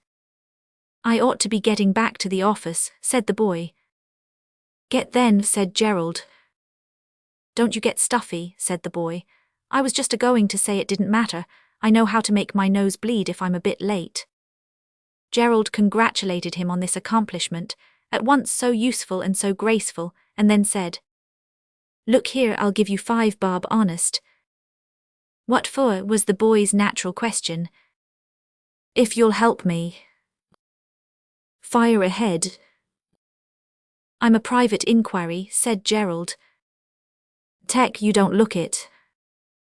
"What's the good of being one if you look it? Gerald asked impatiently, beginning on another bun. That old chap on the floor above, he's wanted. Police? Asked the boy with fine carelessness. No, sorrowing relations. Returned to, said the boy, all forgotten and forgiven, I see. And I've got to get him to them somehow. Now, if you could go in and give him a message from someone who wanted to meet him on business. Hold on, said the boy. I know a trick worth two of that. You go in and see Old Ugly. He'd give his ears to have the old boy out of the way for a day or two. They were saying so in our office only this morning. Let me think, said Gerald, laying down the last bun on his knee expressly to hold his head in his hands. Don't you forget to think about my 5 bob, said the boy. Then there was a silence on the stairs, broken only by the cough of a clerk in that's office, and the clickety-clack of a typewriter in the office of Mr. U.W. Ugly. Then Gerald rose up and finished the bun. You're right, he said, I'll chance it, here's your 5 bob. He brushed the bun crumbs from his front, cleared his throat and knocked at the door of Mr. U.W. Ugly. It opened and he entered. The doormat boy lingered, secure in his power to account for his long absence by means of his well-trained nose, and his waiting was rewarded. He went down a few steps, round the bend of the stairs, and heard the voice of Mr. U.W. Ugly, so well known on that staircase, and on the Stock Exchange, say in soft, cautious accents. Then I'll ask him to let me look at the ring and I'll drop it. You pick it up. But remember, it's a pure accident and you don't know me. I can't have my name mixed up in a thing like this. You're sure he's really unhinged? Quite, said Gerald. He's quite mad about that ring. He'll follow it anywhere, I know he will, and think of his soaring relations. I do, said Mr. Ugly kindly. That's all I do think of course. He went up the stairs to the other office, and Gerald heard the voice of that telling his clerks that he was going out to lunch. Then the horrible Ugly Wuggly and Jimmy, hardly less horrible in the eyes of Gerald, passed down the stairs where in the dusk of the lower landing, 2 boys were making themselves as undistinguishable as possible, and so out into the street, talking of stocks and shares, bears and bulls. The 2 boys followed. I say, the doormat-headed boy whispered admiringly, whatever are you up to? You'll see, said Gerald recklessly. Come on. You tell me, I must be getting back. Well, I'll tell you, but you won't believe me. That old gentleman's not really old at all. He's my young brother suddenly turned into what you see. The other's not real at all. He's only just old clothes and nothing inside. He looks it, I must say, the boy admitted. But I say, you do stick it on, don't you? Well, my brother was turned like that by a magic ring. There ain't no such thing as magic, said the boy. I learnt that at school. All right, said Gerald. Goodbye. Oh, go ahead, said the boy. You do stick it on, though. Well, that magic ring. If I can get hold of it, I shall just wish we were all in a certain place. And we shall be, and then I can deal with both of them. Deals? Yes, the ring won't unwish anything you've wished. That undoes itself with time like a spring uncoiling. But it'll give you a brand new wish, I'm almost certain of it. Anyhow, I'm going to chance it. You are a rotter, aren't you? Said the boy respectfully. You wait and see, Gerald repeated. I say, you aren't going into this swell place. You can't. The boy paused, appalled at the majesty of Pims. Yes, I am. They can't turn us out as long as we behave. You come along too, I'll stand lunch. I don't know why Gerald clung so to this boy. He wasn't a very nice boy. Perhaps it was because he was the only person Gerald knew in London to speak to except that, which had been Jimmy and the Ugly Wuggly, and he did not want to talk to either of them. What happened next happened so quickly that, as Gerald said later, it was just like magic. The restaurant was crowded. Busy men were hastily bolting the food hurriedly brought by busy waitresses. There was a clink of forks and plates, the gurgle of beer from bottles, the hum of talk, and the smell of many good things to eat. 2 chops, please, Gerald had just said, playing with a plainly shown handful of money, so as to leave no doubt of his honourable intentions. Then at the next table he heard the words, "Ah, yes, curious old family heirloom." The ring was drawn off the finger of that, and Mr. U.W. Ugly, murmuring something about a unique curio, reached his impossible hand out for it. The doormat-headed boy was watching breathlessly. There's a ring right enough, he owned, and then the ring slipped from the hand of Mr. U.W. Ugly and skidded along the floor. Gerald pounced on it like a greyhound on a hare. He thrust the dull circlet on his finger and cried out aloud in that crowded place. I wish Jimmy and I were inside that door behind the statue of Flora. It was the only safe place he could think of. The lights and sounds and scents of the restaurant died away as a wax drop dies in fire, a raindrop in water. I don't know, and Gerald never knew what happened in that restaurant. There was nothing about it in the papers, though Gerald looked anxiously for extraordinary disappearance of well-known city man. What the doormat-headed boy did or thought I don't know either. No more does Gerald, but he would like to know, whereas I don't care tuppence. The world went on all right anyhow, whatever he thought or did. The lights and the sounds and the sense of Pims died out. In place of the light there was darkness, in place of the sounds there was silence, and in place of the scent of beef, pork, mutton, fish, veal, cabbage, onions, carrots, beer and tobacco, there was the musty, damp scent of a place underground that has been long shut up. He cried out aloud in that crowded place. I wish Jimmy and I were inside that door behind the statue of Flora. He cried out aloud in that crowded place. I wish Jimmy and I were inside that door behind the statue of Flora. Gerald felt sick and giddy, and there was something at the back of his mind that he knew would make him feel sicker and giddier as soon as he should have the sense to remember what it was. Meantime, it was important to think of proper words to suit the city man that had once been Jimmy, to keep him quiet till time, like a spring uncoiling, should bring the reversal of the spell, make all things as they were and as they ought to be. But he fought in vain for words. There were none, nor were they needed, for through the deep darkness came a voice, and it was not the voice of that city man who had been Jimmy, but the voice of that very Jimmy who was Gerald's little brother, and who had wished that unlucky wish for riches that could only be answered by changing all that was Jimmy young and poor to all that Jimmy rich and old would have been. Another voice said, Jerry, Jerry, are you awake? I've had such a rum dream. And then there was a moment when nothing was said or done. Gerald felt through the thick darkness, and the thick silence and the thick scent of old earth shut up, and he got hold of Jimmy's hand. It's all right, Jimmy, old chap, he said. It's not a dream now, it's that beastly ring again. I had to wish us here to get you back at all out of your dream. Wish us where? Jimmy held on to the hand in a way that in the daylight of life he would have been the first to call babyish. Inside the passage behind the Flora statue, said Gerald, adding, It's all right, really. Oh, I dare say it's all right, Jimmy answered through the dark, with an irritation not strong enough to make him loosen his hold of his brother's hand. But how are we going to get out? Then Gerald knew what it was that was waiting to make him feel more giddy than the lightning flight from Cheapside to Yalding Towers had been able to make him, but he said stoutly, I'll wish us out, of course, though all the time he knew that the ring would not undo its given wishes. It didn't. Gerald wished. He handed the ring carefully to Jimmy through the thick darkness, and Jimmy wished. And there they still were in that black passage behind Flora that had led, in the case of one ugly wuggly at least, to a good hotel. And the stone door was shut, and they did not know even which way to turn to it. If I only had some matches, said Gerald. Why didn't you leave me in the dream? Jimmy almost whimpered. It was light there and I was just going to have salmon and cucumber. I, rejoined Gerald in gloom, was just going to have steak and fried potatoes. The silence and the darkness and the earthy scent were all they had now.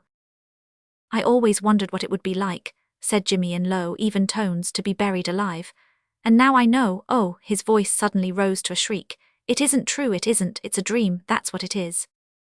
There was a pause while you could have counted 10, then. Yes, said Gerald bravely through the scent and the silence and the darkness. It's just a dream, Jimmy, old chap. We'll just hold on and call out now and then just for the lark of the thing.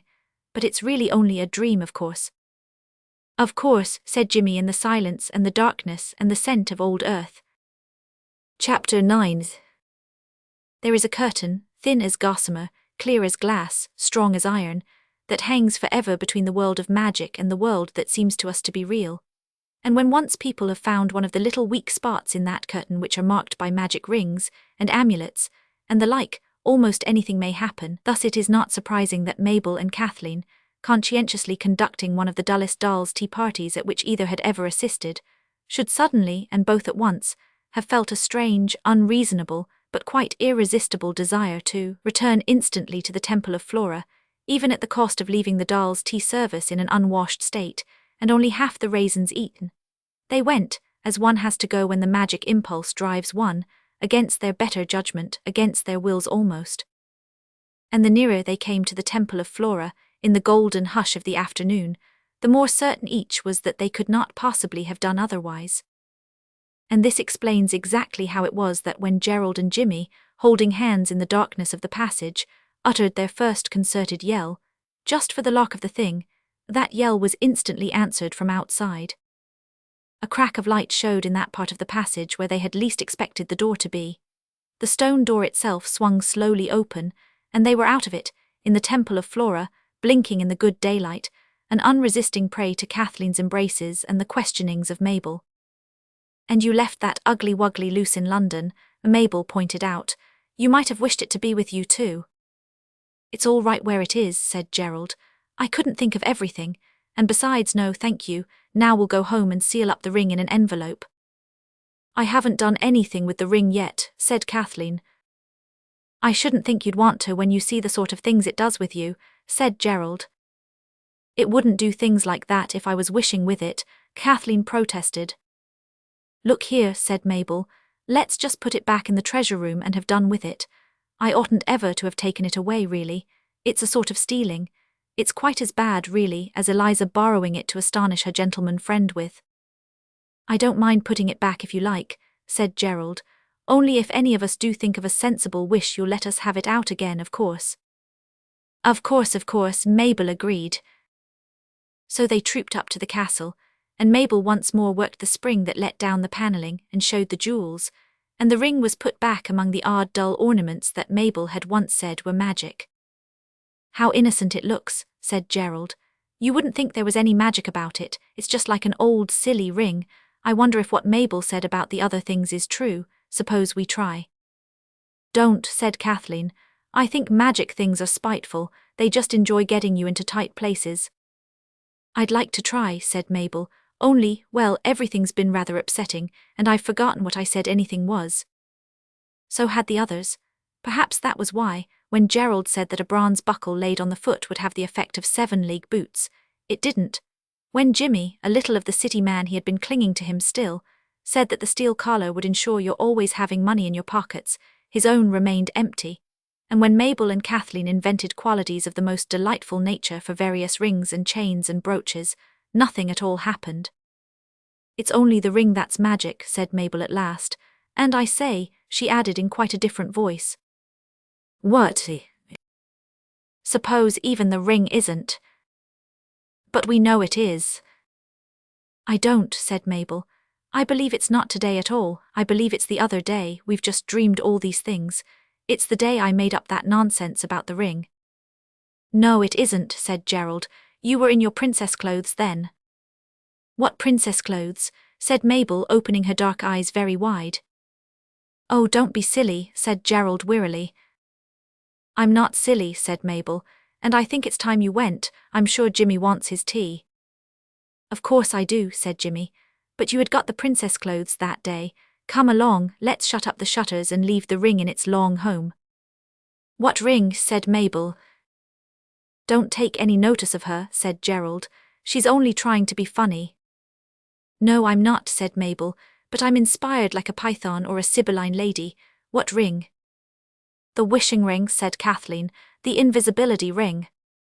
"Don't you see now," said Mabel, her eyes wider than ever, "the ring's what you say it is. That's how it came to make us invisible, I just said it. Oh, we can't leave it here if that's what it is. It isn't stealing really when it's as valuable as that, you see. Say what it is." "It's a wishing ring," said Jimmy. "We've had that before, and you had your silly wish," said Mabel, more and more excited.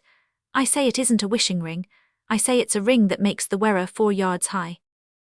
She had caught up the ring as she spoke, and even as she spoke the ring showed high above the children's heads on the finger of an impossible Mabel, who was indeed 12 feet high. "Now you've done it," said Gerald, and he was right. It was in vain that Mabel asserted that the ring was a wishing ring. It quite clearly wasn't, it was what she had said it was. "And you can't tell at all how long the effect will last," said Gerald. "Look at the invisibleness. This is difficult to do, but the others understood him." "It may last for days," said Kathleen. "Oh, Mabel, it was silly of you." "That's right, rub it in," said Mabel bitterly. You should have believed me when I said it was what I said it was. Then I shouldn't have had to show you, and I shouldn't be this silly size. What am I to do now, I should like to know? We must conceal you till you get your right size again, that's all, said Gerald practically. Yes, but where? Said Mabel, stamping a foot 24 inches long. In one of the empty rooms. You wouldn't be afraid? Of course not, said Mabel. Oh, I do wish we'd just put the ring back and left it. Well, it wasn't us that didn't, said Jimmy with more truth than grammar. I shall put it back now, said Mabel, tugging at it. I wouldn't if I were you, said Gerald thoughtfully. You don't want to stay that length, do you? And unless the ring's on your finger when the time's up, I dare say it wouldn't act. The exalted Mabel sullenly touched the spring. The panels slowly slid into place, and all the bright jewels were hidden. Once more the room was merely 8-sided, panelled, sunlit and unfurnished. Now, said Mabel, where am I to hide? It's a good thing Auntie gave me leave to stay the night with you. As it is, one of you will have to stay the night with me. I'm not going to be left alone, the silly height I am. Height was the right word. Mabel had said 4 yards high, and she was 4 yards high. But she was hardly any thicker than when her height was 4 feet 7, and the effect was, as Gerald remarked, wonderfully worm-like. Her clothes had, of course, grown with her, and she looked like a little girl reflected in one of those long bent mirrors at Rosherville Gardens that make stout people look so happily slender, and slender people so sadly scraggy. She sat down suddenly on the floor, and it was like a 4-fold foot rule folding itself up. It's no use sitting there, girl, said Gerald. She sat down suddenly on the floor, and it was like a 4-fold foot rule folding itself up. She sat down suddenly on the floor, and it was like a 4-fold foot rule folding itself up.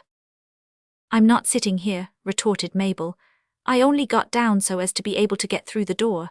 It'll have to be hands and knees through most places for me now, I suppose. Aren't you hungry? Jimmy asked suddenly. I don't know, said Mabel desolately. It's such a long way off. Well, I'll scout, said Gerald, if the coast's clear. Look here, said Mabel, I think I'd rather be out of doors till it gets dark. You can't, someone's certain to see you. Not if I go through the yew hedge, said Mabel. There's a yew hedge with a passage along its inside like the box hedge in The Luck of the Vales. In what? The Luck of the Vales. It's a ripping book. It was that book first set me on to hunt for hidden doors in panels and things. If I crept along that on my front like a serpent, it comes out amongst the rhododendrons close by the Dinosaurus. We could camp there.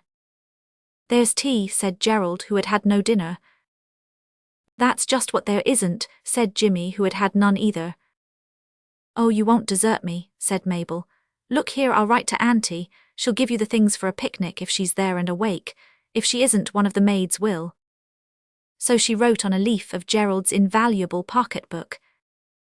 Dearest Auntie, please may we have some things for a picnic. Gerald will bring them. I would come myself, but I am a little tired. I think I have been growing rather fast. Your loving niece, Mabel. P.S. Lots please, because some of us are very hungry. It was found difficult but possible for Mabel to creep along the tunnel in the yew hedge. Possible but slow, so that the three had hardly had time to settle themselves among the rhododendrons, and to wonder bitterly what on earth Gerald was up to be such a time gone when he returned, panting under the weight of a covered basket. He dumped it down on the fine grass carpet, groaned and added, "But it's worth it. Where's our Mabel?" The long, pale face of Mabel peered out from rhododendron leaves, very near the ground. I look just like anybody else like this, don't I? She asked anxiously. All the rest of me's miles away under different bushes. We've covered up the bits between the bushes with bracken and leaves, said Kathleen, avoiding the question. Don't wriggle, Mabel, or you'll waggle them off. Jimmy was eagerly unpacking the basket. It was a generous tea. A long loaf, butter in a cabbage leaf, a bottle of milk, a bottle of water, cake and large, smooth, yellow gooseberries in a box that had once held an extra-sized bottle of somebody's matchless something for the hair and mustache. Mabel cautiously advanced her incredible arms from the rhododendron and leaned on one of her spindly elbows. Gerald cut bread and butter, while Kathleen obligingly ran round, at Mabel's request, to see that the green coverings had not dropped from any of the remoter parts of Mabel's person. Then there was a happy, hungry silence, broken only by those brief, impassioned suggestions natural to such an occasion. More cake, please. Milk ahoy there. Chuck us the goosegogs. Everyone grew calmer, more contented with their lot. A pleasant feeling, half tiredness and half restfulness, crept to the extremities of the party. Even the unfortunate Mabel was conscious of it in her remote feet, that lay crossed under the third rhododendron to the north-northwest of the tea party. Gerald did but voice the feelings of the others when he said, not without regret, "Well, I'm a new man, but I couldn't eat so much as another goosegog if you paid me." "I could," said Mabel. "Yes, I know they're all gone and I've had my share, but I could, it's me being so long, I suppose." A delicious after-food peace filled the summer air. At a little distance the green lichened grey of the vast stone dinosaurus showed through the shrubs. He, too, seemed peaceful and happy. Gerald caught his stone eye through a gap in the foliage. His glance seemed somehow sympathetic. "I dare say he liked a good meal in his day," said Gerald, stretching luxuriously. "Who did?" "The dino what's his name," said Gerald. "He had a meal today," said Kathleen and giggled. "Yes, didn't he?" said Mabel, giggling also. "You mustn't laugh lower than your chest," said Kathleen anxiously, "or your green stuff will joggle off." "What do you mean, a meal?" Jimmy asked suspiciously. "What are you sniggering about?" "He had a meal, things to put in his inside," said Kathleen, still giggling. "Oh, be funny if you want to," said Jimmy, suddenly cross. "We don't want to know, do we, Jerry?" "I do," said Gerald witheringly. "I'm dying to know. Wake me, you girls, when you've finished pretending you're not going to tell." He tilted his hat over his eyes and lay back in the attitude of slumber. "Oh, don't be stupid," said Kathleen hastily. "It's only that we fed the dinosaurus through the hole in his stomach with the clothes the ugly wugglies were made of." "We can take them home with us then," said Gerald, chewing the white end of a grass stalk, "so that's all right." "Look here," said Kathleen suddenly. "I've got an idea. Let me have the ring a bit. I won't say what the idea is in case it doesn't come off and then you'd say I was silly. I'll give it back before we go." "Oh, but you aren't going yet," said Mabel, pleading. She pulled off the ring. "Of course," she added earnestly, "I'm only too glad for you to try any idea, however silly it is." Now, Kathleen's idea was quite simple. It was only that perhaps the ring would change its powers if someone else renamed it, someone who was not under the power of its enchantment. So the moment it had passed from the long, pale hand of Mabel to one of her own fat, warm, red paws, she jumped up, crying, "Let's go and empty the dinosaurus now," and started to run swiftly towards that prehistoric monster. She had a good start. She wanted to say aloud, yet so that the others could not hear her, "This is a wishing ring. It gives you any wish you choose." And she did say it, and no one heard her except the birds and a squirrel or two, and perhaps a stone fawn, whose pretty face seemed to turn a laughing look on her as she raced past its pedestal. The way was uphill. It was sunny, and Kathleen had run her hardest, though her brothers caught her up before she reached the great black shadow of the dinosaurus. So that when she did reach that shadow, she was very hot indeed and not in any state to decide calmly on the best wish to ask for. "I'll get up and move the things down, because I know exactly where I put them," she said. Gerald made a back, Jimmy assisted her to climb up, and she disappeared through the hole into the dark inside of the monster. In a moment a shower began to descend from the opening, a shower of empty waistcoats, trousers with wildly waving legs, and coats with sleeves uncontrolled. "Heads below," called Kathleen, and down came walking sticks and golf sticks and hockey sticks and broomsticks, rattling and chattering to each other as they came. "Come on," said Jimmy. "Hold on a bit," said Gerald. "I'm coming up." He caught the edge of the hole above in his hands and jumped. Just as he got his shoulders through the opening and his knees on the edge, he heard Kathleen's boots on the floor of the dinosaurus's inside, and Kathleen's voice saying, "Isn't it jolly cool in here? I suppose statues are always cool. I do wish I was a statue. Oh." The "oh" was a cry of horror and anguish, and it seemed to be cut off very short by a dreadful stony silence. "What's up?" Gerald asked, but in his heart he knew. He climbed up into the great hollow. In the little light that came up through the hole he could see something white against the grey of the creature's sides. He felt in his pockets, still kneeling, struck a match, and when the blue of its flame changed to clear yellow he looked up to see what he had known he would see. The face of Kathleen, white, stony and lifeless. Her hair was white too, and her hands, clothes, shoes. Everything was white with the hard, cold whiteness of marble. Kathleen had her wish, she was a statue. There was a long moment of perfect stillness in the inside of the dinosaurus. Gerald could not speak. It was too sudden, too terrible. It was worse than anything that had happened yet. Then he turned and spoke down out of that cold, stony silence to Jimmy, in the green, sunny, rustling, live world outside. "Jimmy," he said in tones perfectly ordinary and matter-of-fact, "Kathleen's gone and said that ring was a wishing ring. And so it was, of course. I see now what she was up to, running like that. And then the young duffer went and wished she was a statue."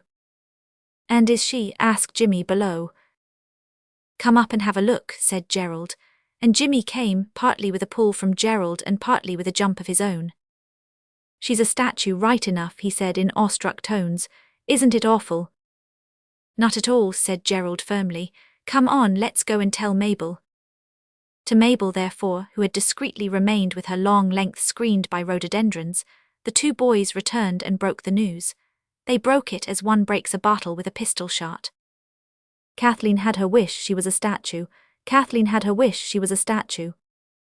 "Oh my goodness," said Mabel, and writhed through her long length so that the leaves and fern tumbled off in little showers, and she felt the sun suddenly hot on the backs of her legs. "What next? Oh my goodness." "She'll come all right," said Gerald with outward calm. "Yes, but what about me?" Mabel urged. "I haven't got the ring and my time will be up before hers is. Couldn't you get it back? Can't you get it off her hand? I'd put it back on her hand the very minute I was my right size again. Faithfully I would." "Well, it's nothing to blub about," said Jimmy, answering the sniffs that had served her in this speech for commas and full stops. "Not for you anyway." "Ah, you don't know," said Mabel. "You don't know what it is to be as long as I am. Do try and get the ring. After all, it is my ring more than any of the rest of yours anyhow, because I did find it, and I did say it was magic." The sense of justice, always present in the breast of Gerald, awoke to this appeal. "I expect the ring's turned to stone, her boots have, and all her clothes. But I'll go and see. Only if I can't, I can't, and it's no use your making a silly fuss." The first match lighted inside the dinosaurus showed the ring dark on the white hand of the statuesque Kathleen. The fingers were stretched straight out. Gerald took hold of the ring, and to his surprise, it slipped easily off the cold, smooth marble finger. "I say, Cathy, old girl, I am sorry," he said, and gave the marble hand a squeeze. Then it came to him that perhaps she could hear him, so he told the statue exactly what he and the others meant to do. This helped to clear up his ideas as to what he and the others did mean to do, so that when, after thumping the statue hearteningly on its marble back, he returned to the rhododendrons, he was able to give his orders with the clear precision of a born leader, as he later said. And since the others had, neither of them, thought of any plan, his plan was accepted, as the plans of born leaders are apt to be. "Here's your precious ring," he said to Mabel. "Now you're not frightened of anything, are you?"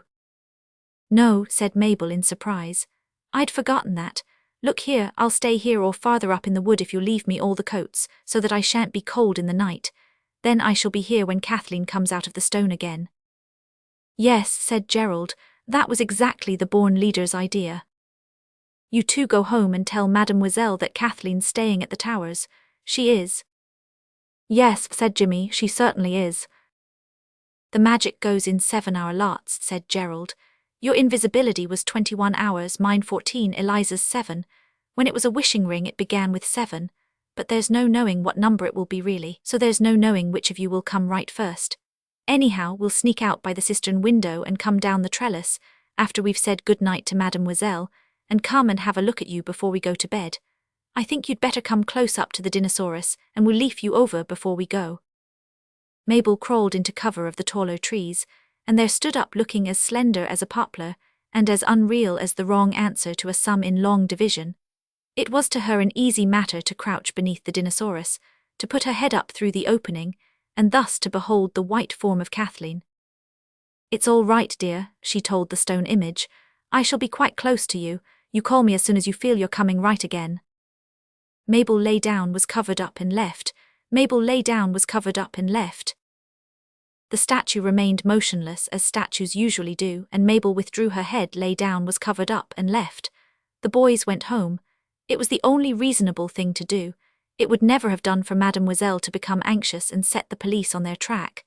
Everyone felt that, the shock of discovering the missing Kathleen, not only in a dinosaurus's stomach, but further in a stone statue of herself, might well have unhinged the mind of any constable, to say nothing of the mind of Mademoiselle, which, being foreign, would necessarily be a mind more light and easy to upset. While as for Mabel, well, to look at her as she is now, said Gerald, why, it would send anyone off their chump except us. We're different, said Jimmy. Our chumps have had to jolly well get used to things. It would take a lot to upset us now. Poor old Cathy, all the same, said Gerald. Yes, of course, said Jimmy. The sun had died away behind the black trees and the moon was rising. Mabel, her preposterous length covered with coats, waistcoats and trousers laid along it, slept peacefully in the chill of the evening. Inside the dinosaurus Kathleen, alive in her marble, slept too. She had heard Gerald's words, had seen the lighted matches. She was Kathleen just the same as ever, only she was Kathleen in a case of marble that would not let her move. It would not have let her cry, even if she wanted to. But she had not wanted to cry. Inside, the marble was not cold or hard. It seemed somehow to be softly lined with warmth and pleasantness and safety. Her back did not ache with stooping. Her limbs were not stiff with the hours that they had stayed moveless. Everything was well, better than well. One had only to wait quietly and quite comfortably, and one would come out of this stone case, and once more be the Kathleen one had always been used to being. So she waited happily and calmly, and presently waiting changed to not anything, and close held in the soft inwardness of the marble, she slept as peacefully and calmly as though she had been lying in her own bed. She was awakened by the fact that she was not lying in her own bed, was not indeed lying at all, by the fact that she was standing and that her feet had pins and needles in them. Her arms, too, held out in that odd way, were stiff and tired. She rubbed her eyes, yawned, and remembered. She had been a statue inside the stone dinosaurus. Now I'm alive again, was her instant conclusion, and I'll get out of it. She sat down, put her feet through the hole that showed faintly grey in the stone beast's underside, and as she did so a long, slow lurch threw her sideways on the stone where she sat. The dinosaurus was moving. Oh, said Kathleen inside it, how dreadful. It must be moonlight and it's come alive like Gerald said. It was indeed moving. She could see through the hole the changing surface of grass and bracken and moss as it waddled heavily along. She dared not drop through the hole while it moved, for fear it should crush her to death with its gigantic feet, and with that thought came another. Where was Mabel? Somewhere near. Suppose one of the great feet planted itself on some part of Mabel's inconvenient length. Mabel being the size she was now, it would be quite difficult not to step on some part or other of her if she should happen to be in one's way, quite difficult however much one tried. And the dinosaurus would not try. Why should it? Kathleen hung in an agony over the round opening. The huge beast swung from side to side. It was going faster, it was no good, she dared not jump out. Anyhow, they must be quite away from Mabel by now. Faster and faster went the dinosaurus. The floor of its stomach sloped. They were going downhill. Twigs cracked and broke as it pushed through a belt of evergreen oaks, gravel crunched, ground beneath its stony feet. Then stone met stone. There was a pause, a splash, they were close to water. The lake where by moonlight Hermes fluttered and Janus and the dinosaurus swam together. Kathleen dropped swiftly through the hole on to the flat marble that edged the basin, rushed sideways, and stood panting in the shadow of a statue's pedestal. Not a moment too soon, for even as she crouched the monster lizard slipped heavily into the water, drowning 1,000 smooth, shining lily pads, and swam away towards the central island. Be still, little lady. I leap. The voice came from the pedestal, and next moment Phobos had jumped from the pedestal in his little temple, clearing the steps and landing a couple of yards away. Mabel lay down, was covered up and left. Mabel lay down, was covered up and left. You are new, said Phobos over his graceful shoulder. I should not have forgotten you if once I had seen you. I am, said Kathleen, quite new, and I didn't know you could talk. Why not? Phobos laughed. You can talk. But I'm alive. Am not I? He asked. Oh yes, I suppose so, said Kathleen, distracted, but not afraid. Only I thought you had to have the ring on before one could even see you move. Phobos seemed to understand her, which was rather to his credit, for she had certainly not expressed herself with clearness. Ah, that's for mortals, he said. We can hear and see each other in the few moments when life is ours. That is a part of the beautiful enchantment. But I am a mortal, said Kathleen. You are as modest as you are charming, said Phobos Apollo absently. The white water calls me. I go. And the next moment rings of liquid silver spread across the lake, widening and widening, from the spot where the white joined hands of the sun god had struck the water as he dived. Kathleen turned and went up the hill towards the rhododendron bushes. She must find Mabel, and they must go home at once. If only Mabel was of a size that one could conveniently take home with one. Most likely at this hour of enchantments she was. Kathleen, heartened by the thought, hurried on. She passed through the rhododendron bushes, remembered the pointed painted paper face that had looked out from the glossy leaves, expected to be frightened, and wasn't. She found Mabel easily enough, and much more easily than she would have done had Mabel been as she wished to find her, for quite a long way off in the moonlight, she could see that long and worm-like form, extended to its full 12 feet, and covered with coats and trousers and waistcoats. Mabel looked like a drainpipe that has been covered in sacks in frosty weather. Kathleen touched her long cheek gently and she woke. "What's up?" she said sleepily. "It's only me," Kathleen explained. "How cold your hands are," said Mabel. "Wake up," said Kathleen, "and let's talk." "Can't we go home now? I'm awfully tired and it's so long since tea time." "You're too long to go home yet," said Kathleen sadly, and then Mabel remembered. She lay with closed eyes, then suddenly she stirred and cried out. "Oh, Cathy, I feel so funny, like one of those horned snakes when you make it go short to get it into its box. Yes, I know I am." She was, and Kathleen, watching her, agreed that it was exactly like the shortening of a horned spiral snake between the closing hands of a child. Mabel's distant feet drew near. Mabel's long, lean arms grew shorter. Mabel's face was no longer half a yard long. "You're coming right, you are. Oh, I am so glad," cried Kathleen. "I know I am," said Mabel. And as she said it she became once more Mabel, not only in herself, which of course she had been all the time, but in her outward appearance. "You are all right. Oh, hooray, hooray, I am so glad," said Kathleen kindly. "And now we'll go home at once, dear." "Go home," said Mabel, slowly sitting up and staring at Kathleen with her big dark eyes. "Go home like that." "Like what?" Kathleen asked impatiently. "Why, you," was Mabel's odd reply. "I'm all right," said Kathleen. "Come on." "Do you mean to say you don't know?" said Mabel. "Look at yourself, your hands, your dress, everything." Kathleen looked at her hands. They were of marble whiteness. Her dress, too, her shoes, her stockings, even the ends of her hair. She was white as new-fallen snow. "What is it?" she asked, beginning to tremble. "What am I all this horrid colour for?" "Don't you see? Oh, Cathy, don't you see? You've not come right, you're a statue still." "I'm not, I'm alive, I'm talking to you." "I know you are, darling," said Mabel, soothing her as one soothes a fractious child. "That's because it's moonlight." "But you can see I'm alive." "Of course I can, I've got the ring." "But I'm all right, I know I am." "What is it?" she asked, beginning to tremble. "What am I all this horrid colour for? What is it?" she asked, beginning to tremble. "What am I all this horrid colour for?" "Don't you see," said Mabel gently, taking her white marble hand, "you're not all right. It's moonlight and you're a statue and you've just come alive with all the other statues. And when the moon goes down you'll just be a statue again. That's the difficulty, dear, about our going home again. You're just a statue still, only you've come alive with the other marble things. Where's the dinosaurus?" "In his bath," said Kathleen, "and so are all the other stone beasts." "Well," said Mabel, trying to look on the bright side of things, "then we've got one thing at any rate to be thankful for." Chapter 10. "If," said Kathleen, sitting disconsolate in her marble, "if I am really a statue come alive, I wonder you're not afraid of me." "I've got the ring," said Mabel with decision.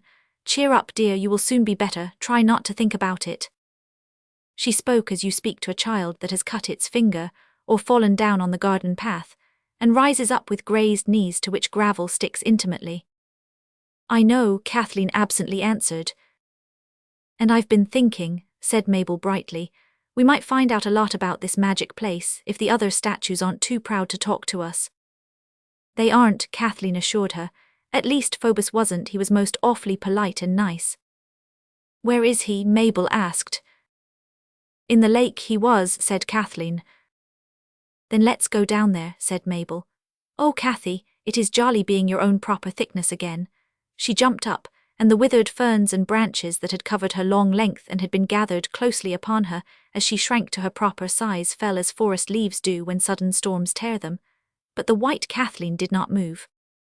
The two sat on the grey moonlit grass with the quiet of the night all about them. The great park was still as a painted picture. Only the splash of the fountains and the far-off whistle of the Western Express broke the silence, which at the same time they deepened. "What cheer, little sister," said a voice behind them, a golden voice. They turned quick, startled heads as birds surprised might turn. There in the moonlight stood Phoebus, dripping still from the lake and smiling at them, very gentle, very friendly. "Oh, it's you," said Kathleen. "None other," said Phoebus cheerfully. "Who is your friend, the Earth Child?" "This is Mabel," said Kathleen. Mabel got up and bowed, hesitated and held out a hand. "I am your slave, little lady," said Phoebus, enclosing it in marble fingers, "but I fail to understand how you can see us and why you do not fear." Mabel held up the hand that wore the ring. "Quite sufficient explanation," said Phoebus, "but since you have that, why retain your mottled earthy appearance? Become a statue and swim with us in the lake." "I can't swim," said Mabel evasively. "Nor yet me," said Kathleen. "You can," said Phoebus. "All statues that come to life are proficient in all athletic exercises, and you, child of the dark eyes and hair like night, wish yourself a statue and join our revels." "I'd rather not, if you will excuse me," said Mabel cautiously. "You see, this ring, you wish for things and you never know how long they're going to last. It would be jolly and all that to be a statue now, but in the morning I should wish I hadn't." "Folk often do, they say," mused Phoebus. "But child, you seem ignorant of the powers of your ring. Wish exactly and the ring will exactly perform. If you give no limit of time, strange enchantments woven by Arithmos, the outcast god of numbers, will creep in and spoil the spell. Say thus: I wish that till the dawn I may be a statue of living marble, even as my child friend, and that after that time I may be as before, Mabel of the dark eyes and night-coloured hair." "Oh yes, do, it would be so jolly," cried Kathleen. "Do, Mabel, and if we're both statues, shall we be afraid of the dinosaurus?" "In the world of living marble fear is not," said Phoebus. "Are we not brothers, we and the dinosaurus, brethren alike wrought of stone and life?" "And could I swim if I did?" "Swim and float and dive, and with the ladies of Olympus spread the nightly feast, eat of the food of the gods, drink their cup, listen to the song that is undying, and catch the laughter of immortal lips." "A feast," said Kathleen. "Oh, Mabel, do, you would if you were as hungry as I am." "But it won't be real food," urged Mabel. "It will be real to you as to us," said Phoebus. "There is no other realness even in your many-coloured world." Still Mabel hesitated. Then she looked at Kathleen's legs and suddenly said, "Very well, I will, but first I'll take off my shoes and stockings. Marble boots look simply awful, especially the laces, and a marble stocking that's coming down, and mine do." She had pulled off shoes and stockings and pinafore. "Mabel has the sense of beauty," said Phoebus approvingly. "Speak the spell, child, and I will lead you to the ladies of Olympus." Mabel, trembling a little, spoke it, and there were two little live statues in the moonlit glade. Tall Phoebus took a hand of each. "Come, run," he cried, and they ran. "Oh, it is jolly," Mabel panted. "Look at my white feet in the grass. I thought it would feel stiff to be a statue, but it doesn't." "There is no stiffness about the immortals," laughed the sun god, "for tonight you are one of us." And with that they ran down the slope to the lake. "Jump," he cried, and they jumped, and the water splashed up round three white, gleaming shapes. "Oh, I can swim," breathed Kathleen. "So can I," said Mabel. "Of course you can," said Phoebus. "Now 3 times round the lake and then make for the island." Side by side the three swam, Phoebus swimming gently to keep pace with the children. Their marble clothes did not seem to interfere at all with their swimming, as your clothes would if you suddenly jumped into the basin of the Trafalgar Square fountains and tried to swim there, and they swam most beautifully, with that perfect ease and absence of effort or tiredness, which you must have noticed about your own swimming, in dreams, and it was the most lovely place to swim in. The water lilies, whose long, snaky stalks are so inconvenient to ordinary swimmers, did not in the least interfere with the movements of marble arms and legs. The moon was high in the clear sky dome.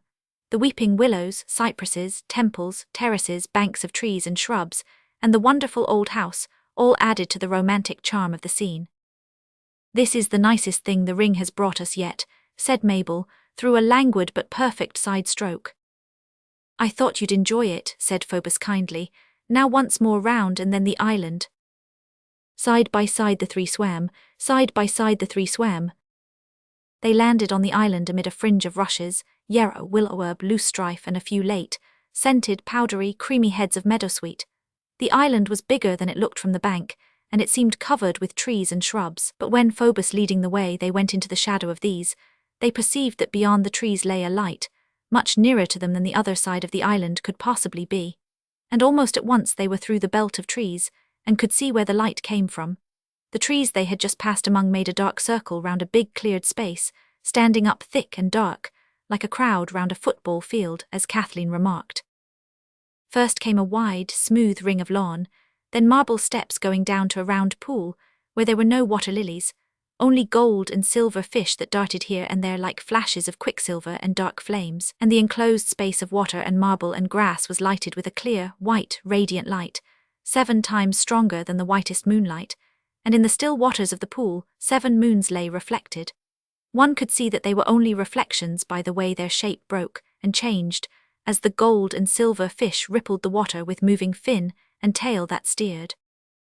The girls looked up at the sky, almost expecting to see 7 moons there, but no, the old moon shone alone, as she had always shone on them. "There are 7 moons," said Mabel blankly and pointed, which is not manners. "Of course," said Phoebus kindly, "everything in our world is 7 times as much so as in yours." "But there aren't 7 of you," said Mabel. "No, but I am 7 times as much," said the sun god. "You see, there's numbers and there's quantity, to say nothing of quality. You see that, I'm sure." "Not quite," said Kathleen. "Explanations always weary me," Phoebus interrupted. "Shall we join the ladies?" On the further side of the pool was a large group so white that it seemed to make a great white hole in the trees. Some 20 or 30 figures there were in the group, all statues and all alive. Some were dipping their white feet among the gold and silver fish and sending ripples across the faces of the 7 moons. Some were pelting each other with roses, roses so sweet that the girls could smell them even across the pool. Others were holding hands and dancing in a ring, and 2 were sitting on the steps playing cat's cradle, which is a very ancient game indeed, with a thread of white marble. As the newcomers advanced, a shout of greeting and gay laughter went up. Late again, Phoebus, someone called out, and another, "Did one of your horses cast a shoe?" And yet another called out something about laurels. "I bring 2 guests," said Phoebus, and instantly the statues crowded round, stroking the girls' hair, patting their cheeks and calling them the prettiest love names. "Are the wreaths ready, Hebe?" The tallest and most splendid of the ladies called out. "Make 2 more." And almost directly Hebe came down the steps, her round arms hung thick with rose wreaths. There was one for each marble head. Every one now looked 7 times more beautiful than before, which, in the case of the guards and goddesses, is saying a good deal. The children remembered how at the raspberry vinegar feast Mademoiselle had said that guards and goddesses always wore wreaths for meals. Hebe herself arranged the roses on the girls' heads, and Aphrodite Urania, the dearest lady in the world, with a voice like mother's at those moments when you love her most, took them by the hands and said, "Come, we must get the feast ready. Eros, Psyche, Hebe, Ganymede, all you young people can arrange the fruit." "I don't see any fruit," said Kathleen, as 4 slender forms disengaged themselves from the white crowd and came toward them.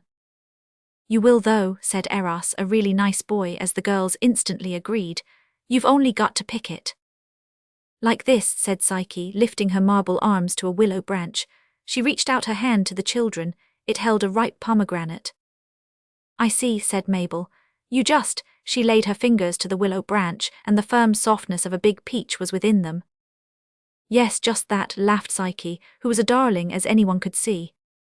After this Hebe gathered a few silver baskets from a convenient alder, and the 4 picked fruit industriously. Meanwhile the elder statues were busy plucking golden goblets and jugs and dishes from the branches of ash trees and young oaks, and filling them with everything nice to eat and drink that anyone could possibly want, and these were spread on the steps. It was a celestial picnic. Then everyone sat or lay down and the feast began. And oh, the taste of the food served on those dishes, the sweet wonder of the drink that melted from those gold cups on the white lips of the company. And the fruit, there is no fruit like it grown on earth, just as there is no laughter like the laughter of those lips, no songs like the songs that stirred the silence of that night of wonder. Oh, cried Kathleen, and through her fingers the juice of her third peach fell like tears on the marble steps. I do wish the boys were here. I do wonder what they're doing, said Mabel. It was a celestial picnic. It was a celestial picnic. At this moment, said Hermes, who had just made a wide ring of flight, as a pigeon does, and come back into the circle. At this moment they are wandering desolately near the home of the Dinosaurus, having escaped from their home by a window in search of you. They fear that you have perished, and they would weep if they did not know that tears do not become a man, however youthful. Kathleen stood up and brushed the crumbs of ambrosia from her marble lap. Thank you all very much, she said. It was very kind of you to have us, and we've enjoyed ourselves very much, but I think we ought to go now, please. If it is anxiety about your brothers, said Phoebus obligingly, it is the easiest thing in the world for them to join you. Lend me your ring a moment. He took it from Kathleen's half-reluctant hand, dipped it in the reflection of one of the 7 moons and gave it back. She clutched it. Now, said the sun god, wish for them that which Mabel wished for herself. Say. I know, Kathleen interrupted. I wish that the boys may be statues of living marble like Mabel and me till dawn, and afterwards be like they are now. If you hadn't interrupted, said Phoebus, but there we can't expect old heads on shoulders of young marble. You should have wished them here, but no matter. Hermes, old chap, cut across and fetch them and explain things as you come. He dipped the ring again in one of the reflected moons, before he gave it back to Kathleen. There, he said, now it's washed clean ready for the next magic. It is not our custom to question guests, said Hera the Queen, turning her great eyes on the children, but that ring excites, I am sure, the interest of us all. It is the ring, said Phoebus. That of course, said Hera, but if it were not inhospitable to ask questions I should ask, how came it into the hands of these earth children?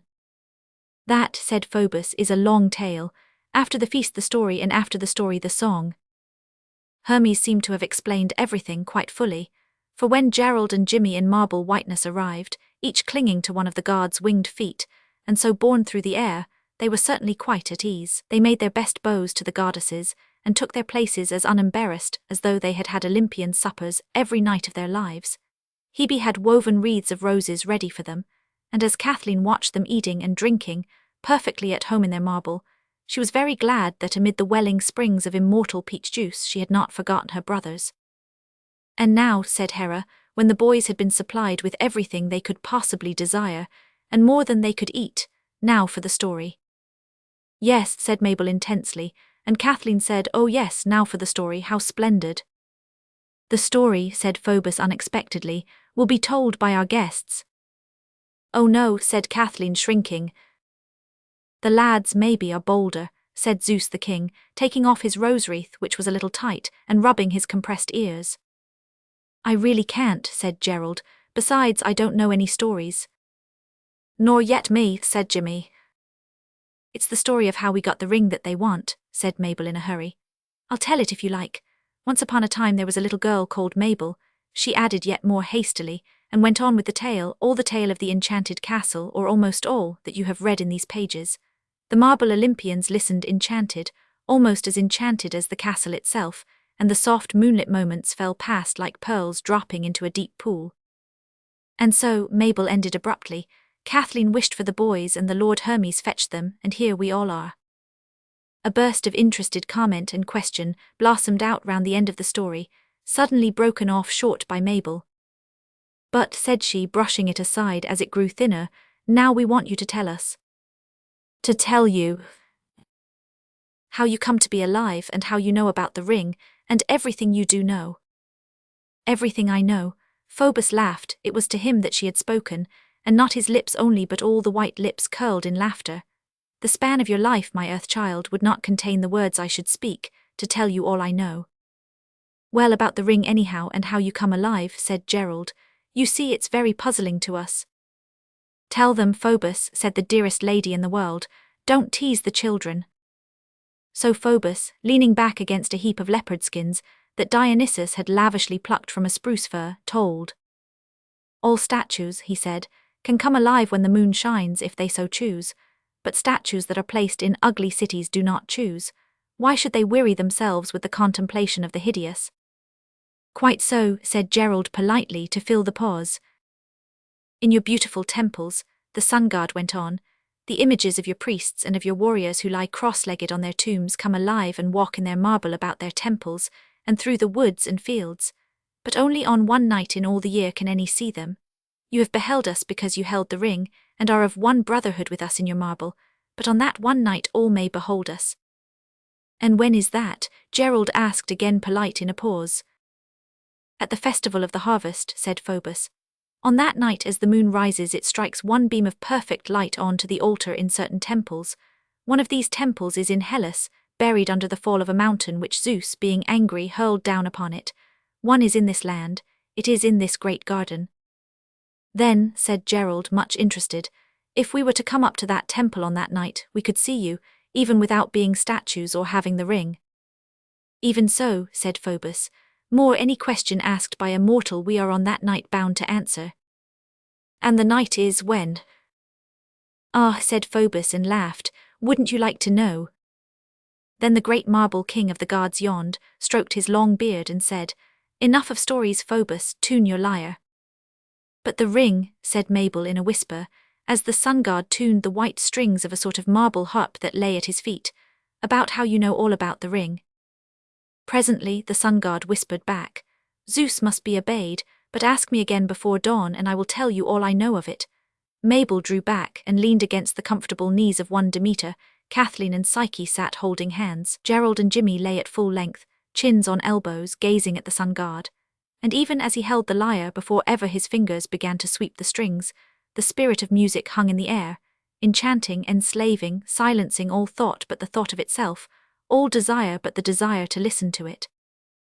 Then Phoebus struck the strings and softly plucked melody from them, and all the beautiful dreams of all the world came fluttering close with wings like doves' wings, and all the lovely thoughts that sometimes hover near, but not so near that you can catch them, now came home, as to their nests in the hearts of those who listened. And those who listened forgot time and space, and how to be sad, and how to be naughty, and it seemed that the whole world lay like a magic apple in the hand of each listener, and that the whole world was good and beautiful. And then suddenly the spell was shattered. Phoebus struck a broken chord, followed by an instant of silence. Then he sprang up, crying, the dawn, to your pedestals, O gods. In an instant the whole crowd of beautiful marble people had leaped to its feet, had rushed through the belt of wood that cracked and rustled as they went, and the children heard them splash in the water beyond. They heard, too, the gurgling breathing of a great beast, and knew that the dinosaurus, too, was returning to his own place. Only Hermes had time, since one flies more swiftly than one swims, to hover above them for one moment, and to whisper with a mischievous laugh. In 14 days from now, at the Temple of Strange Stones. What's the secret of the ring? Gasped Mabel. The ring is the heart of the magic, said Hermes. Ask at the moonrise on the 14th day and you shall know all. With that he waved the snowy caduceus, and rose in the air supported by his winged feet, and as he went the 7 reflected moons died out and a chill wind began to blow, a grey light grew and grew, the birds stirred and twittered, and the marble slipped away from the children like a skin that shrivels in fire, and they were statues no more, but flesh and blood children as they used to be, standing knee-deep in brambles and long coarse grass. There was no smooth lawn, no marble steps, no 7-mooned fish pond. The dew lay thick on the grass and the brambles, and it was very cold. We ought to have gone with them, said Mabel with chattering teeth. We can't swim now, we're not marble, and I suppose this is the island. It was, and they couldn't swim. They knew it. One always knows those sort of things somehow without trying. For instance, you know perfectly that you can't fly. There are some things that there is no mistake about. The dawn grew brighter and the outlook more black every moment. There isn't a boat, I suppose? Jimmy asked. No, said Mabel, not on this side of the lake. There's one in the boathouse, of course, if you could swim there. You know I can't, said Jimmy. Can't anyone think of anything? Gerald asked, shivering. When they find we've disappeared, they'll drag all the water for miles round, said Jimmy hopefully, in case we've fallen in and sunk to the bottom. When they come to drag this, we can yell and be rescued. Yes, dear, that will be nice, was Gerald's bitter comment. Don't be so disagreeable, said Mabel with a tone so strangely cheerful that the rest stared at her in amazement. The ring, she said. Of course we've only got to wish ourselves home with it. Phobos washed it in the moon ready for the next wish. You didn't tell us about that, said Gerald in accents of perfect good temper. Never mind, where is the ring? You had it, Mabel reminded Kathleen. I know I had, said that child in stricken tones, but I gave it to Psyche to look at, and she's got it on her finger. Everyone tried not to be angry with Kathleen, all partly succeeded. If we ever get off this beastly island, said Gerald, I suppose you can find Psyche's statue and get it off again. No, I can't, Mabel moaned. I don't know where the statue is, I've never seen it. It may be in Hellas, wherever that is, or anywhere for anything I know. No one had anything kind to say, and it is pleasant to record that nobody said anything. And now it was grey daylight, and the sky to the north was flushing in pale pink and lavender. The boys stood moodily, hands in pockets. Mabel and Kathleen seemed to find it impossible not to cling together, and all about their legs the long grass was icy with dew. A faint sniff and a caught breath broke the silence. Now look here, said Gerald briskly. I won't have it, do you hear? Snivelling's no good at all. No, I'm not a pig, it's for your own good. Let's make a tour of the island. Perhaps there's a boat hidden somewhere among the overhanging boughs. How could there be? Mabel asked. Someone might have left it there, I suppose, said Gerald. But how would they have got off the island? In another boat, of course, said Gerald. Come on. Downheartedly and quite sure that there wasn't and couldn't be any boat, the 4 children started to explore the island. How often each one of them had dreamed of islands, how often wished to be stranded on one. Well, now they were. Reality is sometimes quite different from dreams, and not half so nice. It was worst of all for Mabel, whose shoes and stockings were far away on the mainland. The coarse grass and brambles were very cruel to bare legs and feet.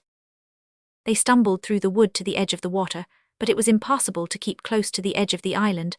The branches grew too thickly. There was a narrow, grassy path that wound in and out among the trees, and this they followed, dejected and mournful. Every moment made it less possible for them to hope to get back to the schoolhouse unnoticed, and if they were missed and beds found in their present unslept-in state, well, there would be a row of some sort, and, as Gerald said, farewell to liberty. Of course we can get off all right, said Gerald. Just all shout when we see a gardener or a keeper on the mainland, but if we do, concealment is at an end and all is absolutely up. Yes, said everyone gloomily. Come, buck up, said Gerald, the spirit of the born general beginning to reawaken in him. We shall get out of this scrape all right, as we've got out of others. You know we shall. See, the sun's coming out. You feel all right and jolly now, don't you? Yes, oh yes, said everyone in tones of unmixed misery. The sun was now risen, and through a deep cleft in the hills it sent a strong shaft of light straight at the island. The yellow light, almost level, struck through the stems of the trees and dazzled the children's eyes. This, with the fact that he was not looking where he was going, as Jimmy did not fail to point out later, was enough to account for what now happened to Gerald, who was leading the melancholy little procession. He stumbled, clutched at a tree trunk, missed his clutch, and disappeared with a yell and a clatter, and Mabel, who came next, only pulled herself up just in time not to fall down a steep flight of moss-grown steps that seemed to open suddenly in the ground at her feet. Oh, Gerald, she called down the steps, are you hurt? No, said Gerald out of sight and crossly, for he was hurt rather severely. It's steps and there's a passage. There always is, said Jimmy. I knew there was a passage, said Mabel. It goes under the water and comes out at the Temple of Flora. Even the gardeners know that, but they won't go down for fear of snakes. Then we can get out that way. I do think you might have said so, Gerald's voice came up to say. I didn't think of it, said Mabel. At least, and I suppose it goes past the place where the Ugly Wuggly found its good hotel. I'm not going, said Kathleen positively. Not in the dark, I'm not, so I tell you. Very well, baby, said Gerald sternly, and his head appeared from below very suddenly through interlacing brambles. No one asked you to go in the dark. We'll leave you here if you like and return and rescue you with a boat. Jimmy, the bicycle lamp. He reached up a hand for it. Jimmy produced from his bosom, the place where lamps are always kept in fairy stories, see Aladdin and others, a bicycle lamp. We brought it, he explained, so as not to break our shins over bits of long Mabel among the rhododendrons. Now, said Gerald very firmly, striking a match and opening the thick, rounded glass front of the bicycle lamp, I don't know what the rest of you are going to do, but I'm going down these steps and along this passage. If we find the good hotel, well, a good hotel never hurt anyone yet. It's no good, you know, said Jimmy weakly. You know jolly well you can't get out of that Temple of Flora door even if you get to it. I don't know, said Gerald, still brisk and commander-like. There's a secret spring inside that door most likely. We hadn't a lamp last time to look for it, remember. If there's one thing I do hate, it's undergroundness, said Mabel. You're not a coward, said Gerald with what is known as diplomacy. You're brave, Mabel, don't I know it? You hold Jimmy's hand and I'll hold Cathy's. Now then. I won't have my hand held, said Jimmy, of course. I'm not a kid. Well, Cathy will, poor little Cassie. Nice brother Gerald'll hold poor Cathy's hand. Gerald's bitter sarcasm missed fire here, for Cathy gratefully caught the hand he held out in mockery. She was too miserable to read his mood, as she mostly did. Oh, thank you, Jerry dear, she said gratefully. You are a dear, and I will try not to be frightened. And for quite a minute Gerald shamedly felt that he had not been quite kind. So now, leaving the growing goldness of the sunrise, the four went down the stone steps that led to the underground and underwater passage, and everything seemed to grow dark, and then to grow into a poor pretense of light again, as the splendor of dawn gave place to the small dogged lighting of the bicycle lamp. The steps did indeed lead to a passage, the beginnings of it choked with the drifted dead leaves of many old autumns. But presently the passage took a turn, there were more steps down, and then the passage was empty and straight, lined above and below and on each side with slabs of marble, very clear and clean. Gerald held Cathy's hand with more of kindness and less of exasperation than he had supposed possible. And Cathy, on her part, was surprised to find it possible to be so much less frightened than she expected. The flame of the bullseye threw ahead a soft circle of misty light. The children followed it silently. Till silently and suddenly, the light of the bullseye behaved as the flame of a candle does when you take it out into the sunlight to light a bonfire, or explode a train of gunpowder, or what not, because now, with feelings mixed indeed, of wonder and interest, and all but no fear, the children found themselves in a great hall, whose arched roof was held up by 2 rows of round pillars, and whose every corner was filled with a soft, searching, lovely light, filling every cranny, as water fills the rocky secrecies of hidden sea caves. How beautiful, Kathleen whispered, breathing hard into the tickled ear of her brother, and Mabel caught the hand of Jimmy and whispered, I must hold your hand, I must hold on to something silly or I shan't believe it's real. For this hall in which the children found themselves was the most beautiful place in the world. I won't describe it, because it does not look the same to any 2 people, and you wouldn't understand me if I tried to tell you how it looked to any one of these 4. But to each it seemed the most perfect thing possible. I will only say that all round it were great arches. Kathleen saw them as Moorish, Mabel as Tudor, Gerald as Norman, and Jimmy as Churchwarden Gothic. If you don't know what these are, ask your uncle who collects brasses, and he will explain, or perhaps Mr. Miller will draw the different kinds of arches for you. And through these arches one could see many things, oh, but many things. Through one appeared an olive garden, and in it 2 lovers who held each other's hands under an Italian moon. Through another a wild sea, and a ship to whom the wild, racing sea was slave. A third showed a king on his throne, his courtiers obsequious about him, and yet a 4th showed a really good hotel, with the respectable Ugly-Wuggly sunning himself on the front doorsteps. There was a mother, bending over a wooden cradle. There was an artist gazing entranced on the picture his wet brush seemed to have that moment completed. A general dying on a field where victory had planted the standard he loved.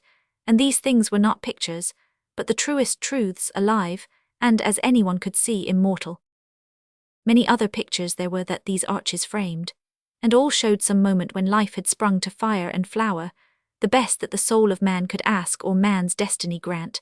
And the really good hotel had its place here too, because there are some souls that ask no higher thing of life than a really good hotel. Oh, I am glad we came, I am, Kathleen murmured and held fast to her brother's hand.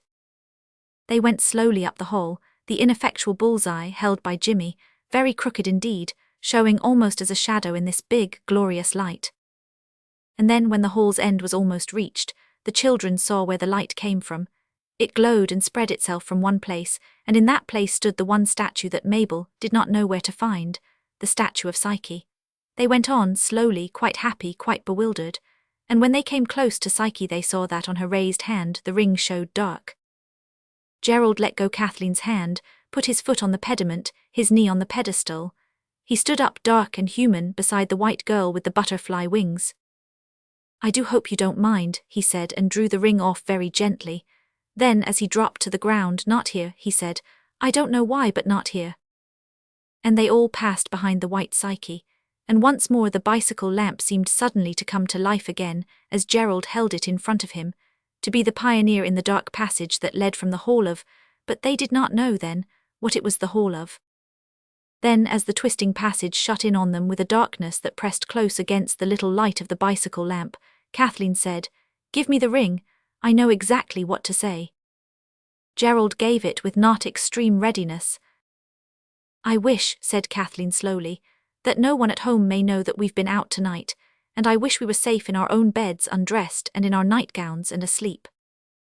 And the next thing any of them knew, it was good, strong, ordinary daylight, not just sunrise, but the kind of daylight you are used to being called in, and all were in their own beds. Kathleen had framed the wish most sensibly. The only mistake had been in saying "in our own beds," because of course Mabel's own bed was at Yalding Towers, and to this day Mabel's drab-haired aunt cannot understand how Mabel, who was staying the night with that child in the town she was so taken up with, hadn't come home at 11 when the aunt locked up, and yet she was in her bed in the morning. For though not a clever woman, she was not stupid enough to be able to believe any one of the 11 fancy explanations which the distracted Mabel offered in the course of the morning. The first, which makes 12 of these explanations, was the truth, and of course the aunt was far too clever to believe that. Chapter 11. It was show day at Yalding Castle, and it seemed good to the children to go and visit Mabel, and, as Gerald put it, to mingle unsuspected with the crowd, to gloat over all the things which they knew and which the crowd didn't know about the castle and the sliding panels, the magic ring and the statues that came alive. Perhaps one of the pleasantest things about magic happenings is the feeling which they give you of knowing what other people not only don't know but wouldn't, so to speak, believe if they did. On the white road outside the gates of the castle was a dark spattering of brakes and wagonettes and dog carts. 3 or 4 waiting motorcars puffed fatly where they stood, and bicycles sprawled in heaps along the grassy hollow by the red brick wall, and the people who had been brought to the castle by the brakes and wagonettes, and dog carts and bicycles and motors, as well as those who had walked there on their own unaided feet, were scattered about the grounds, or being shown over those parts of the castle which were, on this one day of the week, thrown open to visitors. There were more visitors than usual today, because it had somehow been whispered about that Lord Yalding was down, and that the Holland covers were to be taken off the state furniture, so that a rich American who wished to rent the castle, to live in, might see the place in all its glory. It certainly did look very splendid. The embroidered satin, gilded leather and tapestry of the chairs, which had been hidden by brown holland, gave to the rooms a pleasant air of being lived in. There were flowering plants and pots of roses here and there on tables or window ledges. Mabel's aunt prided herself on her tasteful touch in the home, and had studied the arrangement of flowers in a series of articles in Home Drivel called How to Make Home High Class on 9d a Week. The great crystal chandeliers, released from the bags that at ordinary times shrouded them, gleamed with grey and purple splendour. The brown linen sheets had been taken off the state beds, and the red ropes that usually kept the low crowd in its proper place had been rolled up and hidden away. "It's exactly as if we were calling on the family," said the grocer's daughter from Salisbury to her friend, who was in the millinery. "If the Yankee doesn't take it, what do you say to you and me setting up here when we get spliced?" the draper's assistant asked his sweetheart, and she said, "Oh, Reggie, how can you are too funny." All the afternoon the crowd in its smart holiday clothes, pink blouses and light-coloured suits, flowery hats and scarves beyond description, passed through and through the dark hall, the magnificent drawing rooms and boudoirs and picture galleries. The chattering crowd was awed into something like quiet by the calm, stately bedchambers, where men had been born and died, where royal guests had lain in long ago summer nights, with big bow-pots of elder-flowers set on the hearth to ward off fever and evil spells. The terrace, where in old days dames in ruffs had sniffed the sweetbriar and southernwood of the borders below, and ladies, bright with rouge and powder and brocade, had walked in the swing of their whooped skirts. The terrace now echoed to the sound of brown boots, and the tap-tap of high-heeled shoes at 2 and 11:3, and high laughter and chattering voices that said nothing that the children wanted to hear. These spoiled for them the quiet of the Enchanted Castle, and outraged the peace of the Garden of Enchantments. "It isn't such a lark after all," Gerald admitted, as from the window of the stone summer house at the end of the terrace they watched the loud colours and heard the loud laughter. "I do hate to see all these people in our garden." I said that to that nice bailiff man this morning, said Mabel, setting herself on the stone floor, and he said it wasn't much to let them come once a week. He said Lord Yalding ought to let them come when they liked, said he would if he lived there. That's all he knows, said Jimmy. Did he say anything else? Lots, said Mabel. I do like him, I told him. You didn't. Yes, I told him lots about our adventures. The humble bailiff is a beautiful listener. We shall be locked up for beautiful lunatics, if you let your jaw get the better of you, my Mabel child. Not us, said Mabel. I told it you know the way, every word true, and yet so that nobody believes any of it. When I'd quite done he said I'd got a real literary talent, and I promised to put his name on the beginning of the first book I write when I grow up. You don't know his name, said Kathleen. Let's do something with the ring. Impasse, said Gerald. I forgot to tell you, but I met Mademoiselle when I went back for my garters, and she's coming to meet us and walk back with us. What did you say? I said Gerald deliberately, that it was very kind of her, and so it was. Us not wanting her doesn't make it not kind her coming. It may be kind, but it's sickening too, said Mabel, because now I suppose we shall have to stick here and wait for her, and I promised we'd meet the bailiff man. He's going to bring things in a basket and have a picnic tea with us. Where's? Beyond the dinosaurus. He said he'd tell me all about the antidy-something animals. It means before Noah's Ark. There are lots besides the dinosaurus, in return for me telling him my agreeable fictions. Yes, he called them that. When? As soon as the gates shut, that's 5. We might take Mademoiselle along, suggested Gerald. She'd be too proud to have tea with a bailiff, I expect. You never know how grown-ups will take the simplest things. It was Kathleen who said this. Well, I'll tell you what, said Gerald, lazily turning on the stone bench. You all go along and meet your bailiff. A picnic's a picnic, and I'll wait for Mademoiselle. Mabel remarked joyously that this was jolly decent of Gerald, to which he modestly replied, Oh, rot. Jimmy added that Gerald rather liked sucking up to people. Little boys don't understand diplomacy, said Gerald calmly. Sucking up is simply silly, but it's better to be good than pretty and… How do you know? Jimmy asked. And his brother went on, you never know when a grown-up may come in useful. Besides, they like it, you must give them some little pleasures. Think how awful it must be to be old. My hat. I hope I shan't be an old maid, said Kathleen. I don't mean to be, said Mabel briskly. I'd rather marry a travelling tinker. It would be rather nice, Kathleen mused, to marry the gypsy king and go about in a caravan telling fortunes and hung round with baskets and brooms. Oh, if I could choose, said Mabel, of course, I'd marry a brigand and live in his mountain fastnesses, and be kind to his captives and help them to escape and… You'll be a real treasure to your husband, said Gerald. Yes, said Kathleen, or a sailor would be nice. You'd watch for his ship coming home and set the lamp in the dormer window to light him home through the storm, and when he was drowned at sea, you'd be most frightfully sorry, and go every day to lay flowers on his daisied grave. Yes, Mabel hastened to say, or a soldier, and then you'd go to the wars with short petticoats and a cocked hat and a barrel round your neck like a St. Bernard dog. There's a picture of a soldier's wife on a song Auntie's got. It's called the Vivandier. When I marry, Kathleen quickly said. When I marry, said Gerald, I'll marry a dumb girl or else get the ring to make her so that she can't speak unless she's spoken to. Let's have a squint. He applied his eye to the stone lattice. They're moving off, he said. Those pink and purple hats are nodding off in the distant prospect, and the funny little man with the beard like a goat is going a different way from everyone else. The gardeners will have to head him off. I don't see Mademoiselle, though. The rest of you had better bunk. It doesn't do to run any risks with picnics. The deserted hero of our tale, alone and unsupported, urged on his brave followers to pursue the commissariat wagons, he himself remaining at the post of danger and difficulty, because he was born to stand on burning decks whence all but he had fled, and to lead forlorn hopes when despaired of by the human race. I think I'll marry a dumb husband, said Mabel, and there shan't be any heroes in my books when I write them, only a heroine. Come on, Cathy. Coming out of that cool, shadowy summer house into the sunshine was like stepping into an oven, and the stone of the terrace was burning to the children's feet. I know now what a cat on hot bricks feels like, said Jimmy. The antediluvian animals are set in a beechwood on a slope at least half a mile across the park from the castle. The grandfather of the present Lord Wielding had them set there in the middle of last century, in the great days of the late Prince Consort, the exhibition of 1851, Sir Joseph Paxton, and the Crystal Palace. Their stone flanks, their wide, ungainly wings, their lozenged crocodile-like backs show grey through the trees a long way off. Most people think that noon is the hottest time of the day. They are wrong. A cloudless sky gets hotter and hotter all the afternoon, and reaches its very hottest at 5.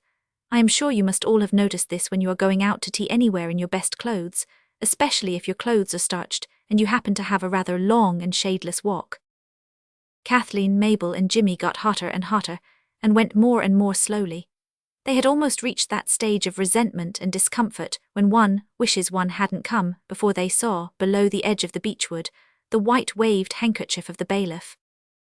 That banner, eloquent of tea, shade, and being able to sit down, put new heart into them. They mended their pace, and a final desperate run landed them among the drifted coppery leaves and bare grey and green roots of the beechwood. "Oh, glory," said Jimmy, throwing himself down. "How do you do?" The bailiff looked very nice, the girls thought. He was not wearing his velveteens but a grey flannel suit that an earl need not have scorned, and his straw hat would have done no discredit to a duke, and a prince could not have worn a prettier green tie. He welcomed the children warmly, and there were 2 baskets dumped heavy and promising among the beech leaves. He was a man of tact. The hot, instructive tour of the stone antediluvians, which had loomed with ever-lessening charm before the children, was not even mentioned. "You must be desert dry," he said, "and you'll be hungry, too, when you've done being thirsty. I put on the kettle as soon as I discerned the form of my fair romancer in the extreme offing." The kettle introduced itself with puffings and bubblings from the hollow between 2 grey roots where it sat on a spirit lamp. "Take off your shoes and stockings, won't you?" said the bailiff in matter-of-course tones, just as old ladies ask each other to take off their bonnets. "There's a little baby canal just over the ridge." The joys of dipping one's feet in cool, running water after a hot walk have yet to be described. I could write pages about them. There was a mill stream when I was young with little fishes in it, and dropped leaves that spun round, and willows and alders that leaned over it and kept it cool, but this is not the story of my life. The joys of dipping one's feet in cool, running water. The joys of dipping one's feet in cool, running water. When they came back on rested, damp, pink feet, tea was made and poured out, delicious tea with as much milk as ever you wanted, out of a beer bottle with a screw top, and cakes and gingerbread and plums, and a big melon with a lump of ice in its heart, a tea for the gods. This thought must have come to Jimmy, for he said suddenly, removing his face from inside a wide bitten crescent of melon rind, "Your feast's as good as the feast of the immortals almost." "Explain your recondite illusion," said the grey-flannelled host, and Jimmy, understanding him to say, "What do you mean?" replied with the whole tale of that wonderful night when the statues came alive, and a banquet of unearthly splendour and deliciousness was plucked by marble hands from the trees of the lake island. When he had done, the bailiff said, "Did you get all this out of a book?" "No," said Jimmy, "it happened." "You are an imaginative set of young dreamers, aren't you?" the bailiff asked, handing the plums to Kathleen, who smiled, friendly but embarrassed. Why couldn't Jimmy have held his tongue? "No, we're not," said that indiscreet one obstinately. "Everything I've told you did happen, and so did the things Mabel told you." The bailiff looked a little uncomfortable. "All right, old chap," he said, and there was a short, uneasy silence. "Look here," said Jimmy, who seemed for once to have got the bit between his teeth. "Do you believe me or not?" "Don't be silly, Jimmy," Kathleen whispered. "Because if you don't, I'll make you believe." "Don't," said Mabel and Kathleen together. "Do you or don't you?" Jimmy insisted, lying on his front with his chin on his hands, his elbows on a moss cushion and his bare legs kicking among the beech leaves. "I think you tell adventures awfully well," said the bailiff cautiously. "Very well," said Jimmy, abruptly sitting up. "You don't believe me? Nonsense, Cathy, he's a gentleman even if he is a bailiff." "Thank you," said the bailiff with eyes that twinkled. "You won't tell, will you?" Jimmy urged. "Tell what?" "Anything," Certainly not, I am, as you say, the soul of honor. Then, Cassie, give me the ring. Oh no, said the girls together. Kathleen did not mean to give up the ring, Mabel did not mean that she should, Jimmy certainly used no force. Yet presently he held it in his hand, it was his hour. There are times like that for all of us when what we say shall be done is done. Now, said Jimmy, this is the ring Mabel told you about. I say it is a wishing ring, and if you will put it on your hand and wish, whatever you wish will happen. Must I wish out loud? Yes, I think so. Don't wish for anything silly, said Kathleen, making the best of the situation, like it's being fine on Tuesday or it's being your favorite pudding for dinner tomorrow. Wish for something you really want. I will, said the bailiff. I'll wish for the only thing I really want. I wish my friend were here. The three who knew the power of the ring looked round to see the bailiff's friend appear. A surprised man that friend would be, they thought, and perhaps a frightened one. They had all risen, and stood ready to soothe and reassure the newcomer. But no startled gentleman appeared in the wood only, coming quietly through the dappled sun and shadow under the beech trees, Mademoiselle and Gerald, Mademoiselle in a white gown, looking quite nice and like a picture, Gerald hot and polite. Good afternoon, said that dauntless leader of forlorn hopes. I persuaded Mademoiselle. That sentence was never finished, for the bailiff and the French governess were looking at each other with the eyes of tired travellers who find, quite without expecting it, the desired end of a very long journey. And the children saw that even if they spoke it would not make any difference. You, said the bailiff. Mais, c'est donc vous, said Mademoiselle in a funny choky voice. They stood still and looked at each other. They stood still and looked at each other. And they stood still and looked at each other, a long time. Is she your friend? Jimmy asked. Yes, oh yes, said this bailiff. You are my friend, are you not? But yes, Mademoiselle said softly, I am your friend. There, you see, said Jimmy, the ring does do what I said. We won't quarrel about that, said the bailiff. You can say it's the ring, for me it's a coincidence, the happiest, the dearest. Then you, said the French governess. Of course, said the bailiff. Jimmy, give your brother some tea. Mademoiselle, come and walk in the woods, there are 1,000 things to say. Eat then, my Gerald, said Mademoiselle, now grown young and astonishingly like a fairy princess. I return all at the hour and we re-enter together. It is that we must speak each other. It is long time that we have not seen us, me and Lord Yalding. So he was Lord Yalding all the time, said Jimmy, breaking a stupefied silence as the white gown and the grey flannels disappeared among the beech trunks. Landscape painter sort of dodge, silly I call it, and fancy her being a friend of his and his wishing she was here. Different from us, eh, good old ring. His friend, said Mabel with strong scorn. Don't you see she's his lover? Don't you see she's the lady that was bricked up in the convent because he was so poor and he couldn't find her? And now the ring's made them live happy ever after. I am glad, aren't you, Cathy? Rather, said Kathleen, it's as good as marrying a sailor or a bandit. It's the ring did it, said Jimmy. If the American takes the house he'll pay lots of rent, and they can live on that. I wonder if they'll be married tomorrow, said Mabel. Wouldn't it be fun if we were bridesmaids, said Cathy. May I trouble you for the melon, said Gerald. Thanks, why didn't we know he was Lord Yalding, apes and moles that we were. I've known since last night, said Mabel calmly. Only I promised not to tell, I can keep a secret, can't I? Too jolly well, said Kathleen, a little aggrieved. He was disguised as a bailiff, said Jimmy. That's why we didn't know. Disguised as a fiddlestick end, said Gerald. Ha ha, I see something old Sherlock Holmes never saw, nor that idiot Watson either. If you want a really impenetrable disguise, you ought to disguise yourself as what you really are. I'll remember that. It's like Mabel, telling things so that you can't believe them, said Cathy. I think Mademoiselle's jolly lucky, said Mabel. She's not so bad, he might have done worse, said Gerald. Plums, please. There was quite plainly magic at work. Mademoiselle next morning was a changed governess. Her cheeks were pink, her lips were red, her eyes were larger and brighter, and she had done her hair in an entirely new way, rather frivolous and very becoming. Mamselle's coming out, Eliza remarked. Immediately after breakfast Lord Yalding called with a wagonette that wore a smart blue cloth coat, and was drawn by 2 horses whose coats were brown and shining, and fitted them even better than the blue cloth coat fitted the wagonette, and the whole party drove in state and splendour to Wielding Towers. Arrived there, the children clamoured for permission to explore the castle thoroughly, a thing that had never yet been possible. Lord Wielding, a little absent in manner, but yet quite cordial, consented. Mabel showed the others all the secret doors and unlikely passages and stairs that she had discovered. It was a glorious morning. Lord Wielding and Mademoiselle went through the house, it is true, but in a rather half-hearted way. Quite soon they were tired, and went out through the French windows of the drawing-room and through the rose garden, to sit on the curved stone seat in the middle of the maze, where once at the beginning of things Gerald, Kathleen and Jimmy had found the sleeping princess who wore pink silk and diamonds.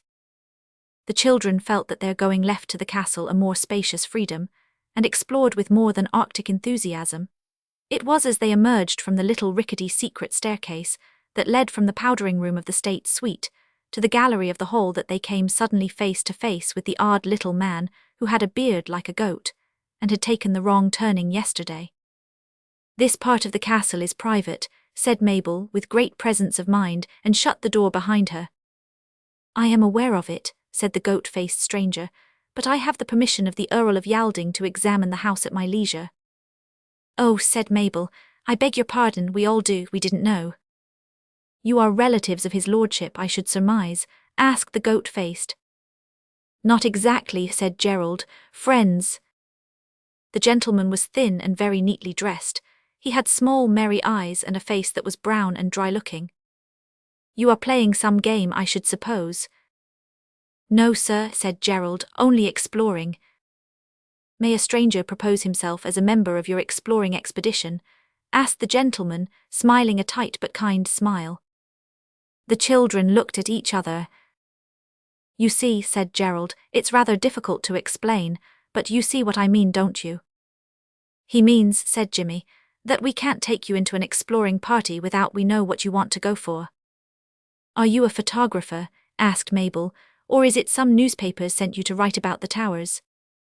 "I understand your position," said the gentleman. "I am not a photographer, nor am I engaged by any journal. I am a man of independent means, travelling in this country with the intention of renting a residence. My name is Jefferson D. Conway." "Oh," said Mabel, "then you're the American millionaire." "I do not like the description, young lady," said Mr. Jefferson D. Conway. "I am an American citizen and I am not without means. This is a fine property, a very fine property, if it were for sale." "It isn't, it can't be," Mabel hastened to explain. "The lawyers have put it in a tale, so Lord Wielding can't sell it. But you could take it to live in and pay Lord Wielding a good millionairish rent, and then he could marry the French governess." "Shish," said Kathleen and Mr. Jefferson D. Conway together, and he added, "Lead the way, please, and I should suggest that the exploration be complete and exhaustive." Thus encouraged, Mabel led the millionaire through all the castle. He seemed pleased, yet disappointed too.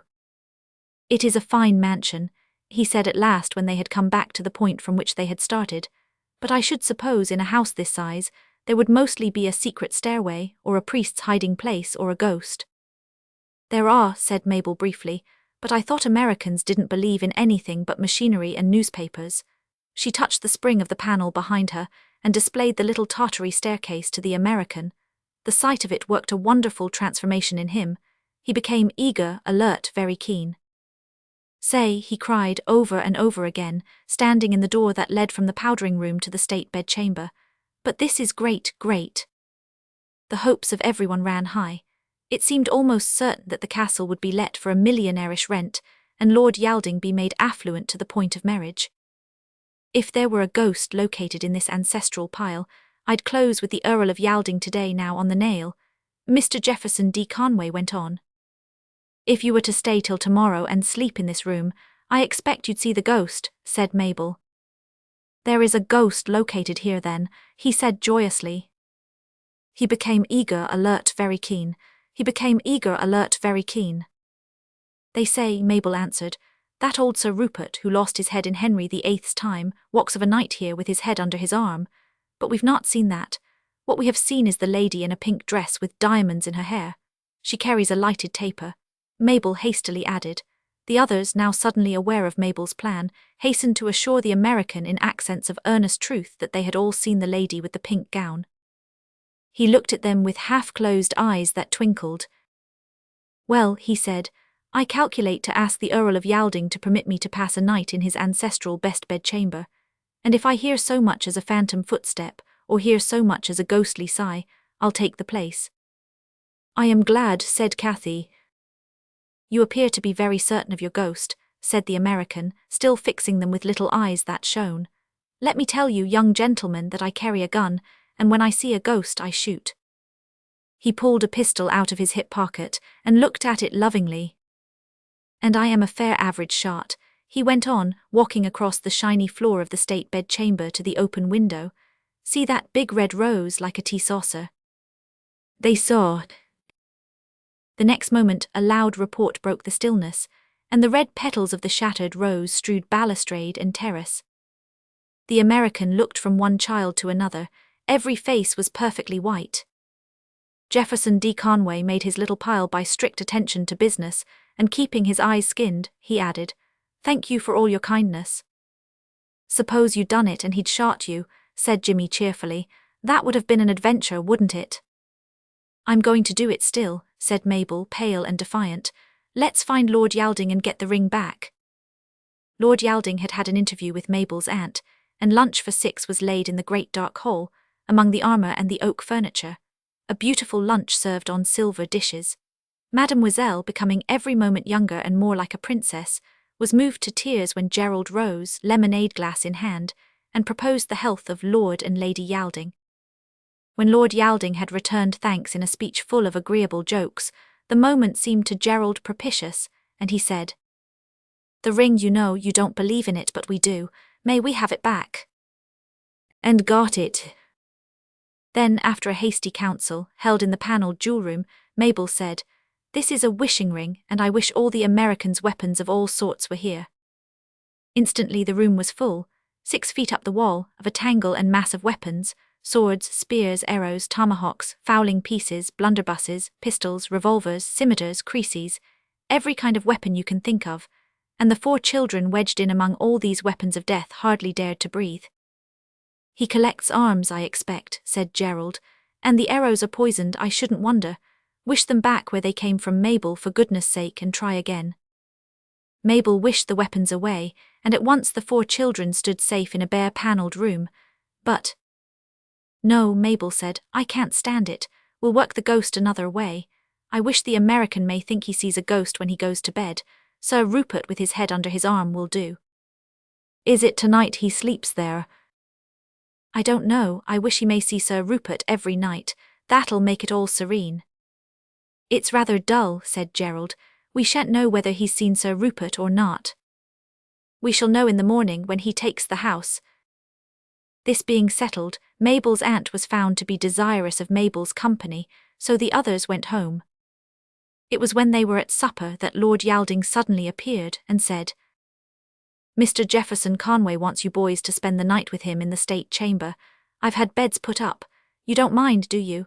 He seems to think you've got some idea of playing ghost tricks on him." It was difficult to refuse, so difficult that it proved impossible. 10 o'clock found the boys each in a narrow white bed that looked quite absurdly small in that high, dark chamber, and in face of that tall, gaunt 4-poster hung with tapestry and ornamented with funereal-looking plumes. "I hope to goodness there isn't a real ghost," Jimmy whispered. "Not likely," Gerald whispered back. "But I don't want to see Sir Rupert's ghost with its head under its arm," Jimmy insisted. "You won't. The most you'll see'll be the millionaire seeing it. Mabel said he was to see it, not us. Very likely you'll sleep all night and not see anything. Shut your eyes and count up to 1,000,000 and don't be a goat." But he was reckoning without Mabel and the ring. As soon as Mabel had learned from her drab-haired aunt that this was indeed the night when Mr. Jefferson D. Conway would sleep at the castle, she had hastened to add a wish, that Sir Rupert and his head may appear tonight in the state bedroom. Jimmy shut his eyes and began to count 1,000,000. Before he had counted it he fell asleep. So did his brother. They were awakened by the loud echoing bang of a pistol shot. Each thought of the shot that had been fired that morning, and opened eyes that expected to see a sunshiny terrace and red rose petals strewn upon warm white stone.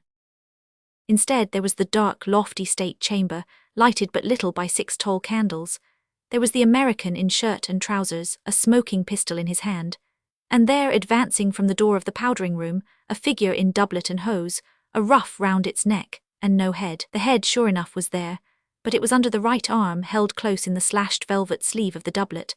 The face looking from under the arm wore a pleasant smile. Both boys, I am sorry to say, screamed. The American fired again.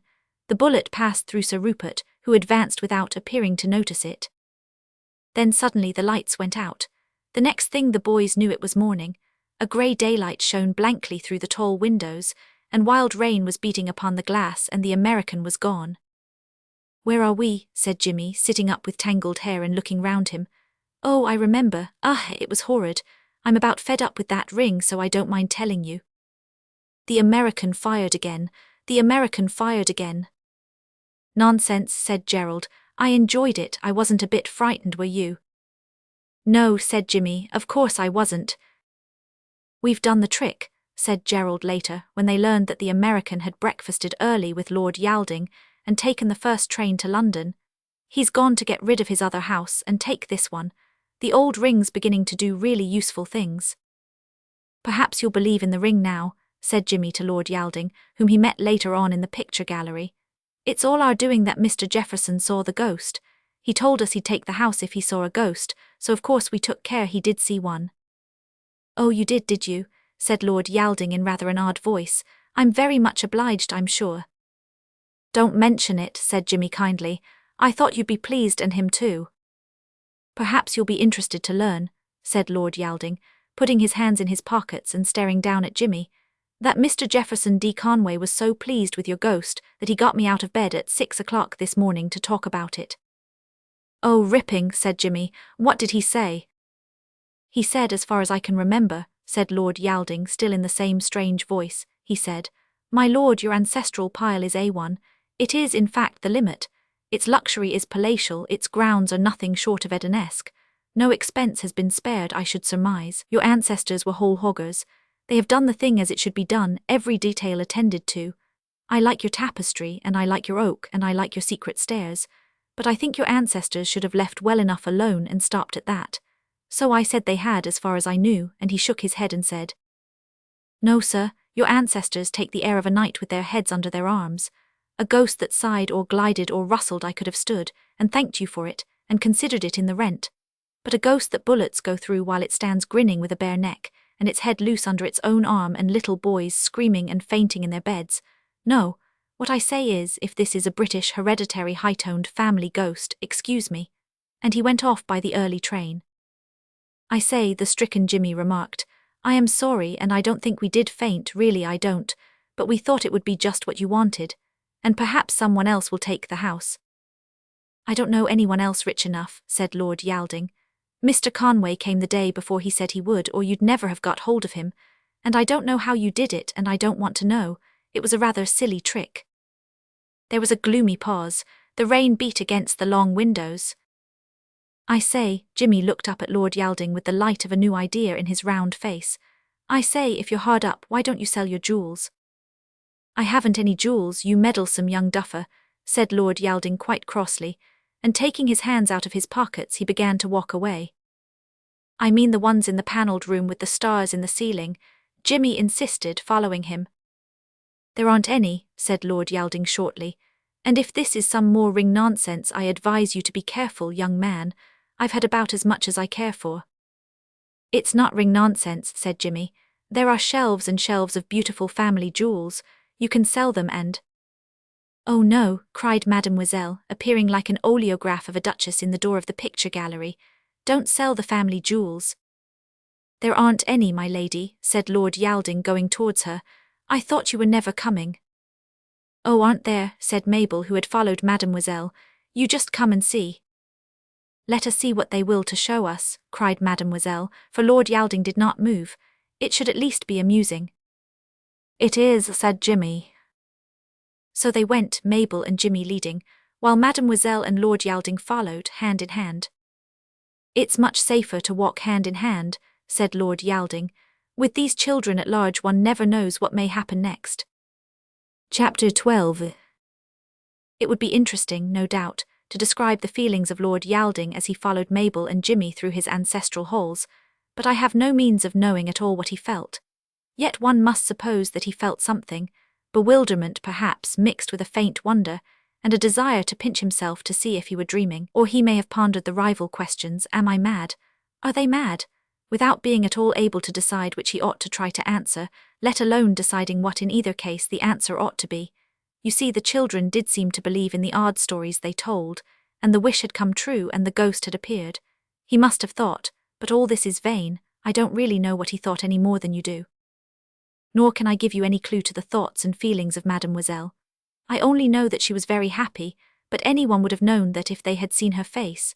Perhaps this is as good a moment as any to explain that when her guardian had put her in a convent, so that she should not sacrifice her fortune by marrying a poor lord, her guardian had secured that fortune to himself, by going off with it to South America. Then, having no money left, Mademoiselle had to work for it. So she went out as governess and took the situation she did take because it was near Lord Wielding's home. She wanted to see him, even though she thought he had forsaken her and did not love her any more.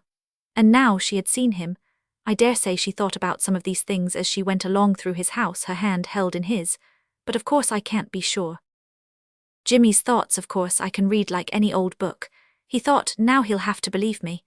That Lord Wielding should believe him had become, quite unreasonably, the most important thing in the world to Jimmy. He wished that Gerald and Kathleen were there to share his triumph, but they were helping Mabel's aunt to cover the grand furniture up, and so were out of what followed. Not that they missed much, for when Mabel proudly said, "Now you'll see," and the others came close round her in the little panelled room, there was a pause and then nothing happened at all. "There's a secret spring here somewhere," said Mabel, fumbling with fingers that had suddenly grown hot and damp. "Where?" said Lord Wielding. "Here," said Mabel impatiently, "only I can't find it." And she couldn't. She found the spring of the secret panel under the window all right, but that seemed to everyone dull compared with the jewels that everyone had pictured and two at least had seen.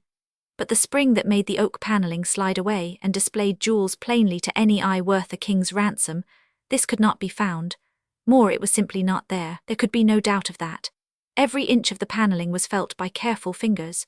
The earnest protests of Mabel and Jimmy died away presently in a silence made painful by the hotness of one's ears, the discomfort of not liking to meet anyone's eyes, and the resentful feeling that the spring was not behaving in at all a sportsmanlike way, and that, in a word, this was not cricket. "You see," said Lord Wielding severely, "now you've had your joke if you call it a joke, and I've had enough of the whole silly business. Give me the ring, it's mine, I suppose, since you say you found it somewhere here, and don't let's hear another word about all this rubbish of magic and enchantment." "Gerald's got the ring," said Mabel miserably. "Then go and fetch him," said Lord Wielding, "both of you." The melancholy pair retired, and Lord Wielding spent the time of their absence in explaining to Mademoiselle how very unimportant jewels were compared with other things. The four children came back together. "We've had enough of this ring business," said Lord Wielding. "Give it to me and we'll say no more about it." I can't get it off," said Gerald. It always did have a will of its own." "I'll soon get it off," said Lord Wielding, but he didn't. "We'll try soap," he said firmly. 4 out of his 5 hearers knew just exactly how much use soap would be. "They won't believe about the jewels," wailed Mabel, suddenly dissolved in tears, "and I can't find the spring. I felt all over, we all have, it was just here and—" Her fingers felt it just as she spoke, and as she ceased to speak the carved panels slid away, and the blue velvet shelves laden with jewels were disclosed to the unbelieving eyes of Lord Wielding and the lady who was to be his wife. "Jove," said Lord Wielding. "Misericord," said the lady. "But why now?" gasped Mabel. "Why not before?" "I expect it's magic," said Gerald. "There's no real spring here and it couldn't act because the ring wasn't here. You know Phoebus told us the ring was the heart of all the magic. Shut it up and take the ring away and see." They did, and Gerald was, as usual, he himself pointed out, proved to be right. When the ring was away there was no spring. When the ring was in the room there, as Mabel urged, was the spring all right enough. "So you see," said Mabel to Lord Wielding. "I see that the spring's very artfully concealed," said that dense peer. "I think it was very clever indeed of you to find it, and if those jewels are real—" "Of course they're real," said Mabel indignantly. "Well, anyway," said Lord Yalding, "thank you all very much. I think it's clearing up. I'll send the wagonette home with you after lunch, and if you don't mind, I'll have the ring." Half an hour of soap and water produced no effect whatever, except to make the finger of Gerald very red and very sore. Then Lord Yalding said something very impatient indeed, and then Gerald suddenly became angry and said, "Well, I'm sure I wish it would come off," and of course instantly, slick as butter, as he later pointed out, off it came. "Thank you," said Lord Yalding. "And I believe now he thinks I kept it on purpose," said Gerald afterwards when, at ease on the leads at home, they talked the whole thing out over a tin of preserved pineapple and a bottle of ginger beer apiece. "There's no pleasing some people. He wasn't in such a fiery hurry to order that wagonette after he found that Mademoiselle meant to go when we did, but I liked him better when he was a humble bailiff. Take him for all in all, he does not look as if we should like him again." "He doesn't know what's the matter with him," said Kathleen, leaning back against the tiled roof. "It's really the magic, it's like sickening with measles. Don't you remember how cross Mabel was at first about the invisibleness?" "Rather," said Jimmy. "It's partly that," said Gerald, trying to be fair, "and partly it's the being in love. It always makes people like idiots, a chap at school told me. His sister was like that, quite rotten, you know, and she used to be quite a decent sort before she was engaged."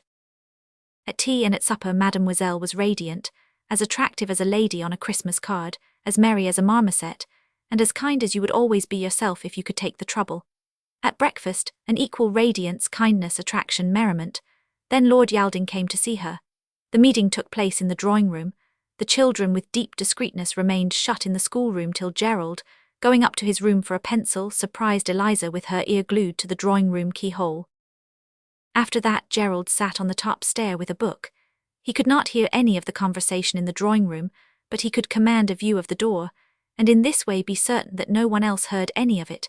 Thus it was that when the drawing-room door opened Gerald was in a position to see Lord Yalding come out. Our young hero, as he said later, coughed with infinite tact to show that he was there, but Lord Yalding did not seem to notice. He walked in a blind sort of way to the hat stand, fumbled clumsily with the umbrellas and mackintoshes, found his straw hat and looked at it gloomily, crammed it on his head and went out, banging the door behind him in the most reckless way. He left the drawing-room door open, and Gerald, though he had purposely put himself in a position where one could hear nothing from the drawing-room when the door was shut, could hear something quite plainly now that the door was open. That something, he noticed with deep distress and disgust, was the sound of sobs and sniffs. Mademoiselle was quite certainly crying. "Jiminy," he remarked to himself, "they haven't lost much time. Fancy they're beginning to quarrel already. I hope I'll never have to be anybody's lover." But this was no time to brood on the terrors of his own future. Eliza might at any time occur. She would not for a moment hesitate to go through that open door and push herself into the very secret, sacred heart of Mademoiselle's grief. It seemed to Gerald better that he should be the one to do this. So he went softly down the worn green Dutch carpet of the stairs and into the drawing-room, shutting the door softly and securely behind him. "It is all over," Mademoiselle was saying, her face buried in the beady arum lilies on a red ground worked for a cushion cover by a former pupil. "He will not marry me." Do not ask me how Gerald had gained the lady's confidence. He had, as I think I said almost at the beginning, very pretty ways with grown-ups when he chose. Anyway, he was holding her hand, almost as affectionately as if she had been his mother with a headache, and saying, "Don't. And don't cry. And it'll be all right, you see, if it isn't, in the most comforting way you can imagine, varying the treatment with gentle thumps on the back and entreaties to her to tell him all about it. This wasn't mere curiosity, as you might think. The entreaties were prompted by Gerald's growing certainty that whatever was the matter was somehow the fault of that ring. And in this Gerald was, once more, as he told himself, right. The tale, as told by Mademoiselle, was certainly an unusual one. Lord Yalding, last night after dinner, had walked in the park, to think of. "Yes, I know," said Gerald, "and he had the ring on, and he saw—" "He saw the monuments become alive," sobbed Mademoiselle. "His brain was troubled by the ridiculous accounts of fairies that you tell him. He sees Apollon and Aphrodite alive on their marble. He remembers him of your story. He wish himself a statue. Then he becomes mad, imagines to himself that your story of the island is true, plunges in the lake, swims among the beasts of the Ark of Noe, feeds with guards on an island. At dawn the madness become less. He think the pantheon vanish. But him no, he thinks himself statue, hiding from gardeners in his garden till 9 less a quarter. Then he thinks to wish himself no more a statue, and perceives that he is flesh and blood. A bad dream, but he has lost the head with the tales you tell. He say it is no dream, but he is fool, mad, how you say. And a madman must not marry. There is no hope, I am at despair. And the life is vain. There is, said Gerald earnestly. I assure you there is hope, I mean, and life's as right as rain really. And there's nothing to despair about. He's not mad, and it's not a dream, it's magic, it really and truly is. The magic exists not, Mademoiselle moaned. It is that he is mad. It is the joy to re-see me after so many days. Oh la la la la la. Did he talk to the guards? Gerald asked gently. It is there the most mad of all his ideas. He say that Mercure give him rendezvous at some temple tomorrow when the moon raise herself. Right, cried Gerald, righto. Dear nice kind, pretty Mademoiselle Rapunzel, don't be a silly little duffer. He lost himself for a moment among the consoling endearments he was accustomed to offer to Kathleen in moments of grief and emotion, but hastily added, I mean, do not be a lady who weeps causelessly. Tomorrow he will go to that temple. I will go, thou shalt go, he will go, we will go, you will go, let 'em all go. And you see it's going to be absolutely all right. He'll see he isn't mad, and you'll understand all about everything. Take my handkerchief, it's quite a clean one as it happens, I haven't even unfolded it. Oh, do stop crying, there's a dear, darling, long-lost lover. This flood of eloquence was not without effect. She took his handkerchief, sobbed, half-smiled, dabbed at her eyes and said, Oh, naughty, is it some trick you play him like the ghost? I can't explain, said Gerald, but I give you my word of honor, you know what an Englishman's word of honor is, don't you? Even if you are French, that everything is going to be exactly what you wish. I've never told you a lie, believe me. It is curious, said she, drying her eyes, but I do. And once again, so suddenly that he could not have resisted, she kissed him.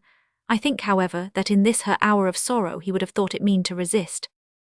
It pleases her and it doesn't hurt me, much would have been his thought. And now it is near moonrise. The French governess, half doubting, half hoping, but wholly longing to be near Lord Wielding even if he be as mad as a March hare, and the 4 children, they have collected Mabel by an urgent lettercard posted the day before, are going over the dewy grass. The moon has not yet risen, but her light is in the sky mixed with the pink and purple of the sunset. The west is heavy with ink clouds and rich colour, but the east, where the moon rises, is clear as a rock pool. They go across the lawn and through the beechwood and come at last, through a tangle of underwood and bramble, to a little level tableland that rises out of the flat hill top, one tableland out of another. Here is the ring of vast rugged stones, one pierced with a curious round hole, worn smooth at its edges. In the middle of the circle is a great flat stone, alone, desolate, full of meaning, a stone that is covered thick with the memory of old faiths and creeds long since forgotten. Something dark moves in the circle. The French girl breaks from the children, goes to it, clings to its arm. It is Lord Wielding, and he is telling her to go. Never of the life, she cries.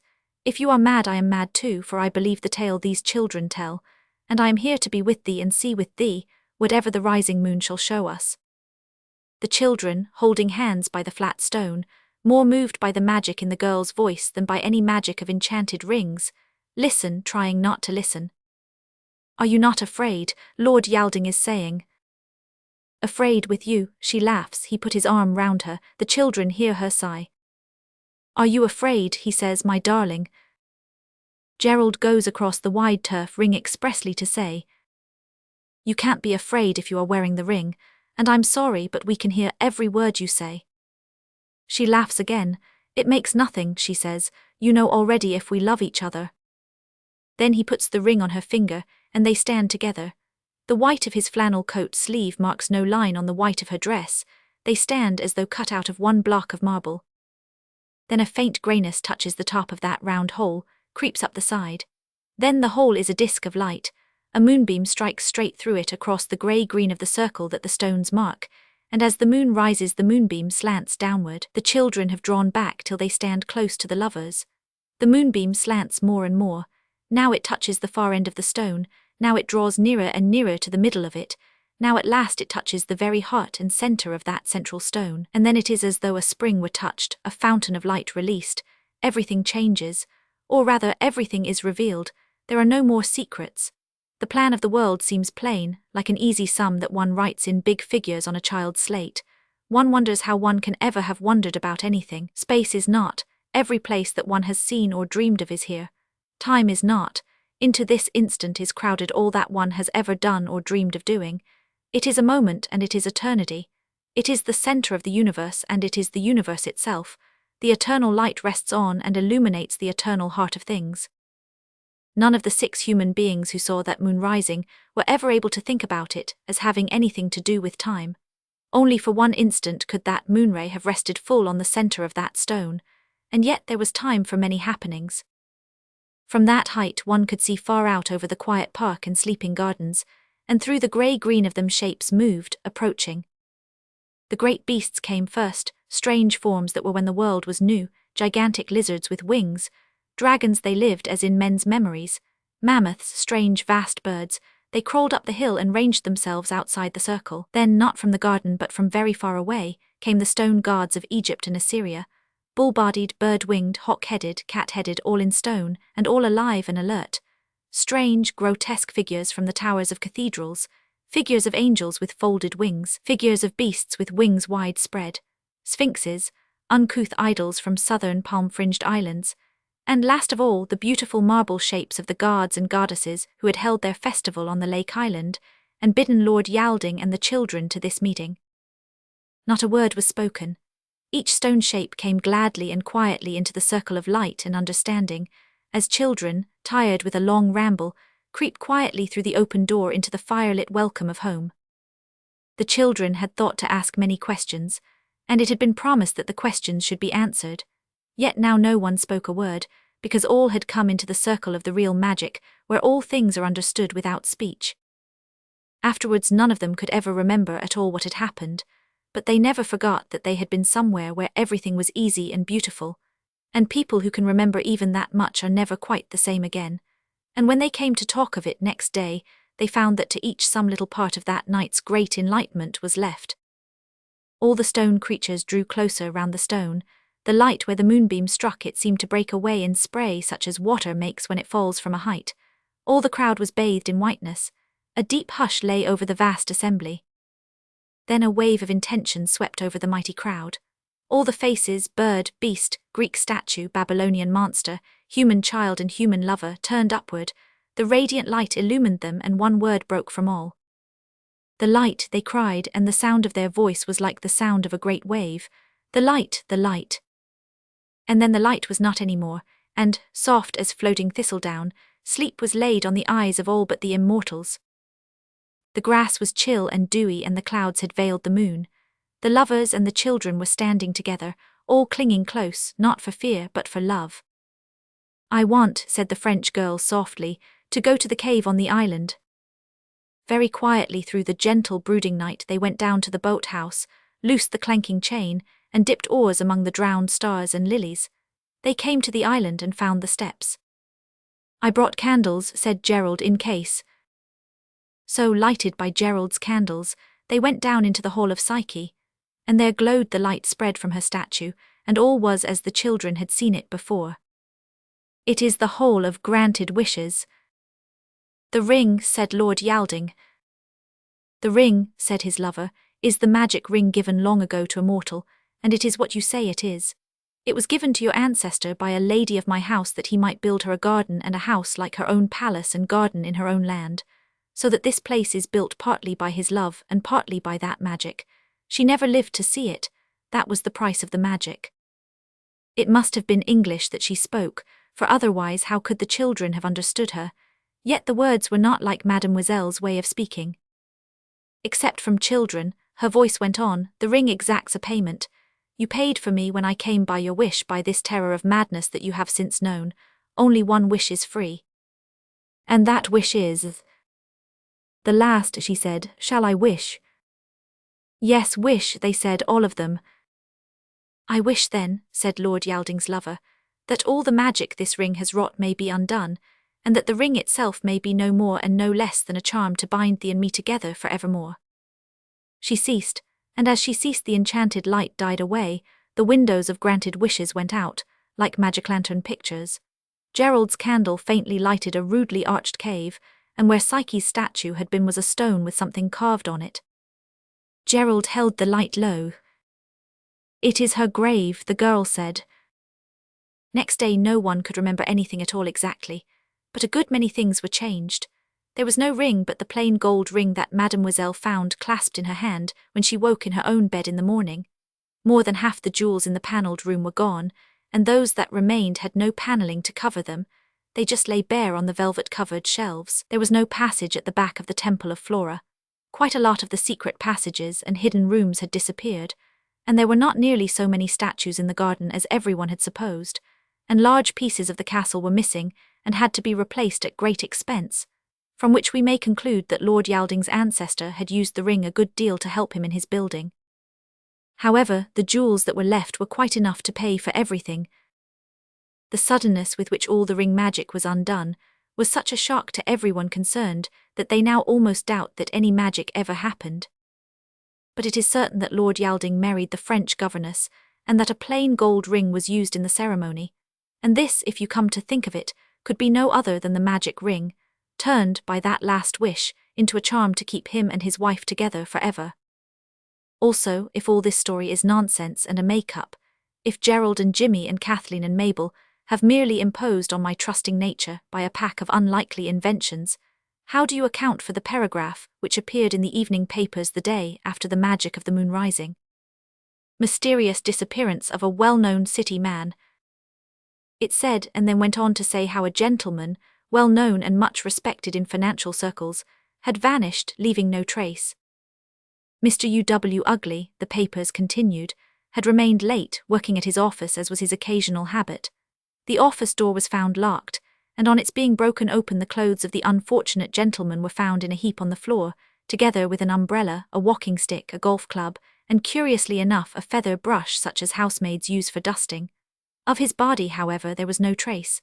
The police are stated to have a clue. If they have kept it to themselves. But I do not think they can have a clue because, of course, that respected gentleman was the ugly wuggly who became real when, in search of a really good hotel, he got into the Hall of Granted Wishes. And if none of this story ever happened, how is it that those 4 children are such friends with Lord and Lady Yalding, and stay at the Towers almost every holidays? It is all very well for all of them to pretend that the whole of this story is my own invention. Facts are facts, and you can't explain them away.